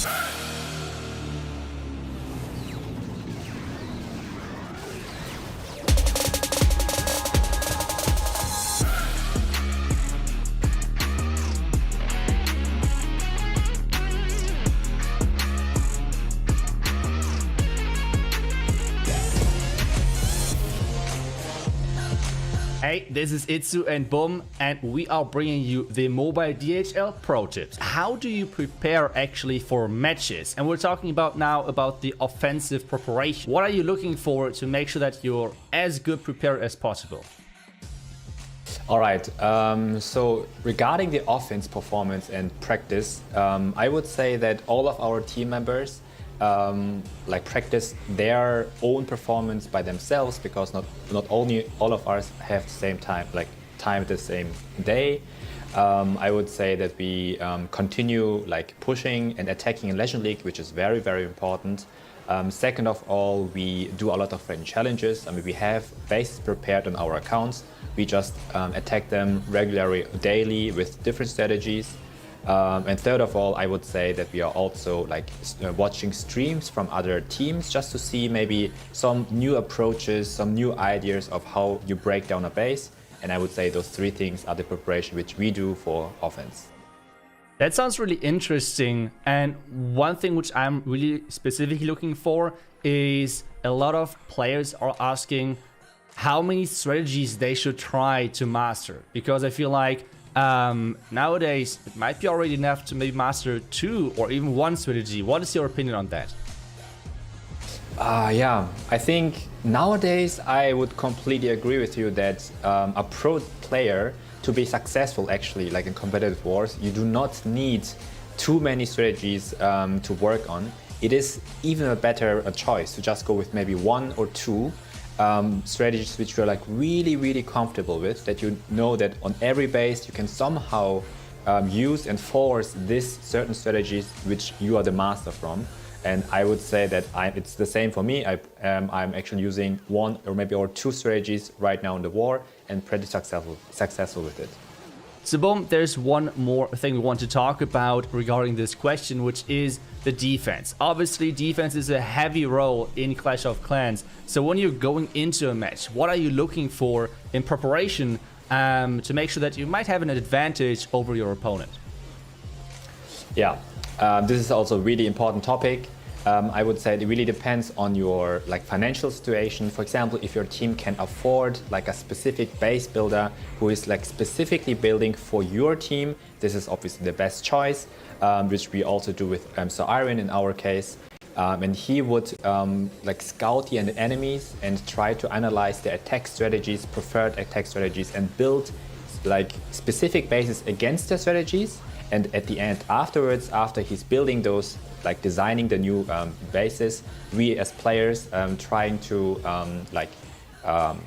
foresee their attacks on this certain base and change the traps accordingly to make the attack very hard and make them lead to a fail.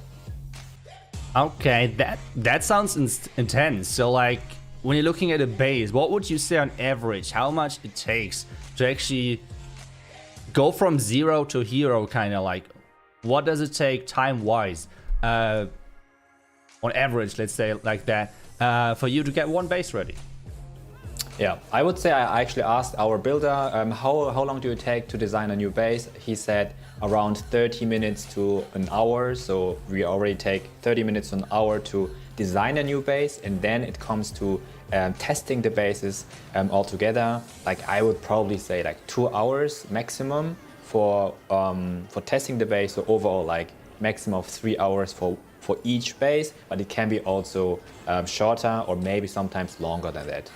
Itsu and Boom are out. That were the mobile DHL pro tips. Thank you so much for watching.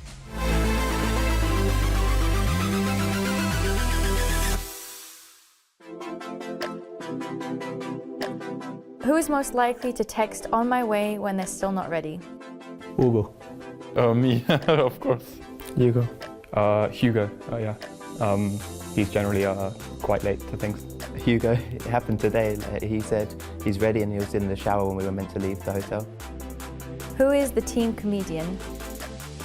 I'll say Inferno.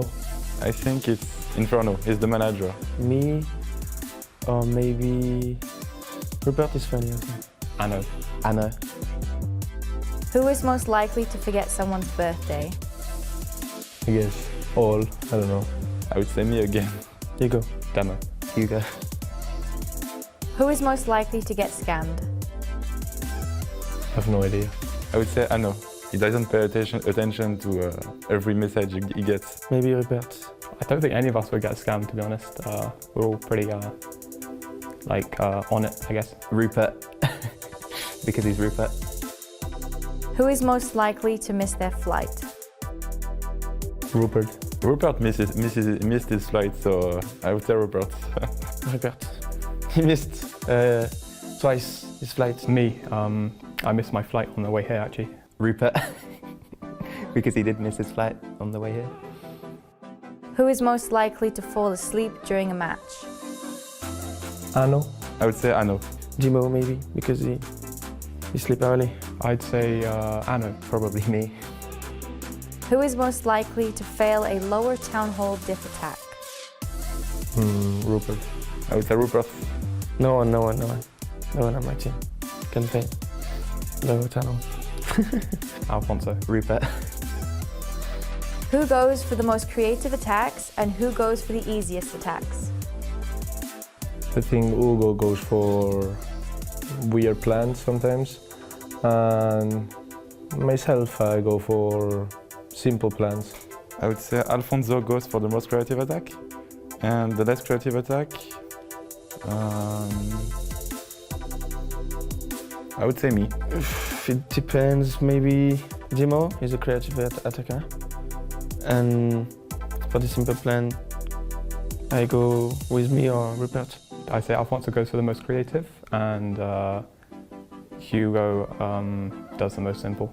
Hugo for sure creative, and easiest I would say Alfonso.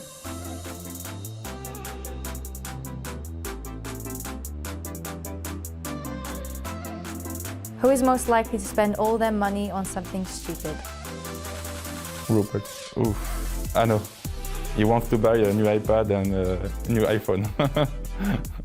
Me. Sure. Demo. Between Hugo and Anno, I would say. What creator code do you use? Code soccer. Oh, use Lexnos code. I use Coco. Coditsu. Code RH.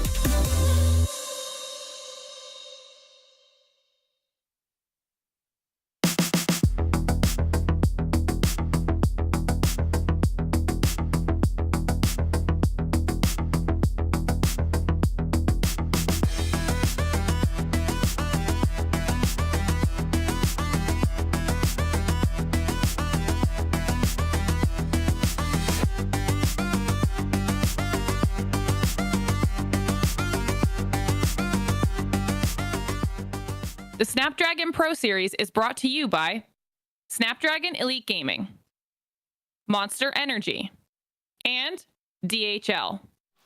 Welcome back, ladies and gentlemen. We're down to the lower bracket finals, and this is a chance for revenge. We are rejoined at the desk here by Susie and Carbonfin, and we are about ready to kick off this lower bracket finals match. And I mean, this feels like a full-on revenge match here. Do you think they've dusted themselves off and are ready to go back in there? Is STRUT come out swinging, or is we're gonna see it go the other way?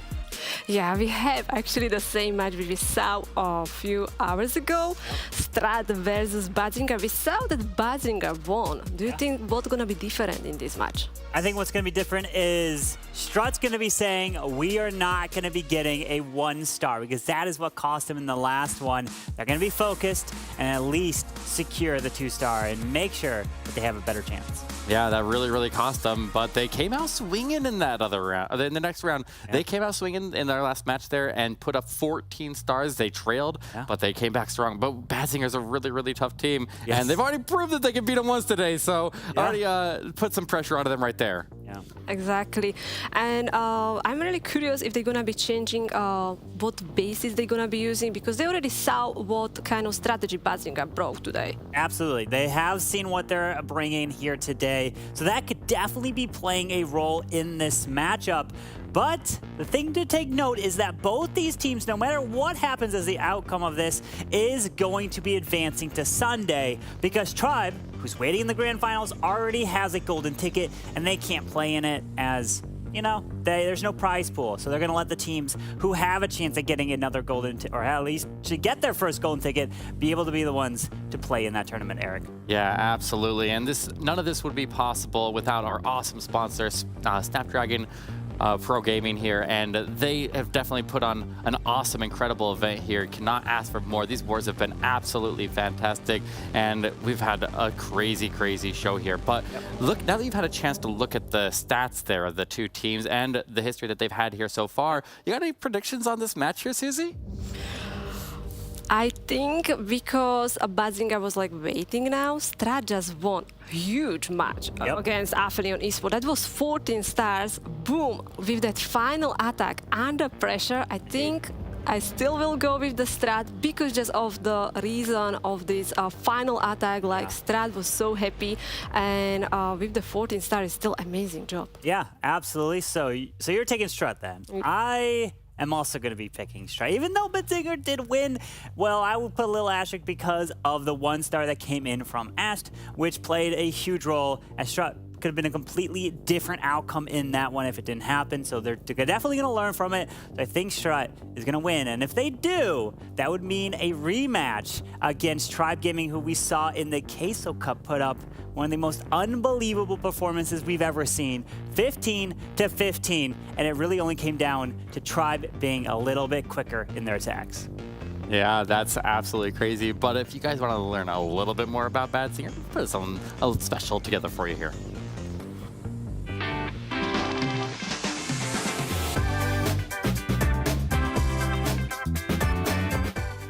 We have a lot of mixed city because 2 players from Britain, 1 player from Spain, and 2 players from France. I think it's a great idea. The golden ticket is very hard to get, but we have a lot of chances to get it. I think 8 chances. So yeah, it's a good idea.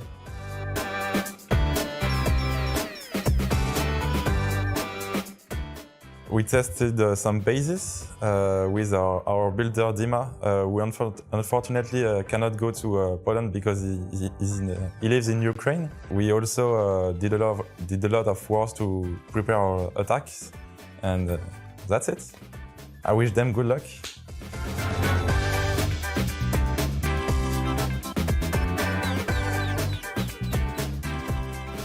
Well, their preparation has at least got them into Golden Ticket Sunday, but they still have a mountain of challenge up ahead of them to still continue to make their way through here. And STRUT is no easy team to beat, as we already know. 14 stars in that war prior, but 12 stars in the war before that they lost to BADZINGER. So, I mean, anything could happen as we move into this round here.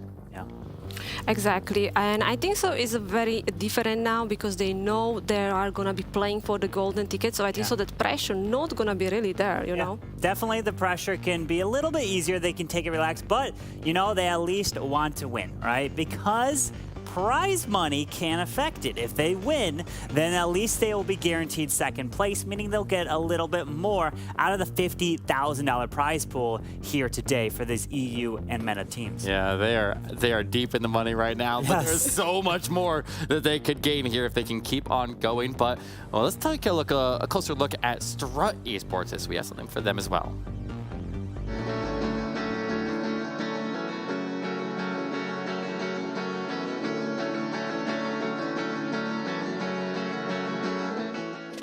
Our team has probably the most experience out of all the other participants in this tournament. We are the world champion from 2020, so 2 years ago.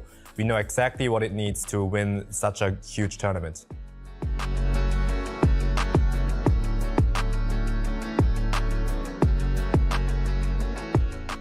There were like multiple European championships, like European MENA and North Americans, and this time the golden ticket I think brings a lot more spice into the tournament, especially because the golden ticket is probably the highest priority for any team besides winning those regional tournaments. In my opinion, it's a really good addition, and I would like to see it also for the next time. You will not be the winner this time. We will win everything.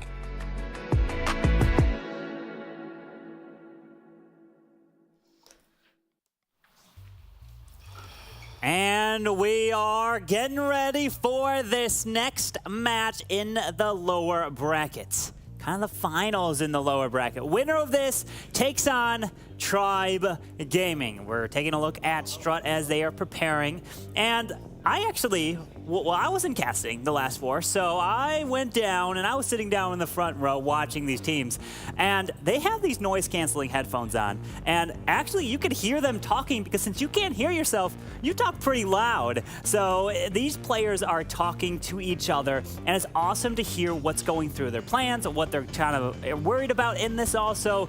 It's really amazing to be here in person because normally everything's online and you don't get to experience that. Exactly. I really enjoying the atmosphere here, just seeing the players, how they are planning, you know, all that focus, but also the reaction. Yes. You hit a 3-star and you see how happy they are. But also if there was defense, you know, they're like, yes, you know, we defend. Yes, absolutely. That you can see the excitement in their faces, especially their hands, right? They throw it up, or it's just everything you can just read off of their emotions.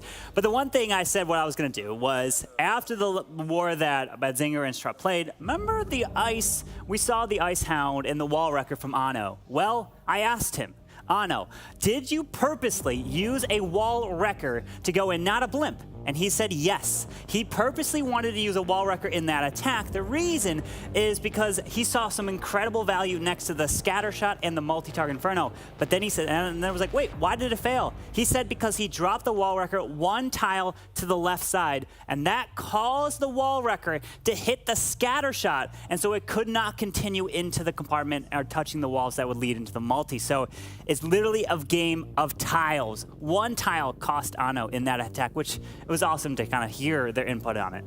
Like we can see how strong is this competition, you know, like very properly planning, you know, execution, like all this testing, it is on high level. So these teams are amazing.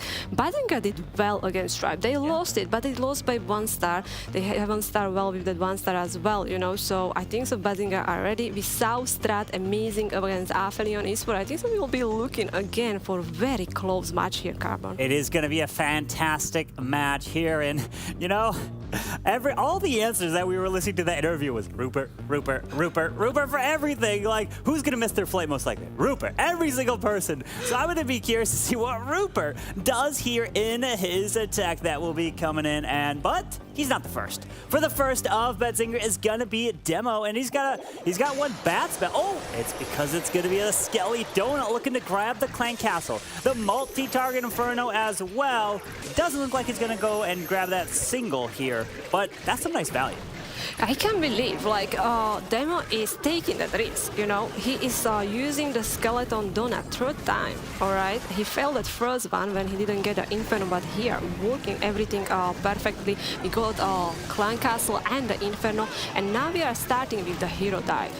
Yeah, with the heroes towards the bottom side into the enemy Royal Champion. We got some ground skellies that are going to be really annoying for this king because he wants to get all his value, and if he can't, then that could definitely affect the Lalo. But the queen is falling behind this king, so that's looking good so far. But, okay, he's going with a wall wrecker. I was like, what's the plan for the Town Hall if he doesn't take out with his heroes or his Clan Castle? Looks like he is investing the wall wrecker to grab it with sneakies, which he just sneaks past the store. Wait, unless he opened too early and they go to the, I don't know. Hold on. Do the sneakies go for the Town Hall? I think they are, and yes, Town Hall is secured. Very nice job from Demo. This is kind of reminding me the plan we had against the STRUT in the semi-final match.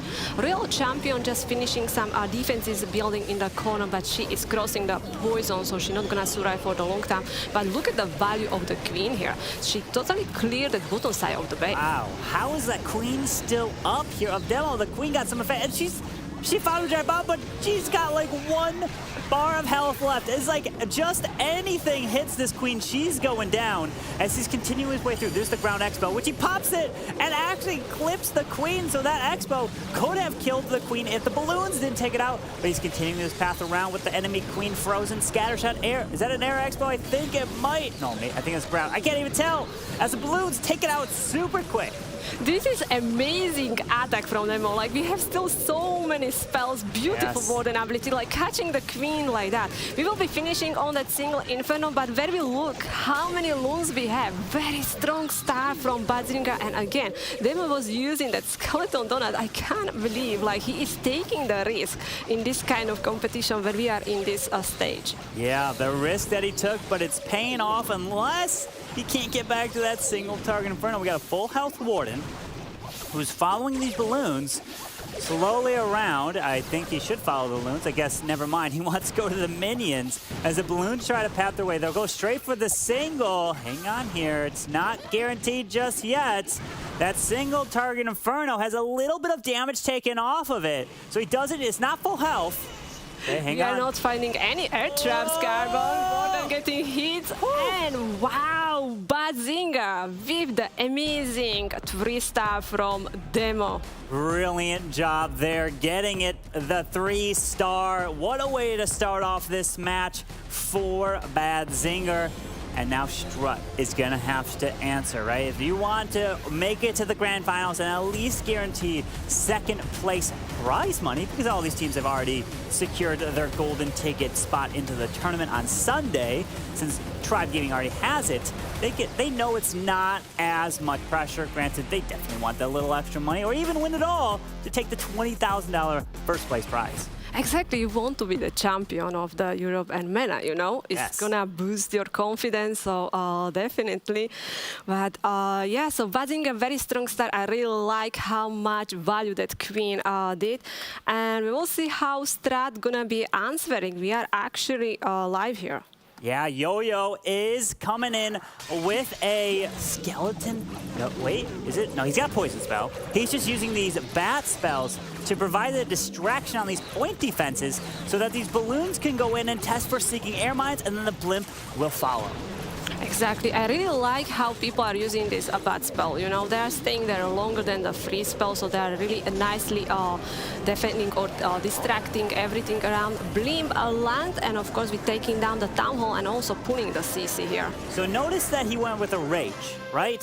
He didn't use just sneaky goblins. The reason why is because he wanted to grab the ground expo as well. My guess is because he wants to get this queen to walk her way into the scatter, and she wouldn't be able to then walk her way over to the expo. I mean, I'm trying to look at it. Maybe it might have just been in reach, but either way, he wanted the queen to at least not take all that necessary damage, or if he just wanted the king to go in the scatter, which it looks like it, because that expo could have definitely been quite annoying.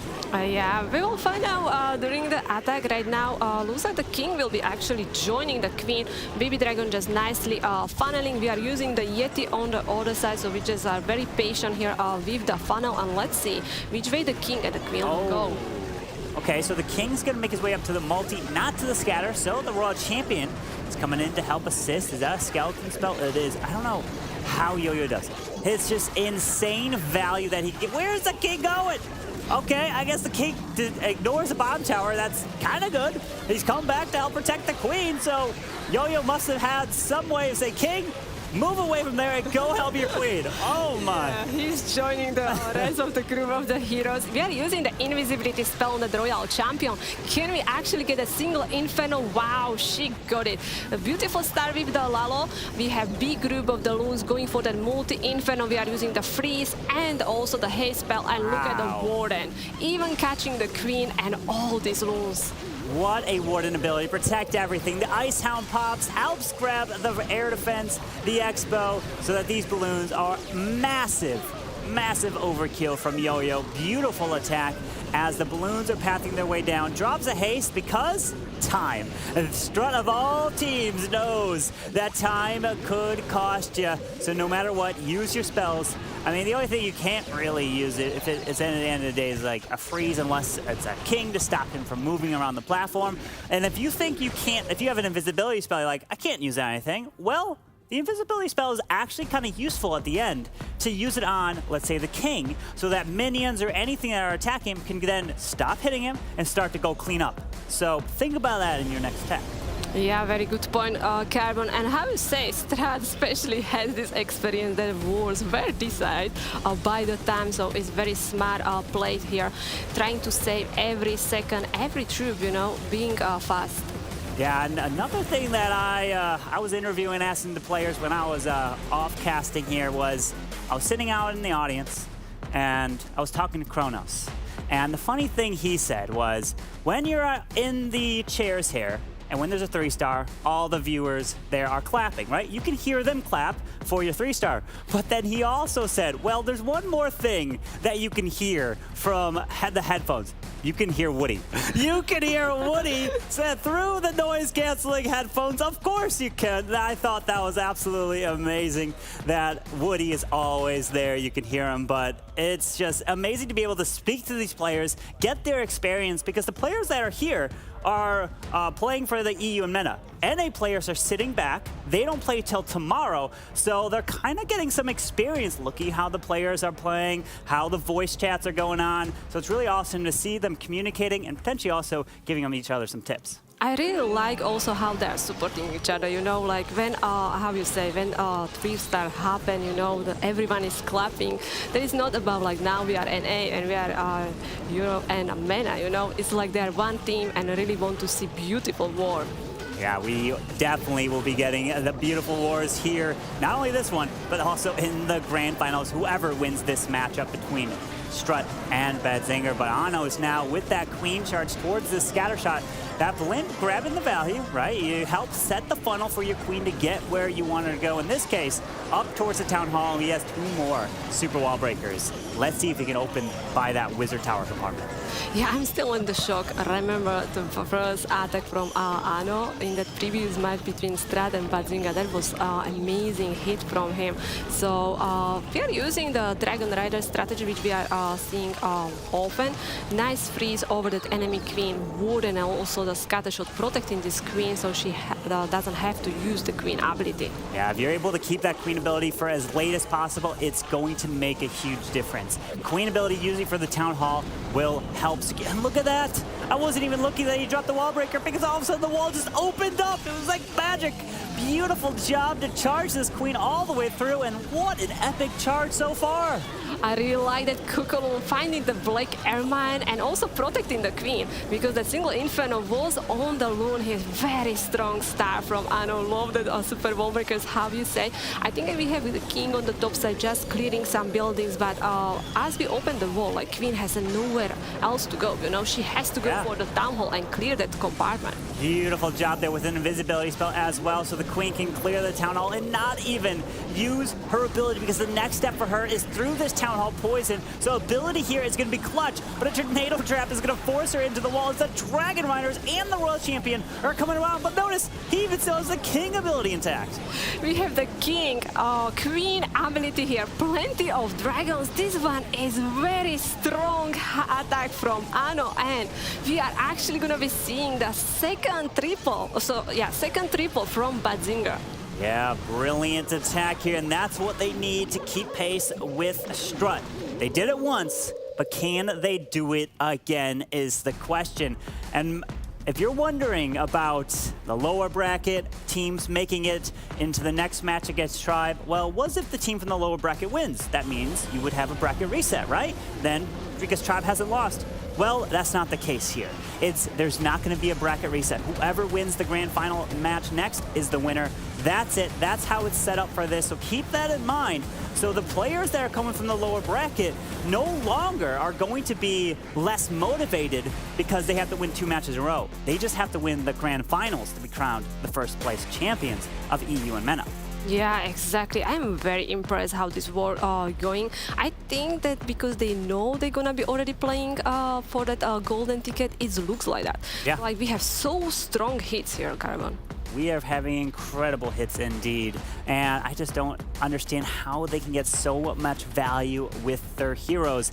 And of course, from all the stats that we've looked over all the time, from like the Queso Cup with the top attack strategies, all being Lalo, it seems to be similar here today as well. Lalo Air is the meta. That is what's coming through. We've seen metas completely change from when the first golden ticket was given out earlier this year, and it's going to continue to change until the World Finals in Helsinki, which is at the end of September.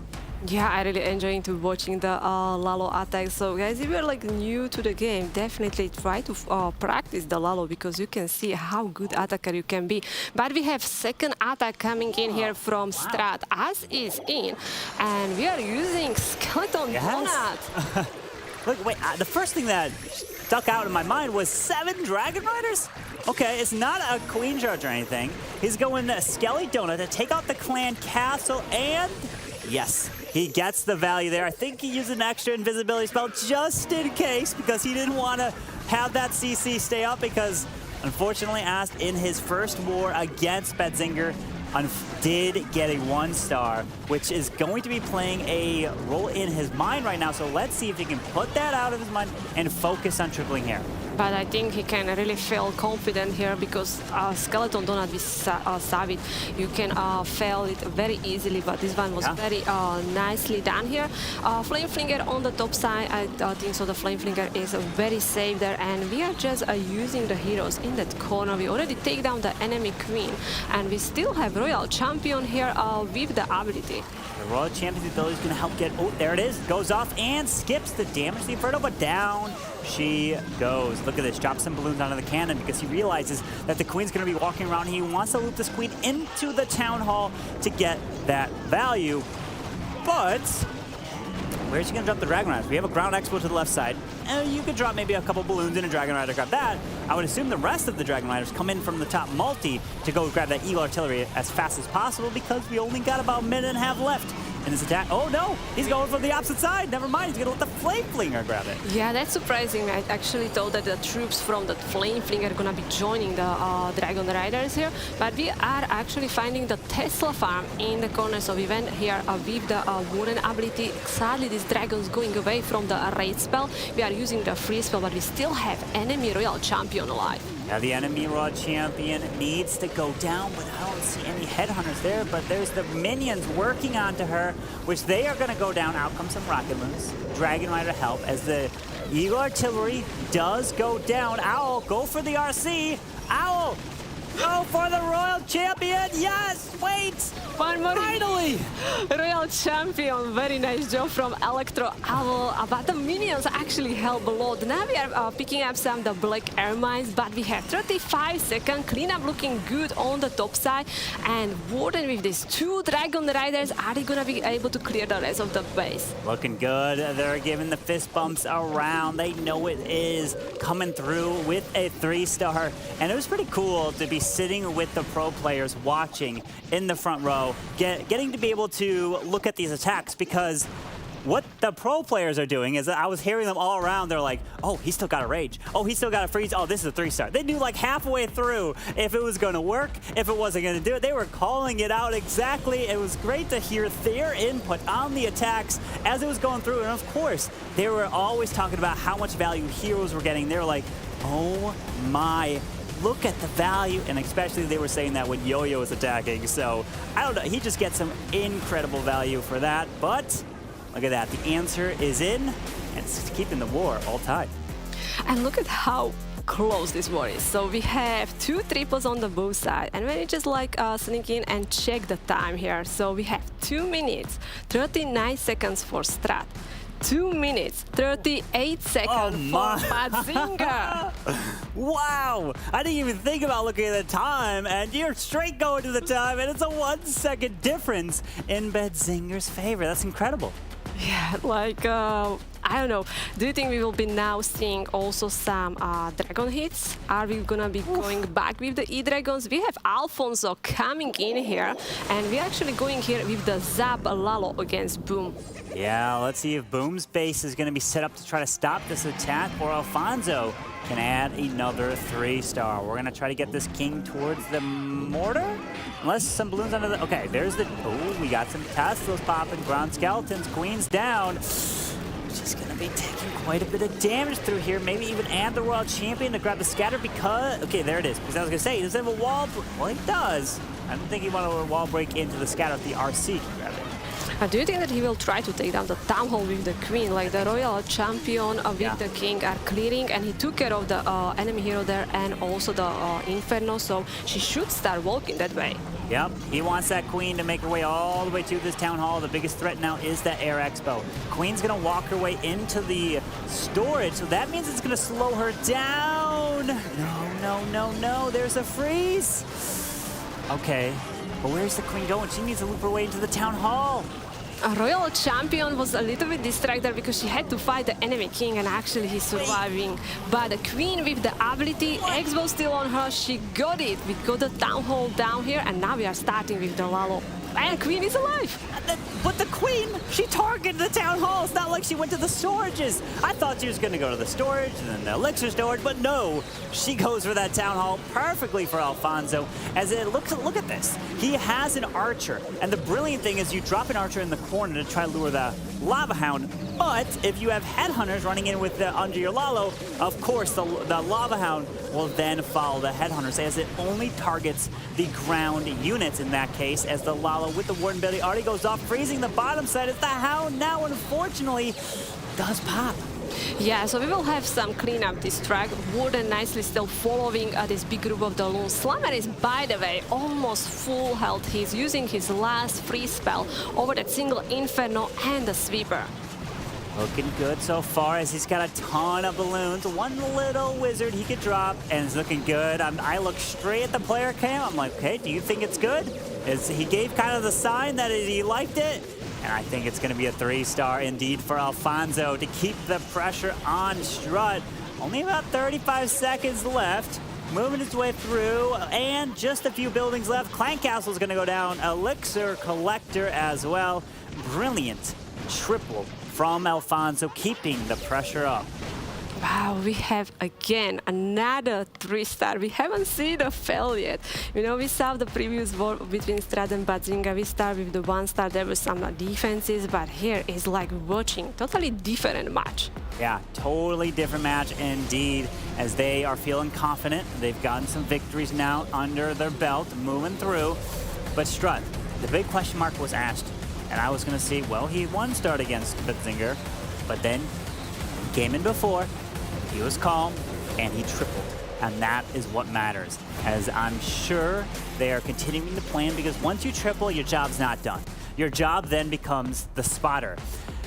And I say that because in the last war, Tryhard, I mean, many viewers may remember, didn't seem to have a spotter. The reason why is because he had a Flame Flinger up at the top side of the base, and there was skeletons hitting it.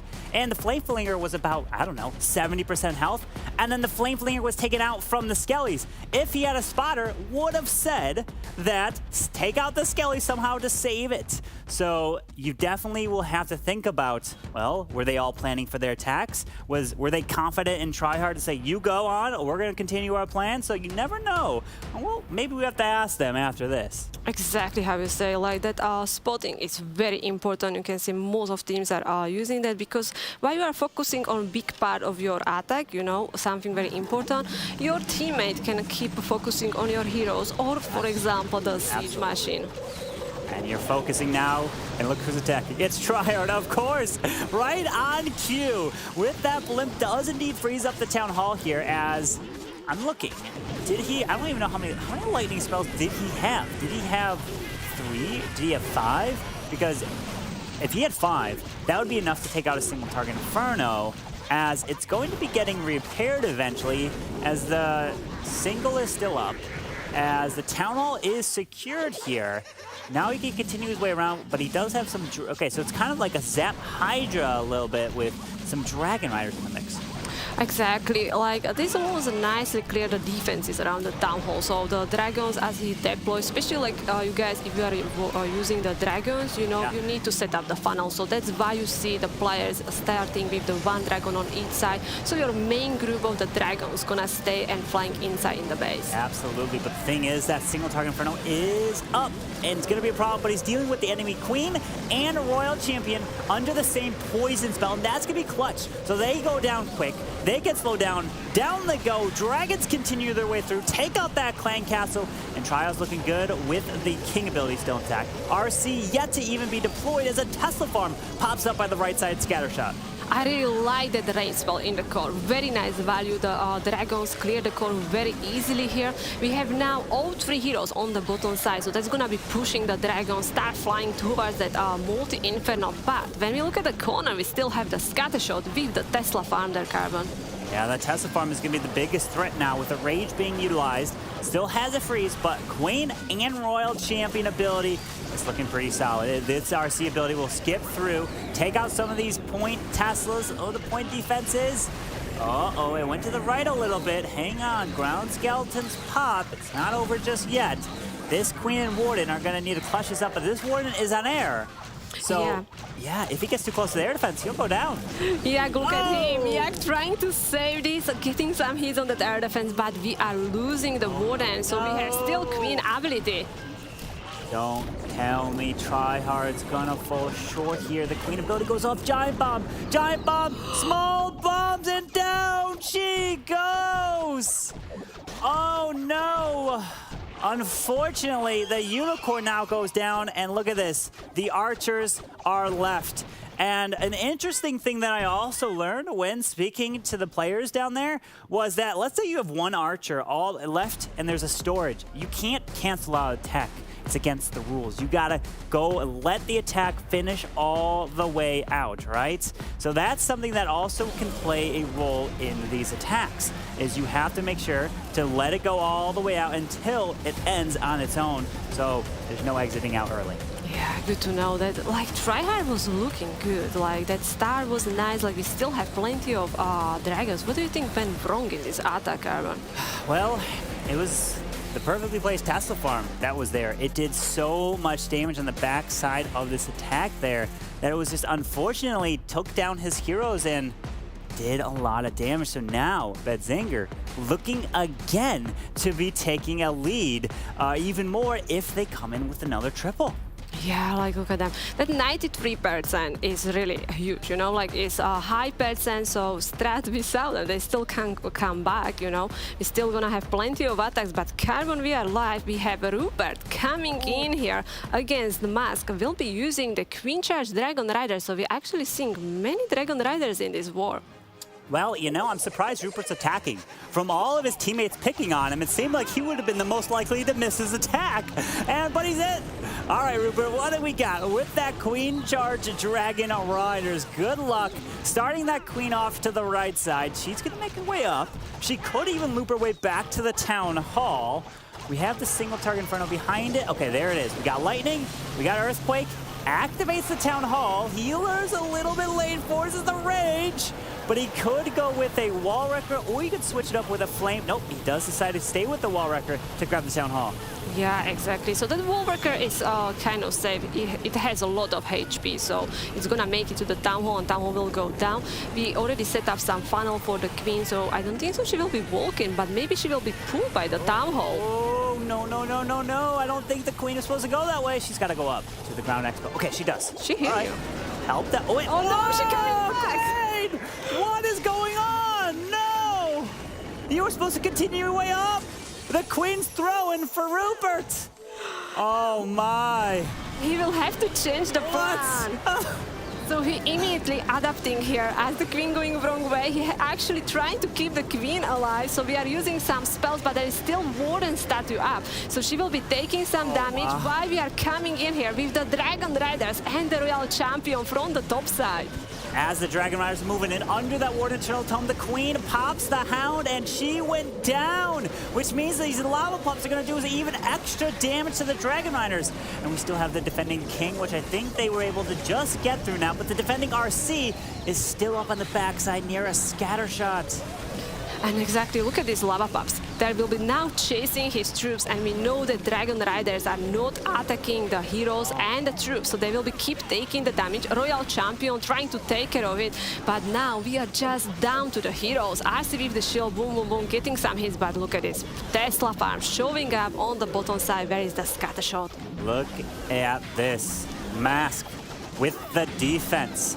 And when I was sitting there watching these players play just in the previous match, when the other team saw either like the queen getting sniped, queen going down on a queen charge, or a blimp, like say, even failing, but something like that where they know it's huge impact, immediately the other team starts cheering, right? They're like, yes! They knew that is huge if they lose an enemy queen or things like that. So I can imagine that the moment that the queen walked the wrong way for Rupert, that Strut was definitely happy and knew that was not part of his plan.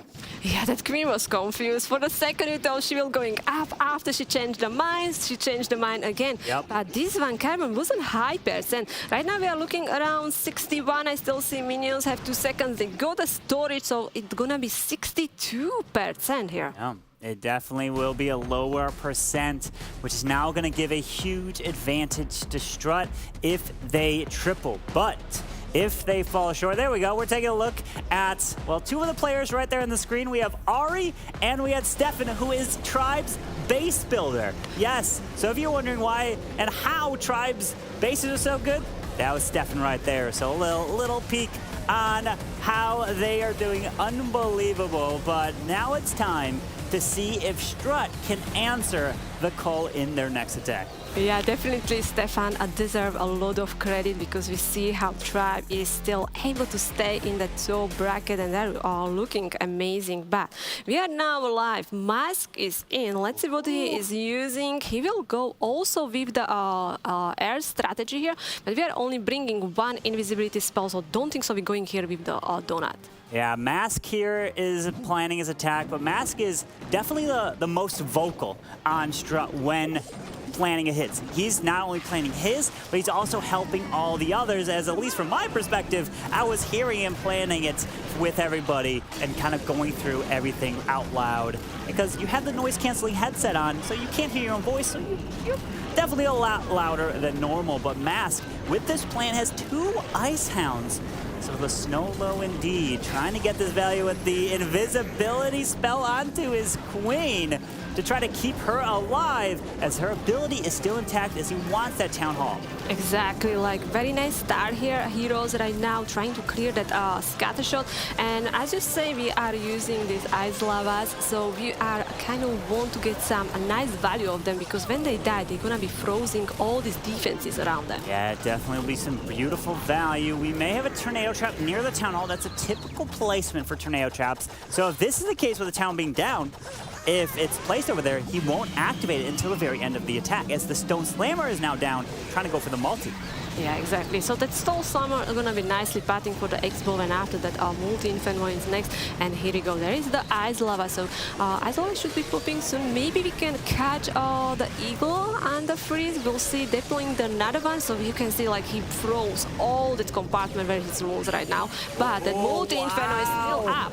Look at that, with that warded Eternal Toe, protects the Ice Hound, protects these balloons. They're actually splitting in a couple different directions now, as he has the Lava Hound being lured to the bottom side of this base. There's a beautiful haste moving through. There's a heal spell even for the balloons moving through some red air bombs. And this is looking brilliant for Mask. Look at this, he's even using the heal spell front of that Wizard Tower. We have actually triggering that tornado trap, and we still have 1 lava tanking. Now exactly gonna be freezing these last defenses, and still some of the spells left. Beautiful attack from Strat, and that's mean as the Strat is hitting the triple, they will be now having the lead against the BADZINGER. So it comes down to their captain once again. Can Boom come in with the final attack for Strut to clutch it? Because it doesn't matter what BADZINGER do in terms of the case if they 3-star, because if Boom triples, they will win this war, as they have about a 98% average destruction for Strut. And BADZINGER only have a 90.5. So Strut has a huge advantage for that. So they'll win on tie. But if BADZINGER triple and Boom fails, they will not be advancing to the grand finals. Yeah, this is really reminds me of the previous war, because we are in the situation where we are again even on the stars. The final attacks will be deciding. BADZINGER right now, they have to hit a 3-star. They have no other choice. And again, waiting if they can get 1 more defense against Strat. That's the question. Will they be able to defend Boom? Because the next attacker looks to be Hugo. It looks like he's got the red behind him. He's the next one up to come try to close it out, get a triple, and then all they could do at that point is cross their fingers that something goes wrong in Boom's attack. They've tested their bases, they put all this up. You can see Ano, he's a little nervous, right? He can't do anything at this point. He's already done his job. He's already got the triple, but now Hugo needs to step up. We're taking a look at Mask. Oh, look at Mask there. An absolutely OP player. It's great to see them in person. Yeah, definitely. And Hugo is actually used to be as the last attacker, so he has the experience, again, can handle the pressure. So we are back. Oh, look at this. We are bringing 30 Hoggies. So we are actually going here with the Kill Squad Hogs. I love to see this, Carbon. Look at this. It's kind of Zap Kill Squad Hogs, right? Taking out that Inferno Tower behind the Town Hall, which it doesn't obviously take out the Clan Castle. I remember back in the day, who in chat remembers when you could lightning the Clan Castle? Oh man, that was so nice. I was doing it every single time. You didn't have to deal with the CC in your attacks, but you can't do that anymore. Exactly. So, very good start here. Now we will be deploying the Golem. We need the Golem tanking here. What is interesting, I'm thinking how we're gonna get a Town Hall. So we have the Slammer there. So the Slammer will go for the X-Bow. Town Hall isn't activated, but as the Slammer hitting the X-Bow, we're gonna activate the Town Hall. He's going here with the Raid Spell. King going against the enemy King. We are using the Valk here. So usually we have many skeleton spells, skeleton traps around the, for example, like Scattershot. So Valk is amazing against them. Valk does fantastic work for skeletons, and with the splash damage, what a wall break there. Even though the king breaks through the wall anyways, the queen doesn't follow the king, which she was supposed to go to that Eagle Artillery. That would have been insane value if the queen did what she was supposed to be playing, but of course, whenever you plan something with the queen, she tends to do the opposite. Wow, that king almost got the eagle. Now we're gonna have that boulder guy fixing it. Like, look at how close we got. We are starting with the Hogs. Oh, big group of the Hogs is, by the way, very low health. We are freezing again. There's another giant bomb. We are hitting some spring traps, but both Infernos are still up. So he's using one Hog, trying to take down that Inferno, but it's not working. Queen is still up. She's gonna be able to reach over the wall and grab that. And wait a second, how did the wall open? Was it due to the Stone Slammer? Did the Stone Slammer take the Town Hall down and then, or didn't take the Town Hall down, but damaged it, then also took out those walls? Because the Queen grabbing that multi is clutch here, as time could be running out, and it's looking like it's working. I bet you that was completely not planned with the Stone Slammer opening that wall. We would have to like do an instant replay on that, as it opened up the possibility for the Queen to secure the multi. No, this was perfectly planned, you know. Hugo was like, exactly how I mean it. Yeah, I have to say, like, look at how Hoggies, right? They start from that corner. I don't really have feeling they clear that much because they hit so many the giant bombs, and I have to give credit the heroes. Yeah, definitely have to give credit. I've got the war up there next to me, so I'm going to do a little fast forward, and I'll tell you if it was the Stone Slammers. We're looking at a little bit of the replay with the Warden Eternal Tome protecting those Hogs, and typically you like to use a Warden ability early with Hogs because that's where you're able to help protect and get the most value. You can see like this base was really trying to stop the ground strategy from that corner. There was just way too many traps here, and they just cleared that corner. So I was looking at the replay, and it wasn't the Town Hall. It was the Expo that was touching the walls over there in the compartment that the Stone Slammer went to, got 2 shots down, and opened the walls. Because remember, he also dropped an Earthquake in that section, I believe, for the Lightning, if I'm not mistaken. But either way, the Stone Slammer helped open the walls to allow the Queen to step up, which, in the end, maybe a little bit lucky, but helped tremendously. Exactly.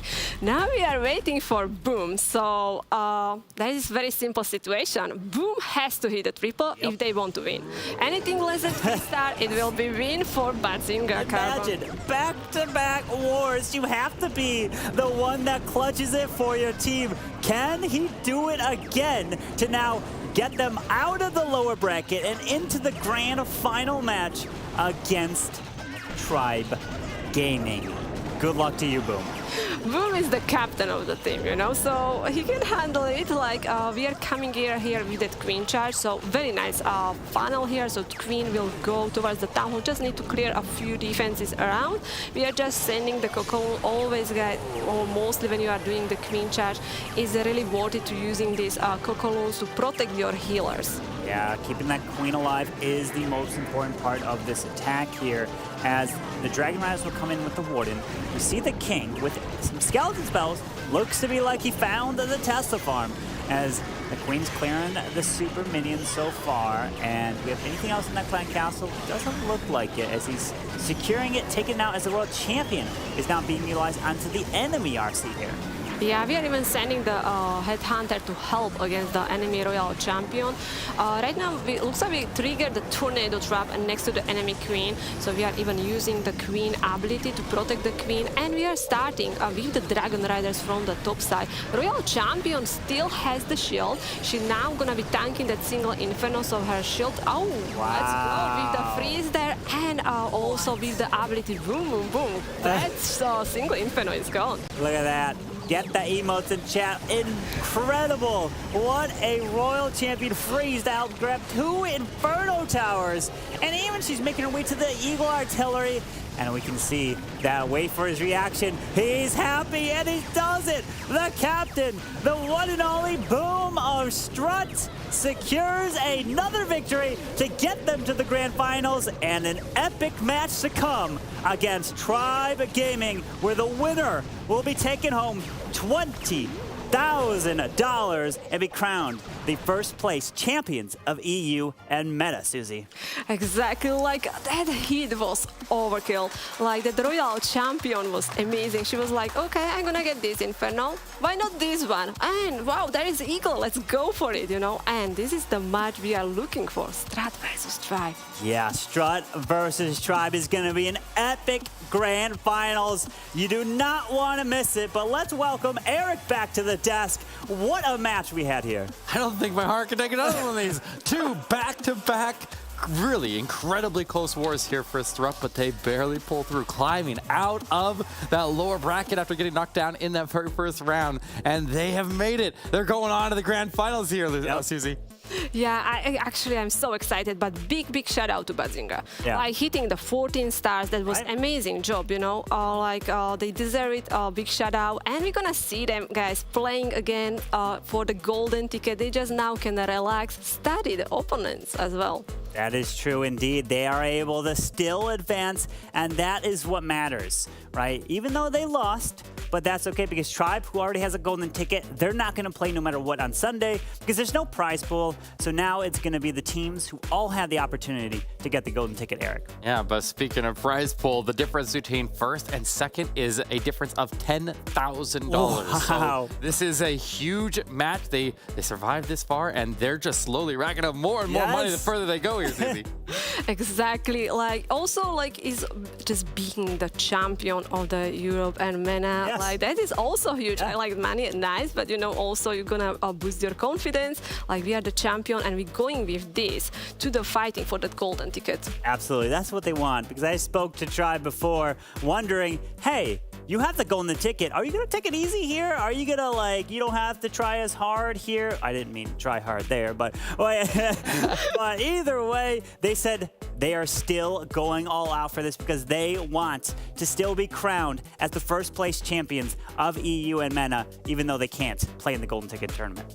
Yeah, but that's fine. You know, they just don't know how to not give it their all. They're just born to be champions here, and they just keep proving it over and over, but they have to prove it one more time, one more war tonight, and it's coming down to the wire here. There's a lot on the line right here with this one here. I mean, $10,000 is a lot of money here for one war. But let's send it over. We have Woody standing by with our winners from that war as they clutch another one, and we'll see what they had to say. Thanks very much, Eric. And you are right. I am back in the studio now with two members of STRUT. Having just picked up another victory in the lower bracket, they are moving on to the finals of the European region in the Snapdragon Pro Series. Welcome, Boom and Yo-Yo23. Great to have both of you guys back here again. Boom, we just spoke about how your team is fighting from the lower bracket now to prove that you are the best team in the region. It seems like y'all activated Goblin mode after you got to the lower bracket because it has just been 14 stars, big impressive performances. Will you be able to do the same against Tribe Gaming? Thank you, Woody. We are, again, so super happy that we are sitting here. Against Tribe Gaming, unfortunately, I think we have to step even higher because they are right now probably the best team in the world. I mean, they've shown it in the last weekend in the Team Queso Cup. They are really impressive. I think that we are not allowed to do any mistake, so maybe 15 stars is needed. Well, we certainly know that you are up to the task. Yo-Yo23, you've been knocking down 3 stars all day long. What do you think is the chance that your team can defeat Tribe? I mean, first of all, thanks for the congratulations. And I mean, we lost against them in Team Queso 15-15, and now we try to get our revenge again, and hopefully this is our war and we defeat them by our better defense this time. Well said. There's only one way to do it, right? Either offense or defense, or a combination of both, I suppose. Boom, I'll go back to you and ask you to reflect on this past war. You had a difficult run up against BADZINGER, but now the scores have been settled. STRUT has emerged victorious now, having lost to them earlier today, but defeating them in the round robin. You've now soundly trounced them again here now in the lower bracket. Do you think that this gives you a stronger claim to be the best team in maybe not just Europe, but the world? It's a good question. What's for sure is that we have the momentum right now. I mean, we just got 2 victories in a row, so we are really in a high. We are really motivated to give our best. I feel like the loss in the first round against BADZINGER was probably our wake-up call. Since then, we are performing pretty well, and hopefully it continues like that in the grand finals as well. And just one last question for you, Yo-Yo. Boom mentioned earlier that your team was adapting to playing in the studio environment. With these past 2 wins under your belt, do you feel more confident now that things are going to go well for your team going forward? I definitely feel very comfortable now, and I'm looking forward for the war now. All right, well, thank you very much, Boom and Yo-Yo, for joining us once again here in the studio. We have got one more war left for the both of you today, going up against the undefeated Tribe Gaming. Everyone expects an amazing combat for both of you. We already know that you're going to be seeing again on Sunday contesting a golden ticket, but Tribe, here and now, the final boss in the European region, an undefeated juggernaut, will be a difficult foe. I wish you the best of luck. I think you might need it, but we'll just see how the war turns out. In 1 hour from now, there will be a Snapdragon Pro Series European champion. Stick with us. You don't want to miss a minute.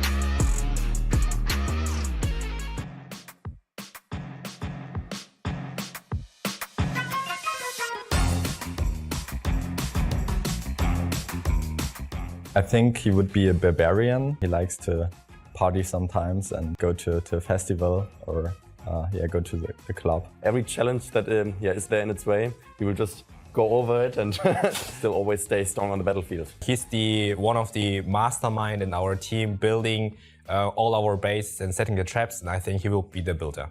I would say the Goblin, because he's very sneaky in the approaches he takes. I would describe Hugo as a super wizard. He's powerful and he also likes very much the super wizards. You're a wizard, very destructional and just a great crew. I would describe Alfonso as a balloon, I think. Balloons are powerful too, with rages, and yeah, you're a balloon.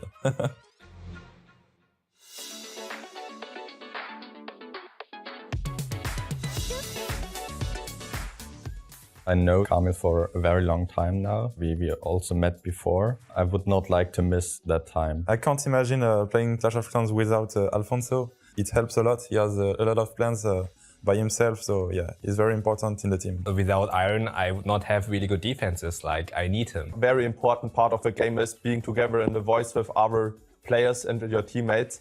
And this is the part where you have a lot of fun.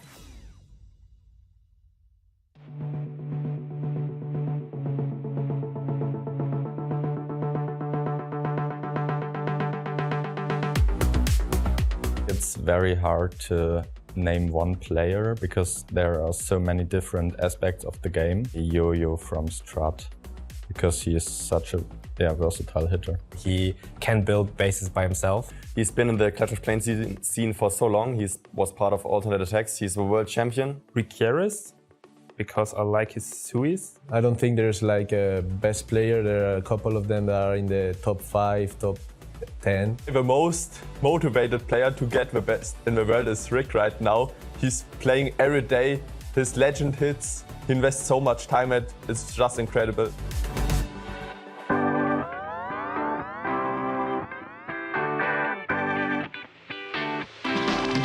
I think too, probably without spells. In this meta you can destroy a base only with heroes. Heroes have special abilities and everything, and that's like extra. 10 spells in an attack recently, so yeah, I do agree with him. But I think I would go without spells just because heroes are overpowered. You cannot not use the heroes, but if you want to have fun, probably just swag the heroes and just go with spells. The heroes are just so strong at the moment, and they can take out the whole base by themselves. You almost swag all your spells for only one hero, and then you still have 3 other heroes.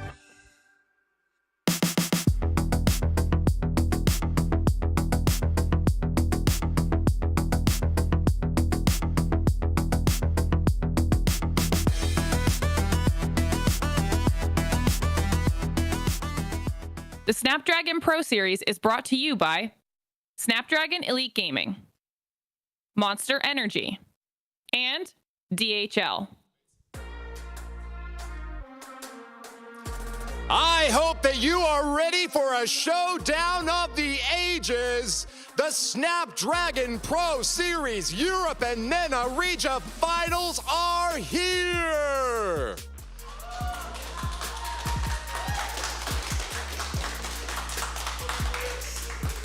The last decisive match to determine which team will go home with the title and the lion's share of our prize pool will be decided now. Let's bring out our first team. They are STRUT Esports.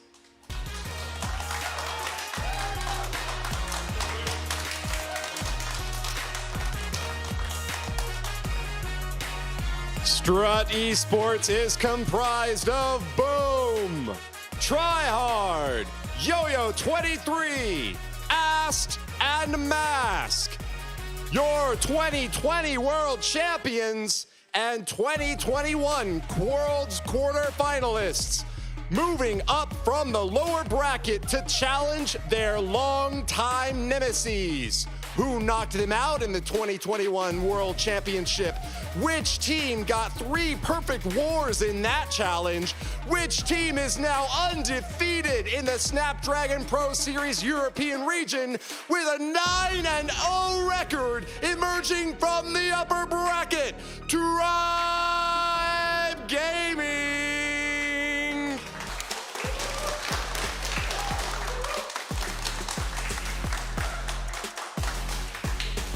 The Tribe Gaming roster includes Fluxy, Excocyst, Kronos, Nibrax, and Rikirez. This is your last war of the day. Only one team can emerge as champions. Who will it be? Let us know your thoughts in the chat right now. But for expert analysis, let's send it off to the caster desk. Thank you, Woody. It is now time for the final match, the grand finals of them all here in the EU MENA region. It's time between Tribe Gaming and STRUT. Of course, I'm going to be welcoming Maxi and Eric back here to the desk. We'll be talking about the last match, this match, and everything to come as well. So you don't want to tune away, as this is going to be one of the most craziest epic wars we have seen since the last one did not disappoint between these two teams. That is absolutely true, because when these teams faced off for the last time, it was a perfect war against perfect war and was only decided by time. Eric, do you think that can happen again? I mean, it very well could. These teams have, like we saw STRUT, they started off with a slow start today, but they have come back swinging. They got used to the stages, shake off the jitters, and are now feeling unstoppable once again. They're back to what they normally look like when they play in these. What's been so impressive between these two teams is how composed they are, especially on STRUT's side. Boom, coming in with the final attack in the last two matches in the lower bracket. If he tripled, they win. If they didn't, then they have lost. And the pressure to be the captain and hold all the responsibility is insane. You just can't think about it. You have to play. But now the question is, who do you think between these two teams, STRUT and Tribe, is going to win? So what's your predictions? Yes, a really tough one. Probably the toughest one tonight that we had so far. I'm going to say, I mean, STRUT has the momentum coming out of the lower bracket. Tribe, they have relaxed for a bit now. It is so tough. I'm just going to, in my mind, roll the dice. I'm going to go with STRUT. On this one. Well, you think about the group stages. Tribe was 7-0 and STRUT was 6-1, meaning that the only team that STRUT lost to was Tribe. So this is these teams are neck and neck, and they've faced each other in plenty of big matches recently. And it seems like STRUT just keeps on coming on top. But I mean, I want to ride on the momentum that STRUT's coming out here. I think they can definitely win against Tribe today. Yeah, man, it's been incredible. Cannot wait to see what happens as the players right now are planning for their attack. So while they plan, we're going to take a look and learn about STRUT's journey through to this stage. The journey of STRUT Gaming was a good comeback story. They placed second in Ladder 1 with a 35-9 win-loss record and 1,342 points, qualifying them for the Open Finals. There, they showed great promise, defeating Repotted Gaming in the quarterfinals. However, STRUT fell short as they lost to MS Esports in the semifinals and BADZINGER in the lower bracket, kicking them out of the running for Challenge Season qualification. STRUT tried once more in Ladder 2 and did amazingly well with a 20-1 win-loss record and 1,344 points. This secured them first place and qualified them directly into the Challenge Season. In the Challenge playoffs, they showed why they are a formidable opponent by putting up a 6-1 win-loss record, losing only to the undefeated Tribe Gaming. But this still put them firmly in second place. STRUT's journey to this spot shows great resilience and teamwork, and we can definitely expect to see much more of them from here on out. And we learned about STRUT's journey to this stage, but let's learn about the team's journey through the bracket so far. So walk us through what we've seen here today, Maxi. Yes, we're going to take a look at the bracket. And as you know, we've had a winners and a lower bracket where you had to go if you get a loss in the upper bracket. But Tribe Gaming so far is undefeated. They won every single match in the upper bracket, while STRUT has gone the whole way through the lower bracket, Eric. Yeah, and the only reason they ended up in the lower bracket is because they got that 1 star, and that was just really unfortunate. It was that Electro Dragon attack that just barely missed the Town Hall. Like that could have easily gone the other way, and and we could have seen these two teams fight in the round before, but no, we didn't have to. We get to see them go all the way. It just plays the story out even better here, and I love it. Yes, the storylines are building, but the question now is, how much money is on the line for this match? Well, look at this. Yes, we have $50,000 prize pool. Yes, exactly. You just said it. And the lion's share of this goes to the first place. And we're actually just battling it out between number 1 and number 2 right now. So there is a differential of $10,000 for just one war. Eric, have you ever had a match with that much on the line? Just one war? I mean, the only thing that's come close to it was previous seasons of this tournament here. So that's been absolutely crazy. This is a huge amount of money here. And a lot on the line. They both obviously secured their spot. Well, I guess Tribe already got the golden tickets, so they don't have to worry about that. But STRUT has secured their spot for Sunday, and you can see the stats here. Yeah, look at that. Like notice those numbers climbing a bit there for both of these teams throughout the day. We see the stats. We see the stars. 14 stars average for Tribe. Just about 13.5 for STRUT. But if you think about it now, if we go back to thinking about the prize money, $20,000 for first place, that means every attack that comes into this match is $5,000 attack that could come in if you win, because it's $20,000 for your team. Yes, that is just crazy. But I also want to point something out about those stats. Tribe Gaming has a 99.02 average destruction. How can you, on average, if you just throw any of their attacks in, it's a 99. How can that be? Well, if you remember back to the group stages, the only attacks that they were missing throughout the entire group stages were time fills. Like, they literally were coming down to triples and time fills for pretty much every single attack all the way through, that's insane in its own right. Yeah. We've gotten the predictions. We've talked about the prize pool. But now I want to get your guys' thoughts on who you are most looking forward to watch in terms, either it's on a defense or if it's on the attacking side, because we know that Boom, the captain of STRUT, has been coming in clutch to get the triples and pushing them to the next stage in this competition. So which player on each side are you most looking forward to watching here? Well, you already said Boom. That's probably who would have slipped into my mind first. But I'm going to say Yo-Yo, actually, because he has not failed once so far, if I'm not mistaken. And he is just like such a safe attacker, you know. He barely makes any execution mistakes. And it is just a pleasure to watch him attack. So I'm excited about that. Eric, who are you excited about on Tribe's side? Oh, I mean, They open up with a perfect war today. Who's not to watch over there? They're all just all-stars. Like, this still team is like, you could throw literally any name out there and be like, look at the record of this guy, and they're all like, when they're all perfect, how do you even choose? Yeah, that's the question. How do you choose? But one thing that we don't need to choose is the incredible support that we've had from our sponsor, which is Snapdragon Elite Gaming. Absolutely, we could not do it without their help. So again, thank you so much to them, because without this, wouldn't be possible. The level of production, it's been incredible. But before we get into the grand finals match, it's time to learn a little bit more about Tribe Gaming.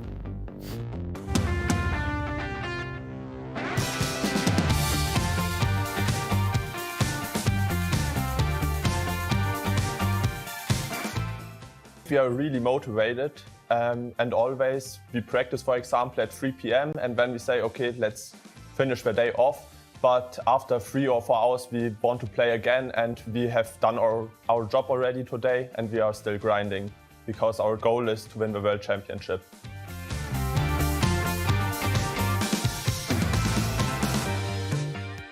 The most intense matches we had against STRUT, like for example in the Queso Cup, where we had a 15-50 match, where it came down to time, so the STRUT match is always very intense. We already prepared our offense really good because we play several other tournaments.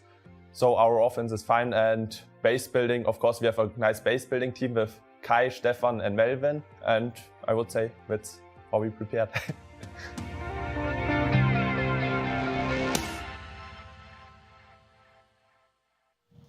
And here we go. The players are preparing. They're looking at the bases. They have to decide what strategies to use. They're in the, you know, in the game of mind games at the moment. What did the opponent expect us to do? Because, Eric, these two teams, they face off against each other regularly, and they know themselves very well. Yeah, and you have to remind for the audience out there, these teams have not seen the bases until they just sat down a moment ago. And now with the pressure of the stage here, the pressure of all of this prize money on the line and the European Championship up for grabs. And this all comes down to this war. Absolutely, and you have to keep in mind that the first attacker only has 8 minutes of planning time from the start of the war to the actual first attack. So I don't know, like we used to be able to plan an attack in like an hour a couple of years ago, so that really accelerated crazy. That's an incredible development in the competitive scene, and these guys sitting there are all able to pull it off, and I'm excited to see who is going to make the first attack. And Eric, I just heard the first attack will be from STRUT, because Tribe Gaming, as they have the right to choose the attack order, since they're coming from the upper bracket, they chose that they want to attack second. Yeah, I mean, it's a smart play right there, because then if they end up coming down, like in this scenario, because we've seen so many perfect wars, if you don't know what your opponent is gonna, if you don't know exactly the bar that you have to cross, if you end up with like a double perfect war, you could see that if you, like, let's say example, you come down to the final attacks there and nobody has missed and Tribe has to go second, then they get to see what STRUT does and see if that last attack comes in for a miss before they have to go in with like an E-drag attack and force a fast attack to try to get the time tiebreaker. Yes. So like there's definitely some huge advantages for playing second, but there's also psychological impact of knowing if you start to fall behind that they continue tripling, and that's also an impact, and hopefully we just don't have that happen for them because their offense is crazy. Yes, absolutely. So there are upsides and downsides to it, so it's going to be interesting to see where the focus lies for both of those teams. I think they've had enough time to get used to the stage, in my opinion, Eric. I mean, look at these guys. They're just chilling there now. At the start of this tournament today, they were shaking there every single second. Yeah, I did think I saw a little bit of shaking there, but it was definitely, they seem to be settling down a little bit now and hyper-focusing in here, making sure that they're not getting distracted by anything around them and make sure that their plans are solid as we are approaching the first attack here. About a minute and a half out from it. It's a lot of pressure here for that first attacker to come out swinging and put that early pressure on. We can see the trophy right there in the right of the frame, and that's also what these teams are fighting about, because it is the European Championship title, and whoever wins it gets to take home this Snapdragon Pro Series trophy. What a beauty, but we're going to see more of that later. Right now, let's focus on the attacks. Just a couple of seconds until they have to go in, and I mean, you can see the time passing by so quickly. It always amazes me how they can cope with the pressure in such a little bit of time. What do you think? Will we get like a easy type of attack? I mean, some attack that doesn't need too much troop fixing, too much planning time, like a dragon type of attack? Potentially, it depends on the style bases, but they're very quick at reading them, and also a lot of these players will push Legend League trophies, and so they'll end up having to, they'll have players that are very, very adept at going very early in the war and just getting a fast plan that they're very, very proficient with, and with all the practice in Legend League, you can definitely pull that off. That is true, so we're going to have to wait and see how they will do. But yeah, you said it before, we don't know the type of bases that they're looking at right now, and that's also something that I'm excited about. I think one base type that we have barely even seen today is box bases. We've seen many anti-2s with more and with less success, and I think most of them were anti-3-star bases, but as Yo-Yo, who is perfect so far, is coming in right now, we haven't seen box bases, and there they are, Eric. Right out of the gate here, Yo-Yo 23 coming in with a log launcher on one side, the Queen on the other, and the Electro Dragons from opposite of the Town Hall on the overdeck, immediately taking a risk here in this Grand Finals match. This is going to be really exciting. The thing is, we have recently seen us actually do a kind of similar attack, but with Super Dragons. But it is kind of similar because you use all of those dragons on the opposite side of the Town Hall and then hope to get through there.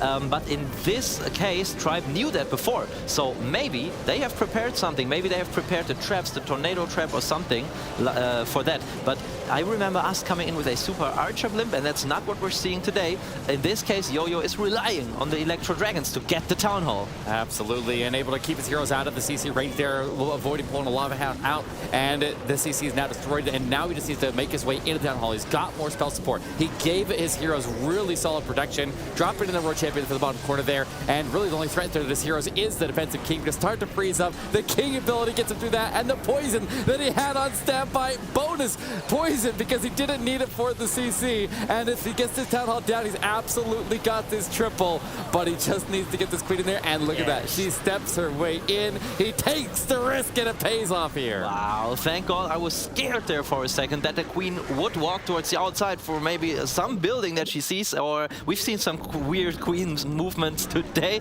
but also maybe for a Skelly trap that the King lures, but we can see the smile on his face. It got close there towards the end, Eric, but he got the job done. Jojo, very nicely done, and he is still perfect here. 4 out of 4. What a start. Absolutely, and coming to that opening spot there, putting the pressure on to Tribe nice and early, and maintaining a really solid streak of 3 stars with this performance here today. These absolutely performed top-notch, and that attack was also really fast there. So in this scenario, we do come to a war. I mean, Tribe's already gonna start to have to contemplate that. Exactly, yeah, we just have to think about the last match between those two clans. So time can definitely become a factor, and Yo-Yo here not only going perfect on the star count, but also on when it comes to the clock.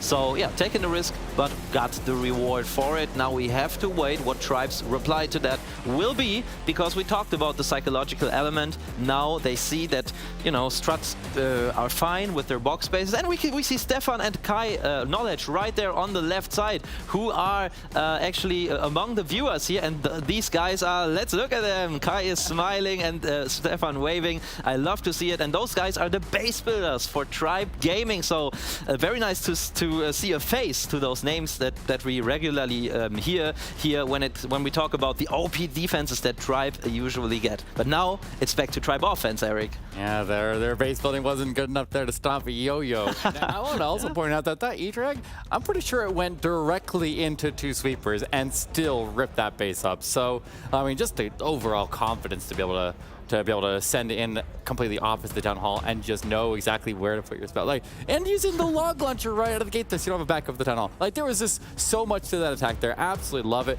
And we're going to see if, looks like Nebrox is lined up for our opening attack here.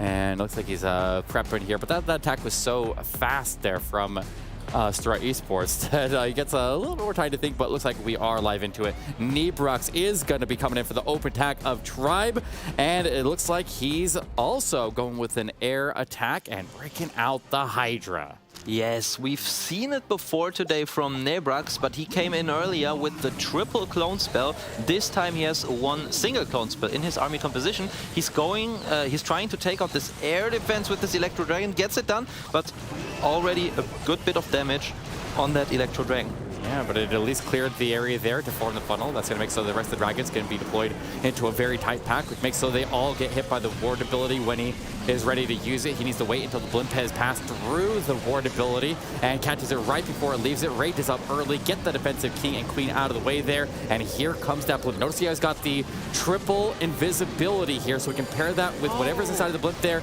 and he can go in with probably a super minion bomb, I guess, here next. Yeah, exactly. That's what I was just thinking, but I was only taking into account this clone spell. But here we go, but the super minions get spun into the Town Hall.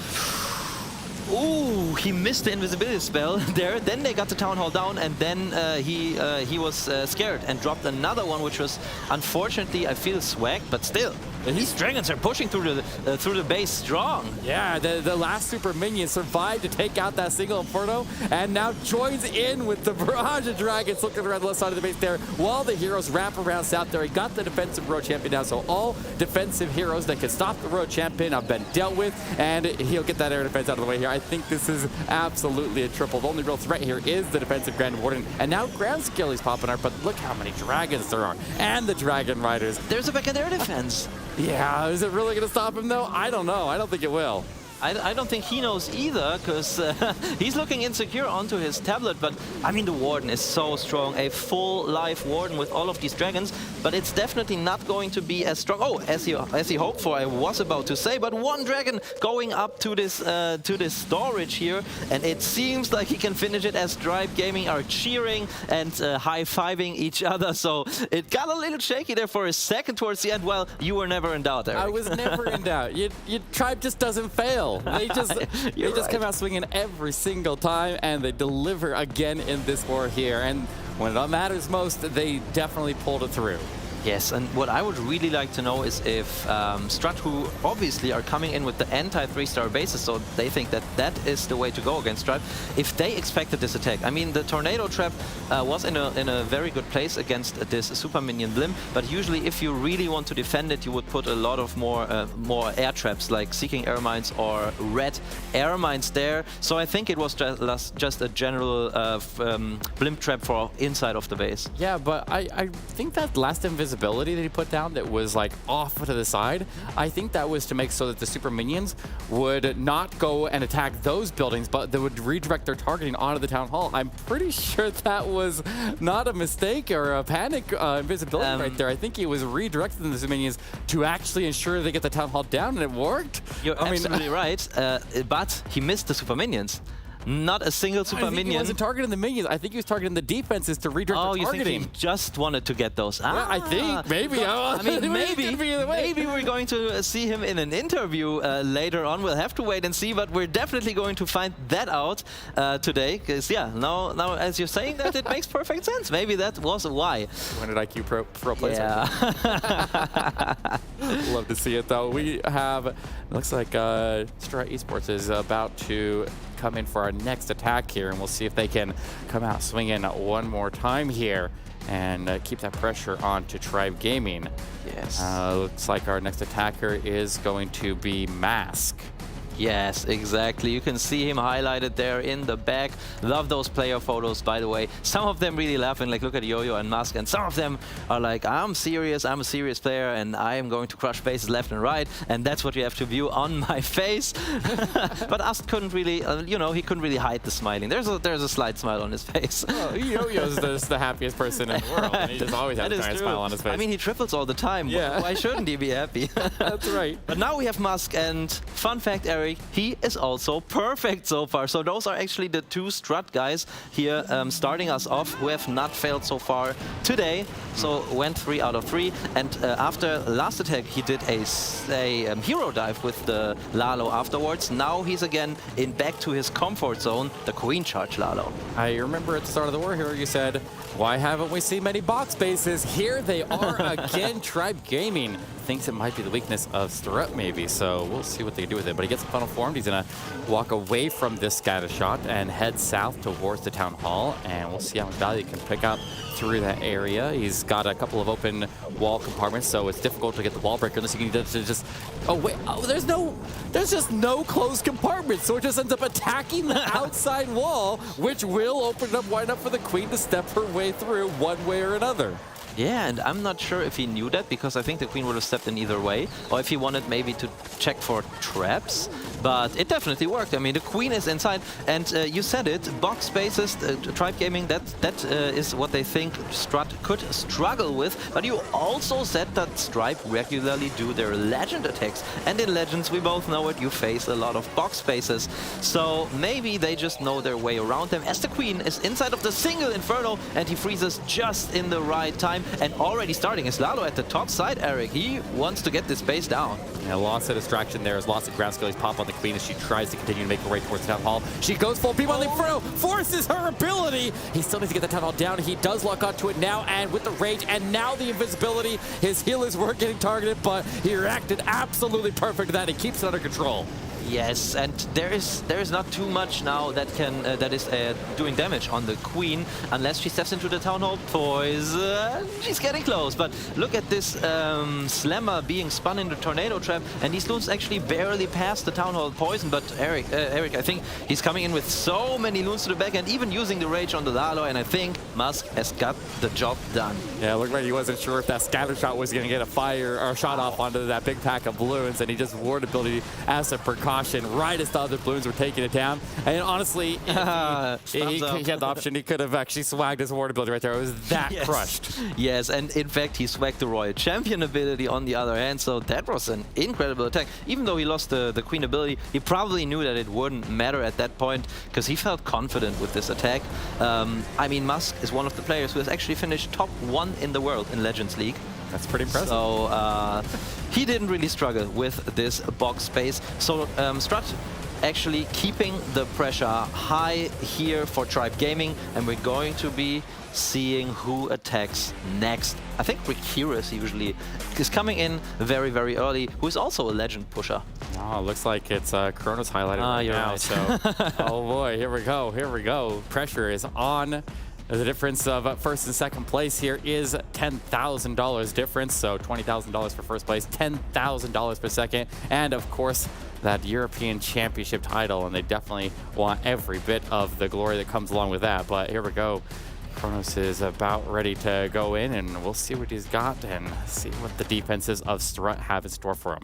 Yes, another anti-3-star base, and he's coming in with a risky strategy, the Skelly Donut. But so far, it's looking good. He's not making the CC or this Inferno Tower invisible, and his skeletons took both of them out. He even saved an invisibility spell that could come in handy later in the attack. Yeah, getting that very, very efficiently dealt with, and he's got more skeleton spells that he can now use to help his heroes get maximum value here. Even bringing in as a super troop, he's got these super barbarians that are forming the funnel. Not the opportune positions for the collectors and stuff like that to give him good spots to drop in sneak goblins to form those funnels. So super barbarians a little bit more expensive, but will definitely do the trick there when there's different style abilities. But the Queen is trying to break off and go towards the Town Hall using that funnel while everybody else going north. And with those skeleton spells, he should have a pretty solid chance of making it through the defensive heroes. Yes, absolutely. And I love these surgical giants that he is sending in there from the bottom side to tank for the Queen. Now, invisibility spell had to be used because the Queen was targeted by the ground targeting expo. So as the Queen is going to the Town Hall, taking it out, he already started his first part of the attack, which is actually not a Lalo, but a small Dragon Rider part, which we have seen very often recently. Dragon Riders into the Eagle Artillery, and then we will see a Lalo starting from the right side. Yeah, if you have a closer approach here for your headhunters, so you can put in the Dragon Riders. They operate really well independently, but you want to put in the Warden at the closest approach to the defensive heroes that are still standing, and that Royal Champion is a primary target in this attack there. Made that ability, protect the headhunters, and was able to get through her, and now these balloons are coasting into one Inferno, but the other Inferno is going to have to get picked up by this Dragon Rider group that is coming in from that Eagle Artillery area. He's looking pretty solid here. He's still got a Royal Champion ability, and it looks like he's got this one locked in here, Maxi. Yes, he's running low on the loons, but he knows that a Royal Champion with the ability and the help of the Warden will finish these couple of defensive buildings that are on the bottom side of the screen. He uses the Royal Champion ability also to speed this attack up, and now it's just about to clean up. And this, in fact, has been a pretty fast one for a hero dive Lalo, like 2 minutes and 20. So, Kronos, good job. Yeah, absolutely. Really, really solid attack there. Staying time efficient and continuing to rack in those triples. We'll see if time ultimately becomes an issue, because like if there's any teams that are going to get that double perfect war, like these would be the teams that are able to do it. So we'll always keep an eye on the overall attack time here and see how efficiently they can take these bases down. Because that I don't know, I feel like against these teams, this often a thing that comes into play with them. Yes, absolutely. And look at the Hound. We just see it in a replay. It pulled also so many red mines that could have dealt damage to the loons if it would have come down to them. But with his Royal Champion there in the back, you can see him fist bumping his clan mates. Kronos, the team captain actually of Tribe Gaming, did a great job, as we see the audience who is enjoying this European final for the European Championship. Yeah, that's it's so fun to have a actual in-person event after so long without them. Yes. And it's just amazing. It's just absolutely incredible. And well, let's see if now STRUT Esports can keep that pressure onto them coming out of lower bracket. I'm going to remind you that they did have Tribe Gaming, had the option of who wanted to go first, and they opted for STRUT to take the lead. And show their hand before, or so they could end up reacting to it and play to that advantage at the end of the war there if they can. Exactly, but so far it doesn't look like STRUT is having problems with the less planning time that they have. But we'll see when the next attack comes in, and we can already see in the back it's going to be Tryhard, the French player who has actually already been at a live event, the 2019 World Championship, where he finished second, vice champion. So I don't think the nerves will get to him, but probably at this point they don't get to any of those players. Yeah, that's definitely a lot of experience here, and that will definitely help him out here as we have a Queen Charge into Dragon Riders coming in from this one. He's got a Flame Flinger, and it looks like he'll open up with that Flame Flinger up at the top of the base here. A couple of troops come down just to trigger some Teslas in that area, and he did find one of them up there, so we need to be keeping in mind that there's potentially a larger Tesla farm up in the area around the Eagle Artillery, and he'll at the same time drive in his Queen Charge, and it looks like she's going towards this Town Hall here. Yes, and I think that's exactly what he's planning for. I mean, I don't know, maybe he wants to send the king in there and wall break the queen into the scatter and afterwards into this multi-compartment at the 3 o'clock side. Right, he did just put the wall break to open up the scatter shot, but he's going for another wall break. Lots of incoming damage on the queen. Almost forces her to ability, but she's got the rage. She's getting topped off. Watch out for the rocket balloons. Freezes them up right before they get the strikes, but the queen did go to ability. She is alive though, and that's the most important thing. And that's what it's there for. That's why that queen... Oh, look at this. Oh, there's so much damage here, Maxi. Yes, a great invisibility spell. Like, that was the perfect choice in that moment as the damage was starting to rain in on that queen, and she's able to finally take down the Town Hall. And also, all of her healers have survived, and the queen is looking strong as Tryhard is coming in with the Dragon Rider force from the 3 o'clock side. Yeah, with a Pitzer-style Dragon Rider attack here. The Queen took out the entire bottom base there. The Flame Flinger just kind of collapsed in at the top at the same time, and everything now moves right through the middle base there with the support of the Royal Champion. There's the heal spell to get him through the multi. This is looking pretty solid, and with that Queen now moving into an area that is so low damage that she can just continue to pick off defenses back there, looking really solid here. Yes, and that got so close there with this centered multi-inferno, but to be honest, I don't think this would have made a difference, because look at the 12 o'clock side, there's still a Flame Flinger slowly driving through this base. So 45 troop space that Tryhard didn't even need. And it's also a very fast attack. And I mean, 5 attacks in, no fail so far. We have to start talking about time at some point. Tryhard definitely... Oh, he missed a building there on the right side. It doesn't matter. The triple is secured. Good job to Tryhard. Yeah, about 45 seconds to spare on that one, leaving up plenty of time to work to their advantage later if it comes to that. And we'll see if that happens. I mean, it's a really high-octane war right here. This is really good performance from both teams, and I thought the Queen was going to be in a lot of trouble right there, but his reactions were right on point there, and he's holding on very strong. Yes, great job by STRUT, and they played the ball back into Tribe's field. So I'm excited to see who will attack next, and it's going to be the next anti-3-star base, and so far it seems like both of these teams don't struggle against any base type, but especially, to be honest, especially the attacks from STRUT against the box bases, they seem so overwhelming. Like, they haven't been close at all. Like, there were big overkills, in fact. So I'm excited to see if they can continue like that, or if maybe Tribe has just gotten this one bait done, where they expected the right attacker to do the right attack and can possibly defend one of them. Yeah, I mean, Tribe continues to have those box bases on defense, and STRUT seems to be picking apart. I wonder if they have all 5 box bases, or if they mix it up a bit there, but I'd definitely be interested to see exactly what their defensive strategy as they continue on here. But I think it's been shown for the most part, and it's not slowing down STRUT in the slightest, but then their defenses aren't holding either. So I mean, it's hard against this level attacker. Absolutely. So after this match, after this attack, let's say, if it's a triple, then guys, we're going to take a look at the time. But first, Exquisite has to do it. And once again, we see a Queen Charge Lalo from him. And he has been so good with that, not just today, but recently, using it all the time. So he must feel so comfortable with that double wall break here. to open both of these compartments, and Eric, that can only mean that he wants to wall break even deeper into the base. Yeah, I mean, Strut also running block spaces here. It's a shootout, but he's able to get this Queen to now power through into these Teslas, and a really good spot to fight the Tesla farm here. But lots of incoming damage on the Queen here. She might need a freeze. She goes to ability. Luckily does not die through her ability, and he's still okay there. His ability has been burned, and hopefully doesn't need it for later on. We'll see what comes out of the defensive CC. Watch out for rocket balloons, but these ground expos are just sustaining heavy damage onto his Queen right now. It's a very dangerous spot to be in.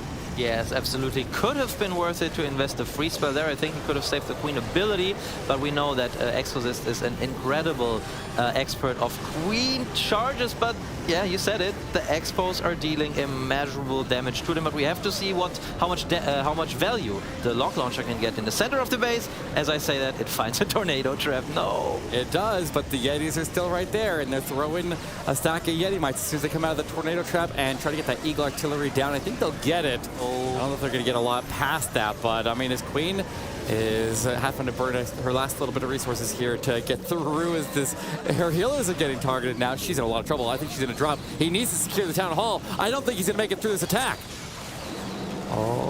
Okay, yeah, rage up, freeze up, and there it is! Lucky gets that down all down. Time is no longer going to be a major factor as this one falls short, and STRUT, after coming out of the lower bracket, has put Tribe Gaming behind in this series. And you can see it, Exorcist is not happy about that. I don't really know what made this attack go south, because he's an expert at Queen Charge Lalo. He lost the Queen ability, yes, but other than that, he got very good value with his other heroes from the 6 o'clock side, but I don't know, maybe he should have started earlier with the Lalo, maybe to tank for the Queen, but in fact it was ground expos that dealt the damage to her. But we can see the disappointment in his face. But you know, at this level, you cannot triple 100 out of 100 attacks, you know. At some point there will just be a little slip. It's also late here already. These guys, I mean, you have watched the stream possibly for a long time now, and these guys have been around here. They have had 2 wars already, so it gets to you, and even the best players can make mistakes, and unfortunately that just happened to Exorcist as he is watching a lonely minion shooting at a Dark Elixir storage. But now the attack is finished with 78%, and now it's all in Strut's hands. And that one goes all the way down to the timer. Luckily, time is probably not going to be a factor anymore unless they somehow end up at the tie percentage. But this is it now. Strut's war to, they can control their own fate. They just need to hold out for 2 more attacks, and their last attackers are absolute powerhouses. And this is a rough spot for Tribe to be in right now, and it's crazy to even say that when you've only had 1 miss the whole war. You know what I mean? Yeah, absolutely. There we see his reaction again. Very, very unfortunate. Yeah. Yeah, he's I don't know, he's doubting what he planned on doing there, but nevertheless, it is back to STRUT Esports now, and we have Ast and Boom left, as we can see, and it's going to be Ast next, and Boom is going to finish it off once again, and we have seen how clutch he can attack at the end. But, you know, I mean, Ast is a very consistent player usually, but today he already had a little slip-up, so maybe he is still thinking about that. But let's see, next box space, and this time he is coming in with a Lalo attack. Yeah, double poison here to deal with whatever kind of CC ends up having to deal with here, but he'll drop in his king up at the top of the base here and drive his king into the base there with the skeleton spell, but right into a multi-inferno, so it's not going to get as much value as it would if it was a single inferno, but he will control the pathing of the queen, or hopefully he ends up going to that area there and goes and deals with this Thorough champion. He does turn back there, and he's cleared the way for his queen to be able to walk in and go take the town hall. Double funnel here working in parallel as they both funnel each other and get each other to their primary targets.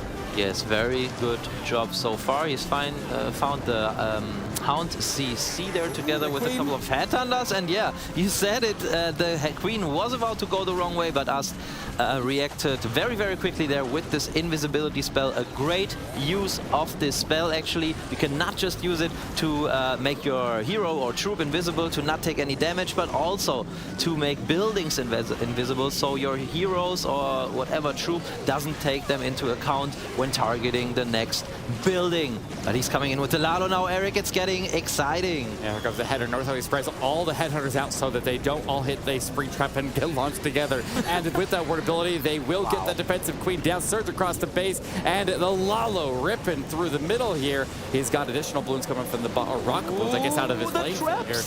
And he's got, if he can avoid the traps here, he might be okay. There's a lot of incoming damage, and he's taking Eagle Artillery Strikes to the giant pack of balloons. Red bombs are going off and hit the back as well, but some of the red bombs ended up going off to the side, and he's still pushing through. Can he finish this, Maxi? Yes, you can see him pumping his fist already.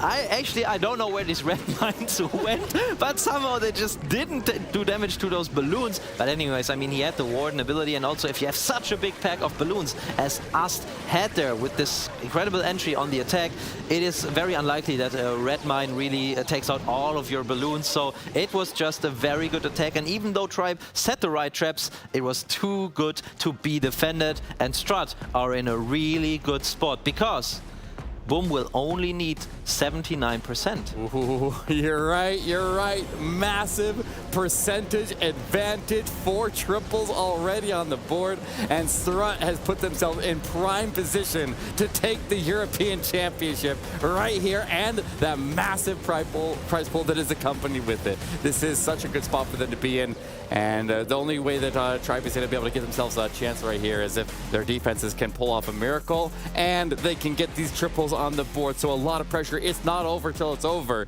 Yes. And they still have a fight to play. Absolutely, and you could, right after the attack, you could see Boom talking to his teammates, and right now you can see Boom and Yo-Yo, and they're thinking about, I think, what should Boom do in his last attack, because we've had this topic a couple of times, and I actually told you that I had this topic with Boom on the way here to the hotel when we came from the airport, and he told me that in the current meta you could also go with your initial plan, with the 3-star plan, because everyone at this level is able to save it. But I think right now they are conferring if it might be better to go for a safe 2-star attack. I'm not sure, but these box spaces, they can be very toxic. Yeah, but honestly, one of the safest, high percentage capable attacks in the entire game is like a Lalo attack, where you can secure the town hall and then you can just trim out all the perimeter defenses, which you're already, that's just generally how a Lalo attacks anyways, to snipe off all the perimeters and work your way from the outside in. So that frees up so much pressure. That's Lalo in general, gives you massive amounts of safety as you make your way through, and lots of backup plans as well. But gotta see if Tribe can get it done here first, because Rakiras will come for the 4th attack. Yeah, and as you talked about, he is coming in with just that, a Lava Loon attack, combining the Lava Hounds as tanking troops with the balloons, who deal an incredible amount of damage to defenses, and he is also sprinkling in a log launcher from the 6 o'clock side of this base, and its job is to get all the way to the core of the base and take out the multi-inferno and the sweeper, which at this moment is already in fact taken out. Yeah, and the log launcher now dropped out the Yetis. The Yetis are going off in the wrong direction, but he did get the extra assistance out of the logs. They actually hit the headhunters and locked them off the board. Always really satisfying to see. But that multi-inferno does end up staying standing in the base there, and that potentially could be a problem for him later on. Yes, double poison, very nicely deployed there. He's got the Queen and Royal Champion ability. Royal Champion just went off. But yeah, this multi-inferno in the core is not going to go down, and we can see him take the risk at this point. He is like, okay, we have to triple anyways, like a 2-star won't get us anything, so I might as well start from the opposite side, from the town hall. And we've seen that earlier today from none less than Yo-Yo, and he did a successful job. So let's see how Rakiras, another world-class Lalo player, can do it here. Yeah, being able to save that town hall for the end, so you don't have to have the poison dealing with damage to all your troops here. But look, he's got so much spell support here. There's the ward ability. He's collapsing all the defenses on the outside. Even if every single blue dies to the town hall, he should make it through. Rage is carrying him through, and there's still that defensive road champion. She goes down, and the town hall drops, and Rakiras does clutch it. The tornado trap there caught me off guard there for a second. I was scared, not gonna lie. But yeah, with the rage and the slightly delayed warden, he's still got the town hall down and finishing the clan castle, which... Oh no, the clan castle and a gold storage, which are the last 2 buildings. Also a quick attack, but honestly at this point, unfortunately, we don't have to talk about that anymore. I mean, it could become a factor if Boom scores exactly a 78% 2-star. What are the chances? Yeah, I mean, they are low in general, but then again, it's Boom, and we've seen their average stars. It's like both of them were way over the 90s, but it's a lot of pressure, Eric. This is a $10,000 attack right here. It literally is. He can claim the European Championship right here, put it out of reach for Tribe Gaming. But if they slip up and give them that opportunity, then Tribe is 100% a team that can clutch it and take it back. Exactly, but we really have to say it doesn't disappoint this final here. I mean, those seem to be really the best two teams of this competition. They also got the first 2 spots in the challenger phase. I mean, Tribe even went undefeated, and STRUT with a 6-1 record. And you could see it there, 8 attacks and just 1 unfortunate fail here. And now it really comes down to the wire. It comes down to the captain, Boom.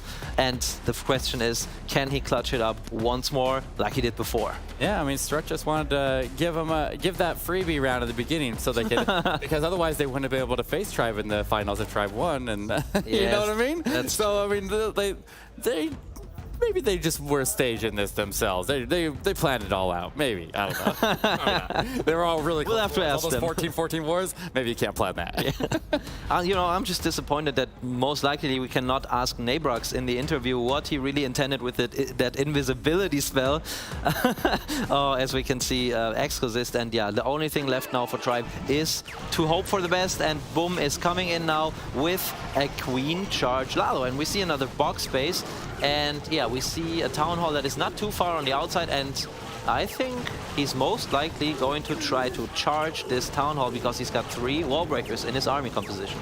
The only thing that could save Tribe Gaming right now is if this Queen charge goes down early. So if this Queen makes her way across and engages into that Town Hall, which I don't even know if she's going for that. She's got all these wall breakers. He starts the wall break over on the left side to maybe push her towards the scatter shot. An interesting play here for him, but maybe something else is planning to go over to the Town Hall. He doesn't even seem to be correct. No, maybe he is. Okay, scatter shot's gonna hit it though. Oh, it doesn't make it. Oh. Yeah, I think he needs to wait. Yeah. Okay, this is questionable right now. The Queen is not tanking. The Queen is not tanking. Oh, another one! It doesn't get the wall break to the Town Hall. Oh, this is a problem. This is a problem. But he is staying calm. You know, he has not started any other part of the attack because right now he knows, okay, I have to save the 2-star. I can get a lot with the Lalo, as you said, can just snipe a couple outside buildings.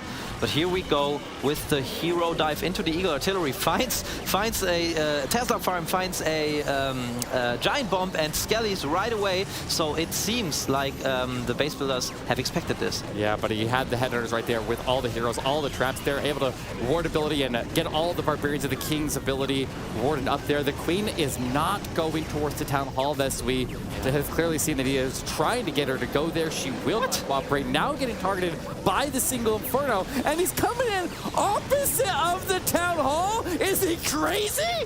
That must be a joke. Like, I can't believe this. Queen is also getting targeted by the single Inferno. He could have easily just Lalo'd into the Town Hall. I mean, but it's Boom. We cannot call it too early. There is a chance he can still pull this off.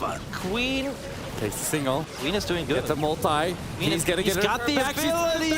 He's got her ability. He's got a freeze. Percentage is climbing. I think he's got it back under control. No way. Did he really just do that, Eric? Are you kidding me? That was like so risky. I was sweating, and I can't believe what Boom was doing there on the stage. And especially his teammates. They must have been like, bro, what are you doing? But he's just too good, Eric. I can't believe this. He's still my triple. He's still my triple if he gets his air defense down. Ward is still moving. Queen's still alive. If he gets the blue strike onto that, he's got a lot of minions over there. Queen's actually still alive. She can take on that Wizard Tower. He just needs to get this air defense down, and I think it actually ends up being a time fail here. Or maybe, no, maybe a straight up fail, but one way or another, he's got the percentage necessary, and it is going to be a win. We crown our European champion. STRUT Esports takes home the win. Wow, look at him. Like, there is so much pressure that just fell off of him. You can just see his face is all smiles, and yeah, he couldn't be more happier, especially because I feel like he made it harder for him than it already was during the attack. And yeah, they are just so happy right now. What an incredible attack. And also, like, how brave can you be as an attacker too, and also how confident. Right. Pull that off, so boom. I have no words. My heart sunk when that Queen was not cooperating, and he came in. I can't handle that kind of pressure. Clearly, he was able to, and just the pure confidence to drive that Queen in and continue on to the Town Hall when he could have gone for the backup plan. He could have dove in those balloons towards the Town Hall, and he chose not to. Yes, and yeah, it's pretty sad to see Exquisite there, because he knows, unfortunately, he had to slip up this time, but it can happen to any one of us. I mean, just imagine if he had tripled, it would have been boom, another very experienced and great player with the slip up, because he didn't come in with the triple just now. And also, we've seen such great players today coming in with just 2 stars, so he really shouldn't be too hard on himself, and I'm sure that his teammates will tell him that too. But now let's focus on the last attack. It is Fluxy, who has also shown us some incredible attacks today, and he in fact is also still perfect with 2 out of 2 triples so far. So let's see if he can keep that streak going. Yeah, but I mean, Tribe Gaming just walked away with a massive championship that got them their golden ticket in the, well, this is last weekend, so like they are still in a really strong position, and we'll still see them in the World Champions. STRUT may have won today, but they have not secured their spot for the World Finals, and that golden ticket still lies looming in the Sunday. It's going to play for Sunday. They got to keep playing for it. Absolutely, and I mean, you said it. They would have been qualified for Sunday either way, but this will definitely give them, you know, a confidence and motivation boost, because they know they just beat Tribe Gaming, who have most recently won the golden ticket in a competition where they seemed unbeatable. But today, STRUT is the team that was able to, in fact, beat them, and that must feel great for them. Yeah, absolutely. I like what he's doing on this attack here, taking advantage of that right side compartment that has the closed wall right there, using that to redirect this Queen back in through the jump spell and into the core of the base here. This is a pretty solid setup here for this Queen charge Lalo, going against the anti-2-star base Slammer in the left side, getting into that air defense, and I mean, if he triples that, that is just bittersweet there, as it's not, it feels good to get the triple, but it never feels good to know that you had that in your grasp. For sure, but I have to point one thing out. If you recall, all the STRUT bases they used 3, I think 3 anti-3-star bases, 1 box base, and 1 anti-2-star base. So they did exactly what we talked about before, where we said that teams usually don't do that. So maybe they heard that, I don't know, and maybe they wanted to do that to confuse their opponents, and it seems to have worked. And we talk about these mind games at this level of the competition over and over again. And I don't know if that was really the reason. Maybe we can ask them in the interview. But yeah, very interesting to see, as Fluxy is finishing it off for Tribe in style. The triple. Absolutely. However, 3 back-to-back wars, 14-14, but STRUT pulls ahead on every single one of them. That was absolutely incredible. Yes, that was beautiful to see, and there we have it. The winner is STRUT, and we can see them being happy there, and they're standing up.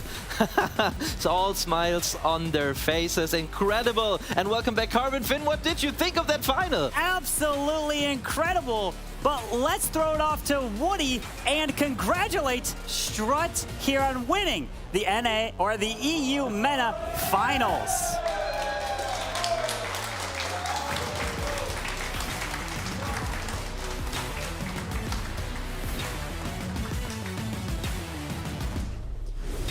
Congratulations to STRUT Esports, the slayers of giants, the defeaters of Tribe Gaming. The undefeated are now down.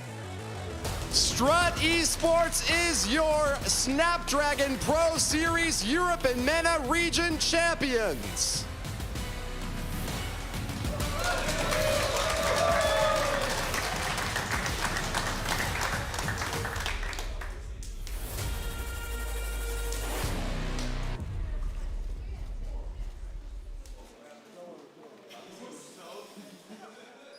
Are you ready for an interview? Boom, would you like to step over for an interview? Congratulations on your victory. You didn't quite get the 15 stars that you had promised, but it's a win nonetheless, and taking the trophy at the very end from a team that had bested you throughout the round robin, and here today showing up with 2 wins over 2 very difficult opponents. How are you feeling now? How do we feel? I mean, we are super happy that we won the title, especially against Tribe. The last few wars, we kind of lost against them so many times. The first time actually that we won against Tribe in the tournament was in the grand final, so I'm even more happy and looking forward for Sunday actually. You had an opportunity to take an easy win with the possibility of just a 2-star claim at the end, but you went the distance, attacking from the opposite corner of the town hall and really going all the way there, not giving your fans an easy time once again. It seems like STRUT is geared for excitement over certainty. Do you have any comment on that? I know that my attack was very, let's say, risky. Like during the attack when I failed the wall break, obviously. During the attack, I actually knew from Legends that my queen will still get the tower. I was pretty sure. Even though it seemed close, so I went for the 3-star and not like a safe low percent 2-star. That's why I did it. Well, no guts, no glory. It is all glory now for STRUT Esports. You are going to be moving on to face off against foes from other regions, as well as BADZINGER from this region for a golden ticket on Sunday. What do you think are your chances for claiming victory then? First of all, we have to see which North American team will make it, and then we will prepare our bases accordingly, obviously. But I think our chances are 25%. 4 teams competing, 1 winner. I think that's a very modest estimation of your chances. One last opportunity to give any last thoughts or shout outs before we hand it back. Shout out also to our base builders. We did great performances in base building, more or less. Shout out to Iron and also Ent, who also helped us a lot in our preparation. Let's see how it goes on Sunday. Congratulations to STRUT Esports, the champions of the Snapdragon Pro Series Europe and MENA region. Guys, you did excellent today. Let's send it back now to our analyst desk who can break down those last attacks and tell us what to look forward to. Thank you so much, Woody, and congratulations to STRUT Esports taking home the victory and $20,000. And of course, I'm welcoming back Maxi and Eric. What a day, what a whole set of matches we saw here. It's just, what are your guys' thoughts so far? I just can't believe this final. We had 9 out of 10 3-stars. That's incredible. But I just have to emphasize that my prediction once more was correct, Eric. What about you? Didn't I choose STRUT as well? Oh, I'm pretty sure and you did great too. Hey, congratulations! We're awesome. We didn't jinx it for once in our life. That was amazing. You almost jinxed Boom right there, but he was confident in his attack, and that's the beautiful thing. Like he said, he attacks in Legends so many times. He knew his queen was going to go for the Town Hall, so that's one reason why you should try to be practicing and pushing up in Legends League. But what an incredible day! We can bring up the bracket again to summarize if you're just joining. If you dare, you missed so much for these teams, and what a run STRUT had to make from the lower bracket, Maxi. Yes, absolutely. We've talked about before. Tribe Gaming didn't show any weakness. They just went through the upper bracket like nothing. But in the end, they found their, the final opponent that they couldn't win against since a long time. And actually, STRUT got their revenge, which I think is like a very nice storyline to this. Because Eric, just recently they lost on time. Yeah, but the attack that decided that war was the 1-star. If they would have got that, like literally, if he would have got the Town Hall down with the E-Drags that ended up missing it, then that one would have easily gone to a 14-star war as well, and they would have never been in that situation. But then we would have never seen Tribe versus STRUT for that grand finals match because they would have played around earlier. Absolutely. So let's bring up the prize pool. Well, to show you how much each one of the teams ended up taking home, as STRUT coming in with first place and $20,000. Tribe is coming in second with 10. Look at the difference. $10,000 difference here, That's insane. That is insane, but it is well deserved. I mean, we said it right before the attack from Boom, a $10,000 attack, and boy, did he make it exciting until the very last second. But yeah, he felt confident about it. He said he knew his queen would get the Town Hall, and even though we were shivering, doubting, I don't know, shaking heavily, he was exactly right, and he got the job done. But also, GG's to Tribe Gaming, who just came short 1 3-star, Eric. Yeah, I mean, good GG's to all the teams today because none of them are walking away empty-handed. They absolutely delivered. And look at this hit rate here from the finishing war there from Yo-Yo, our MVP of the Snapdragon European Championship. Incredible stuff from these players. We had Mask, who also was going through in Perfect 2 as well, and the pressure was on. It was so hard to decide, who could be MVP? Well, you have Boom, who could be as well, clutching 2 wars and pushing them through. Yo-Yo, Mask coming in, not failing. So either way, they're all MVPs in our hearts. But, that was today. But we have a whole nother set of matches that's going to be tomorrow for North America.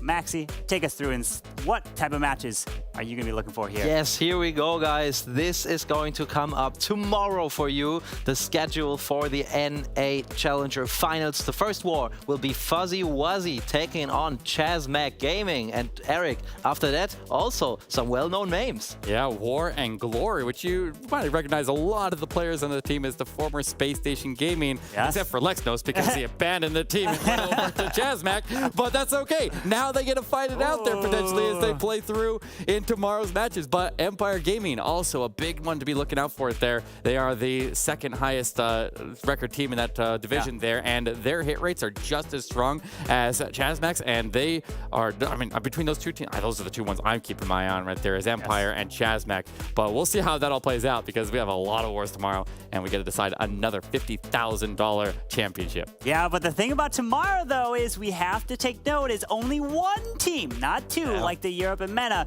advance. Only the top, only the champion will be able to advance to the golden ticket portion of the event, right? They're trying to make it to the World Finals. But you're wondering what time? Same time as we started today, which will be 11 a.m. PT. That's where you want to tune in so you don't miss any of the action. Of course, we want to thank Snapdragon Elite Gaming for our sponsor for helping us put all this together. And of course, we have Supercell, the production, my fellow casters. We have Maxi, Eric, Susie, and then of course the stage host, Woody, who we couldn't do without. Really, it does mean a lot. Do you guys have any final words before close it out? Yeah, I'm still excited about that last war, but I'm excited about this whole day, guys. It was a pleasure to be hosting with you guys for the first time on stage. I think it's just a pleasure to get all this experience from you. I can really I feel comfortable between you guys because I know nothing can happen here. It's a real pleasure, and also Susie did so great. It was a pleasure to host with her as well. Eric, what about you? I'm so excited for the upcoming days here, and then obviously getting a 4th ticket into the World Championship there to send another team. And that is going to be just a whole nother step up from this. This is so exciting to have these live events, and I welcome it with open arms here. Absolutely. So make sure you guys don't miss tomorrow's stream of the North American Finals. We'll be sending one to the Golden Ticket Tournament. Again, that's going to be at 11 a.m. PT, so make sure you guys tune in then. We'll see you guys tomorrow. Clash on.